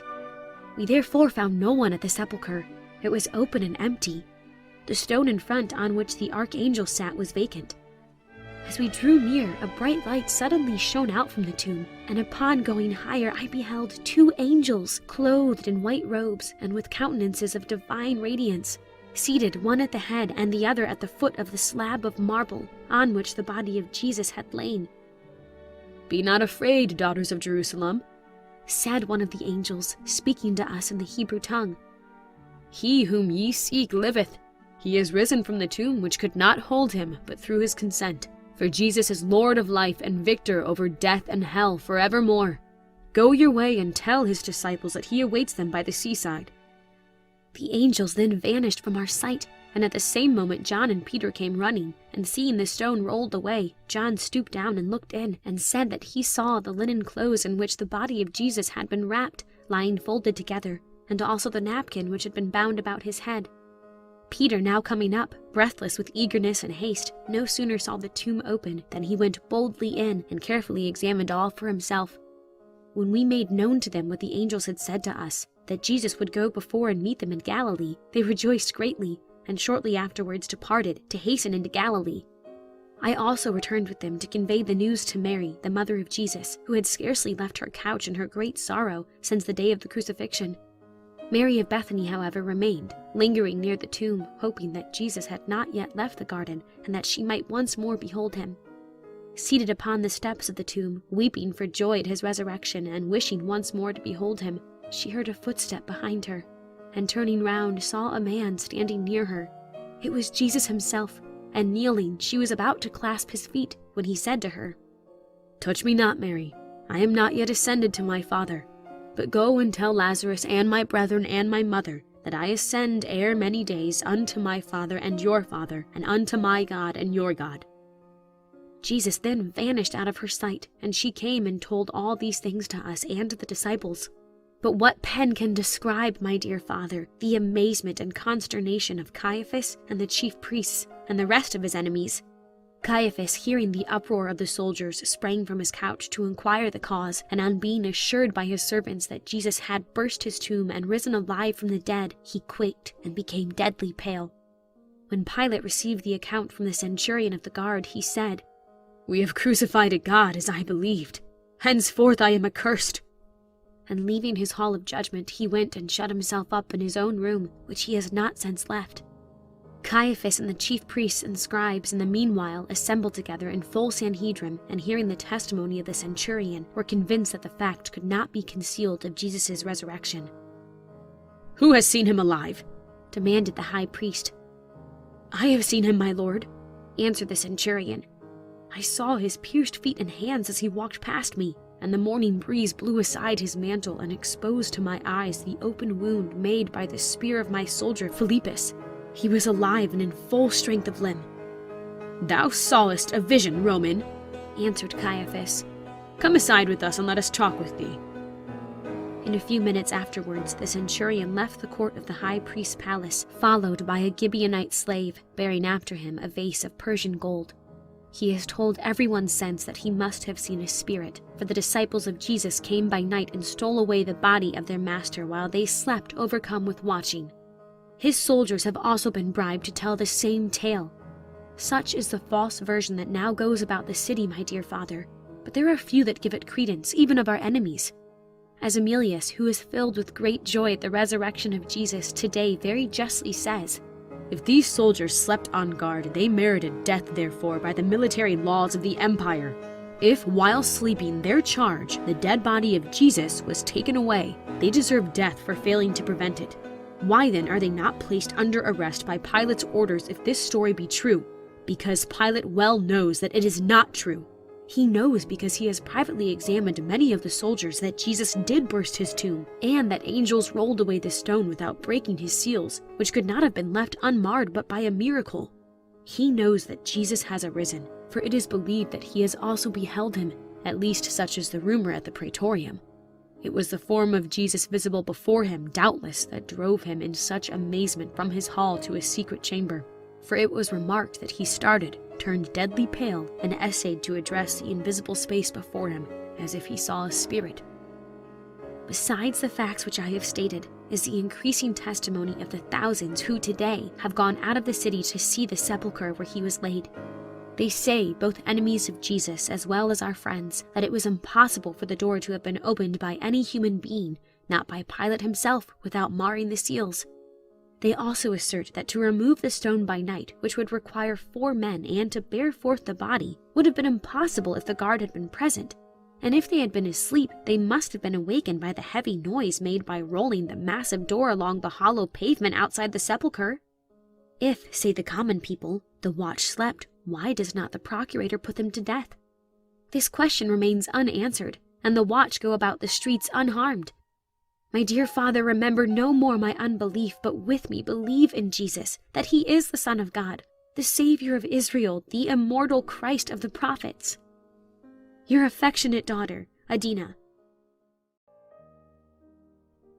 Letter 38. Bethany, house of Mary and Martha, a month after the Passover. I deeply regret, my dearest father, the delays which have detained you so long from arriving at Jerusalem, but trust that ere many days the caravan for which you wait will reach Gaza, and that you will be enabled to resume your journey to the Holy City. I am now at Bethany, where I have been some time making my home. Uncle Amos has retired for the present to his farm near Jericho, but will be here tomorrow to remain with us. Therefore, when you come near to Jerusalem, instead of going directly into the city, turn aside by the road leading past the king's gardens, and go up the brook of Kedron into the way to Bethany. I pray that God may preserve you in safety, and soon permit me the happiness of once more embracing you after 3 long years of separation. And what events have transpired in these 3 years! Once more, my dear father, read carefully over the whole narrative, and answer to yourself this inquiry. Is not this man the Son of God? Is not he the very Christ, the long-looked-for Messiah? Isaiah prophesied of the Christ whom he saw afar off that he should be a man of sorrows, that he should be despised and rejected of men, that he should be taken from prison and judgment and cut off from the land of the living, that he should be numbered with the wicked in his death and make his grave with the rich. How light, how clear, how plain all these prophecies now are to me and to us all! How wonderfully in their minuteness they have been fulfilled, you already know. His resurrection also was foretold by himself, but we did not understand his words until now. When he spoke of destroying the temple and raising it in 3 days, he spoke of the tabernacle of his body. Oh, how many sayings which, when spoken by his sacred lips, we understood not, now rush upon us in all their meaning, proving to us that every step of his life was foreknown to him, that he went forward to his death aware of all things whatsoever that were going to befall him. But his resurrection was also foretold by the holy David when he said, Thou wilt not leave his soul in hell, nor suffer thy Holy One to see corruption. And his arraignment before Pilate, Caiaphas, and Herod was foretold by David when he said, The kings of the earth set themselves, and the rulers take counsel together against the Lord and against his anointed. Yet the Lord saith, Thou art my son, this day I have begotten thee. Also, my dear father, turn to the Psalms 22 of King David, and compare the following words, which speak of Messiah, with what I have described in my previous letters. They shoot out the lip at me, they shake the head, they laugh me to scorn. They say, He trusted in the Lord that he would deliver him. Thou hast brought me into the dust of death. Read the same psalm of the Holy King a little farther, and you will see these words, which were put by the royal prophet into the lips of his future Messiah. The assembly of the wicked have enclosed me. They pierced my hands and my feet. They part my garments among them, and upon my vesture cast lots. Read and compare these prophecies of Messiah with the accounts in my letters, dear father, and you will not only be convinced that Jesus is the Messiah, but you will perceive that his humiliation and sufferings before Pilate and Caiaphas, his agony and the cross, his death and burial, instead, as we ignorantly conceived of being evidences that he was not the Christ, are proof that he was the very Son of the Highest, the Shiloh of Jehovah foretold by the prophets, the anointed King of Israel. Oh, wonderful is all this! How marvelous these things passing before our eyes! Now all is dazzlingly clear. The prophets are unveiled to our sight, and we see that these things must have happened to him. Oh, our darkness, our blindness to have seen in the prophecies of Messiah only the passages which speak of his glory and power. Read the prophets no longer, my dearest father, with the veil before your eyes. See in all you read Jesus as the end of the prophets, the goal of all their far-seeing prophecies, the veritable and sure realization of the prophetic visions. Thus, my dear father, has Jesus in all particulars proved himself to be the subject of all prophecy, the King of Israel. But you will now ask, is he to re-establish the throne of David and live forever? Yes, but not a Jerusalem of earthly splendor. Oh, how clear are all things to my apprehension now! The Jerusalem in which his throne is to be placed is heavenly, and the true Jerusalem of which the present one is but the material type, what the body is to the soul of man.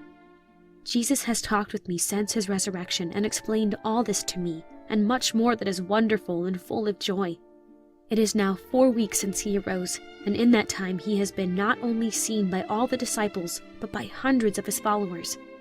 The only change in his usual appearance, dear father, to the eye, is a transparent paleness, which gives a soft radiance to his whole aspect, and a certain majestic reserve, which awes all who draw near to him, so that men speak in his presence in subdued whispers. His mother, happiest of women now, as she was before the most wretched, ever sits at his feet and silently enjoys his sacred presence, seldom speaking, and looking up to him rather as a worshipper to her God than a mother upon her son. That he is in the flesh in reality, and not a spirit, he has proven to his disciples by eating with them, and in a remarkable way to an incredulous disciple called Thomas, who, not believing that Jesus was risen in his real body from the dead, was told by the divine Lord to place his fingers into his hands and his hand into his side, which Thomas, convinced with all, refused to do, but falling at his feet in amazement and adoration, worshipped him as God. Today his disciples are with him in the gardens of David at Bethlehem, where he is holding daily a solemn council with the 11, unfolding to them the glory of his kingdom, and opening their understandings to the clear apprehension of all which the prophets have written concerning him. John, who is a member of this divine council, says that the power of Jesus, the extent and majesty of his kingdom, the infinite results of his death and resurrection, are not to be conceived of by those who have not listened to these sublime revelations of his own lips. He hath shown us, said John, how that his true office as Son of God and Son of Man is to be a mediator. He showed us that he himself was the high priest, and how that the cross was the veritable altar of this great world sacrifice, and its temple the whole earth and heavens. How wonderful, dear Father, is all this! He further teaches his disciples that he will shortly ascend from the earth to enter upon his celestial reign, and that his subjects there are to be all who love him and keep his commandments. It is to be a kingdom of holiness, and none will enter there but the pure in heart. He says further, that as we do now confess our sins over the blood of the victim we sacrifice for ourselves in the temple, so henceforth we must look to him by faith when we shall see him no longer, slain as sacrifice for us, and confess our sins to the Father for his sake. Jesus has moreover taught his disciples that the Gentiles are to share equally with the children of Abraham the benefits of his death and resurrection, that this good news shall be proclaimed to them by his disciples, and that they will gladly hear it and believe. The fountain of my everlasting kingdom, saith he, truly shall be laid upon earth in the hearts of men, but the building is with God eternal in the heavens. The tomb through which I have passed is its gate, and all who would come after me and enter in must follow in my footsteps.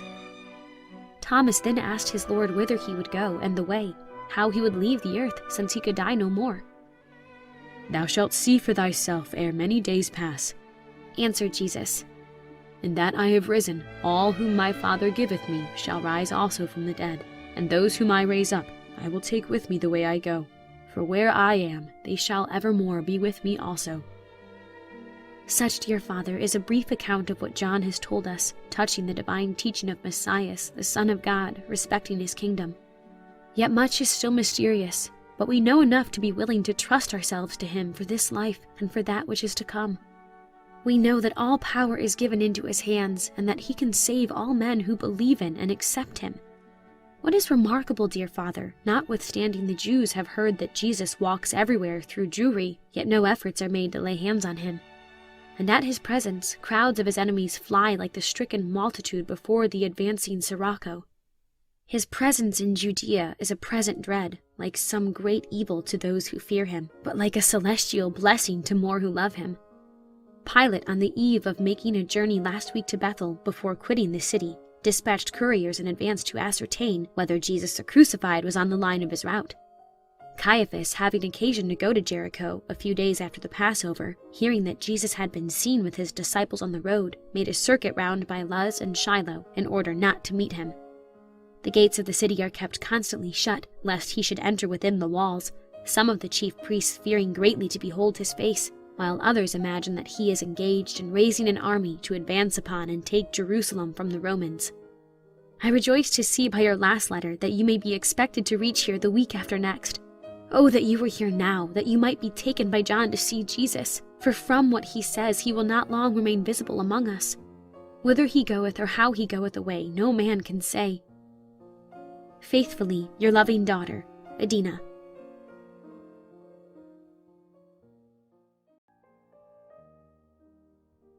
Letter 39. Bethany, 40 days after the resurrection. My dearest Father, with emotions that nearly deprive me of the power to hold my pen, and with trembling fingers that make the words I write almost illegible, I sit down to make known to you the extraordinary event which will mark this day in all future time as the most worthy to be noted among men. On the 40th day after the resurrection, my dear Father, early in the morning, Jesus left the house of Mary and Lazarus, where he had sat up with us all night, speaking to us of the glories of the life above, and the excellency of heart and purity of life required of all who should enter it. Lord, said Martha as he went forth, whither goest thou? Come and see. He answered, Whither I go ye shall know, and the way ye shall know. For where I am, ye shall also be, and all those who believe in me. Lord, said Mary, kneeling at his feet, return at noon and remain with us during the heat of the day. Mary, said Jesus, laying his hand gently upon her forehead, I am going to my Father's house. There thou shalt dwell with me in mansions not made with hands. Thus speaking, he walked slowly onward towards the hill of Bethany, not far from the place where Lazarus was buried. He was followed not only by Mary, Martha, Lazarus, and John, my cousin Mary, and myself, but by all the disciples. There were at least 500 persons in all, moving on with him ere he reached the green hillside beyond the village, for all followed him, expecting to hear more glorious revelations from his lips. He goes to the hill to pray, said one of his disciples. Nay, he goeth to show us some mighty miracle from the expression of power and majesty in his aspect, said Thomas to me, gazing upon the Lord with awe. For each moment as he ascended the hill, his countenance grew more glorious with a certain godlike majesty, and shone as the face of Moses descending from Mount Sinai. We all hung back with adoring awe, and alone he proceeded onward, a wide space being left by us between ourselves and him. Yet there was no terror in the glory which surrounded and shined out from him, but rather a holy radiance that seemed to be the very light of holiness and peace. So looked he, said John to us, when we beheld him transfigured in the mount with Elias and Moses. The hill, which is not lofty, was soon surmounted by his sacred feet. He stood upon its apex alone. We kept back near the brow of the hill, for his raiment shone now like the sun, while his countenance was as lightning. We shaded our eyes to behold him. All was now expectation, and a looking for some mighty event, what we knew not. John drew nearest to him, and upon his knees, with clasped hands, looked towards him earnestly, for he knew, as he afterwards told us, what would take place. Joy and yet tears were on his face as he gazed with blinded eyes, as one gazes on the noonday sun upon his divine master. It was a scene, dear Father, impressive beyond expression. Jesus seemed for a moment to survey the scenes of his sufferings, of his ignominy and death, with the look of a divine conqueror. He then turned to his disciples and said, "Ye have been with me in my sorrows, and you shall now begin to behold my glory. Remember all things which I have taught you concerning my kingdom. Go forth and teach the glad tidings of salvation to all men, and baptize all nations in the name of the Father, and of the Son, and of the Holy Ghost. And lo, I am with you always, even unto the end of the world."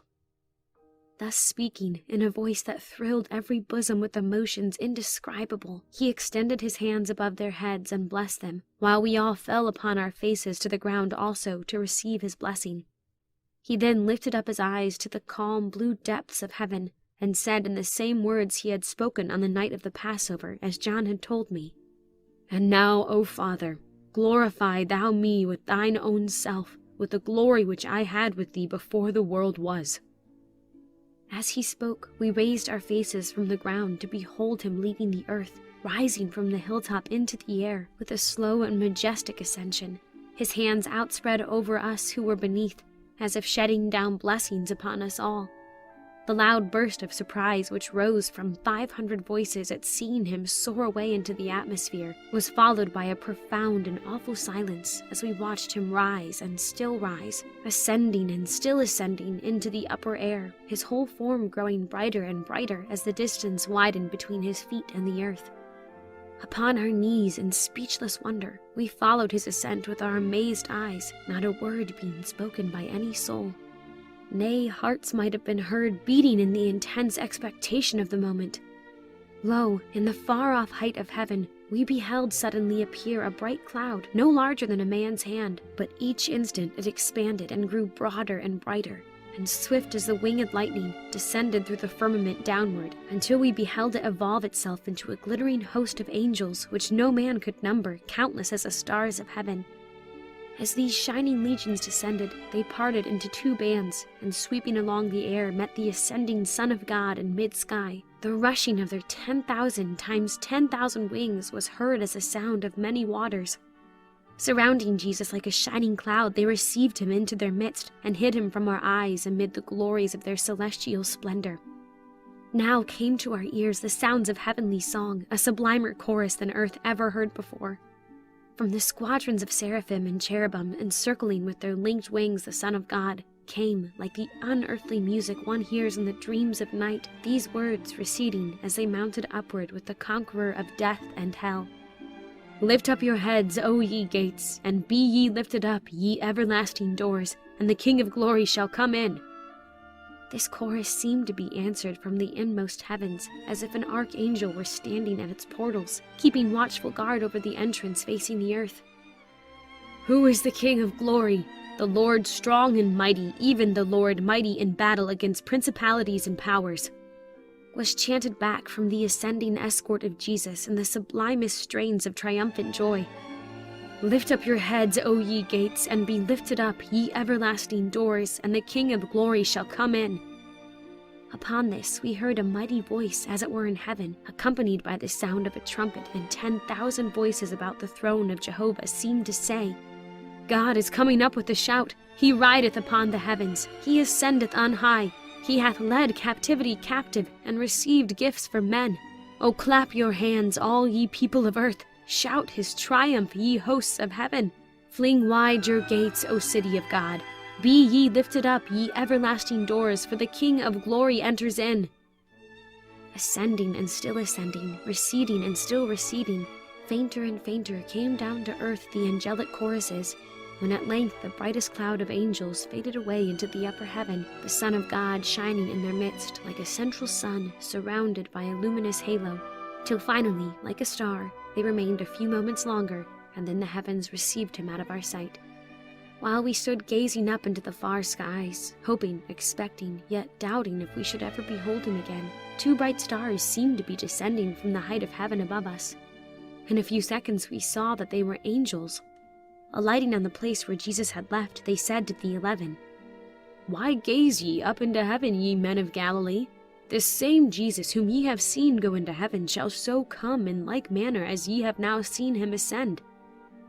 Thus speaking, they vanished out of our sight.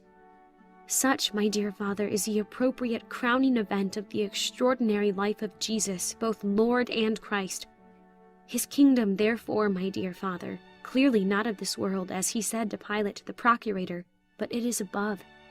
Doubt then no longer, dearest Father. Jesus, the Son of Mary, in his human nature, was the Son of God in his divine nature, an incomprehensible and mysterious union, whereby he had brought together in harmony the two natures, separated far apart from sin, by giving his own body as an offering to reconcile both in one immaculate body upon the cross. There is now no more condemnation to them who believe in him and accept him. But I cannot write all I would say to you, dearest Father. When we meet, which you rejoice me in saying will be on the first day of the week at Jerusalem, I will unfold to you all that the divine and glorified Jesus has taught me. Doubt not that he is Messiah. Hesitate not to accept him, for he is the end of Moses and of the law and of the prophets, the very Shiloh who should come and restore all things, to whom be glory, power, dominion, majesty, and excellency evermore. Your loving daughter, Adina.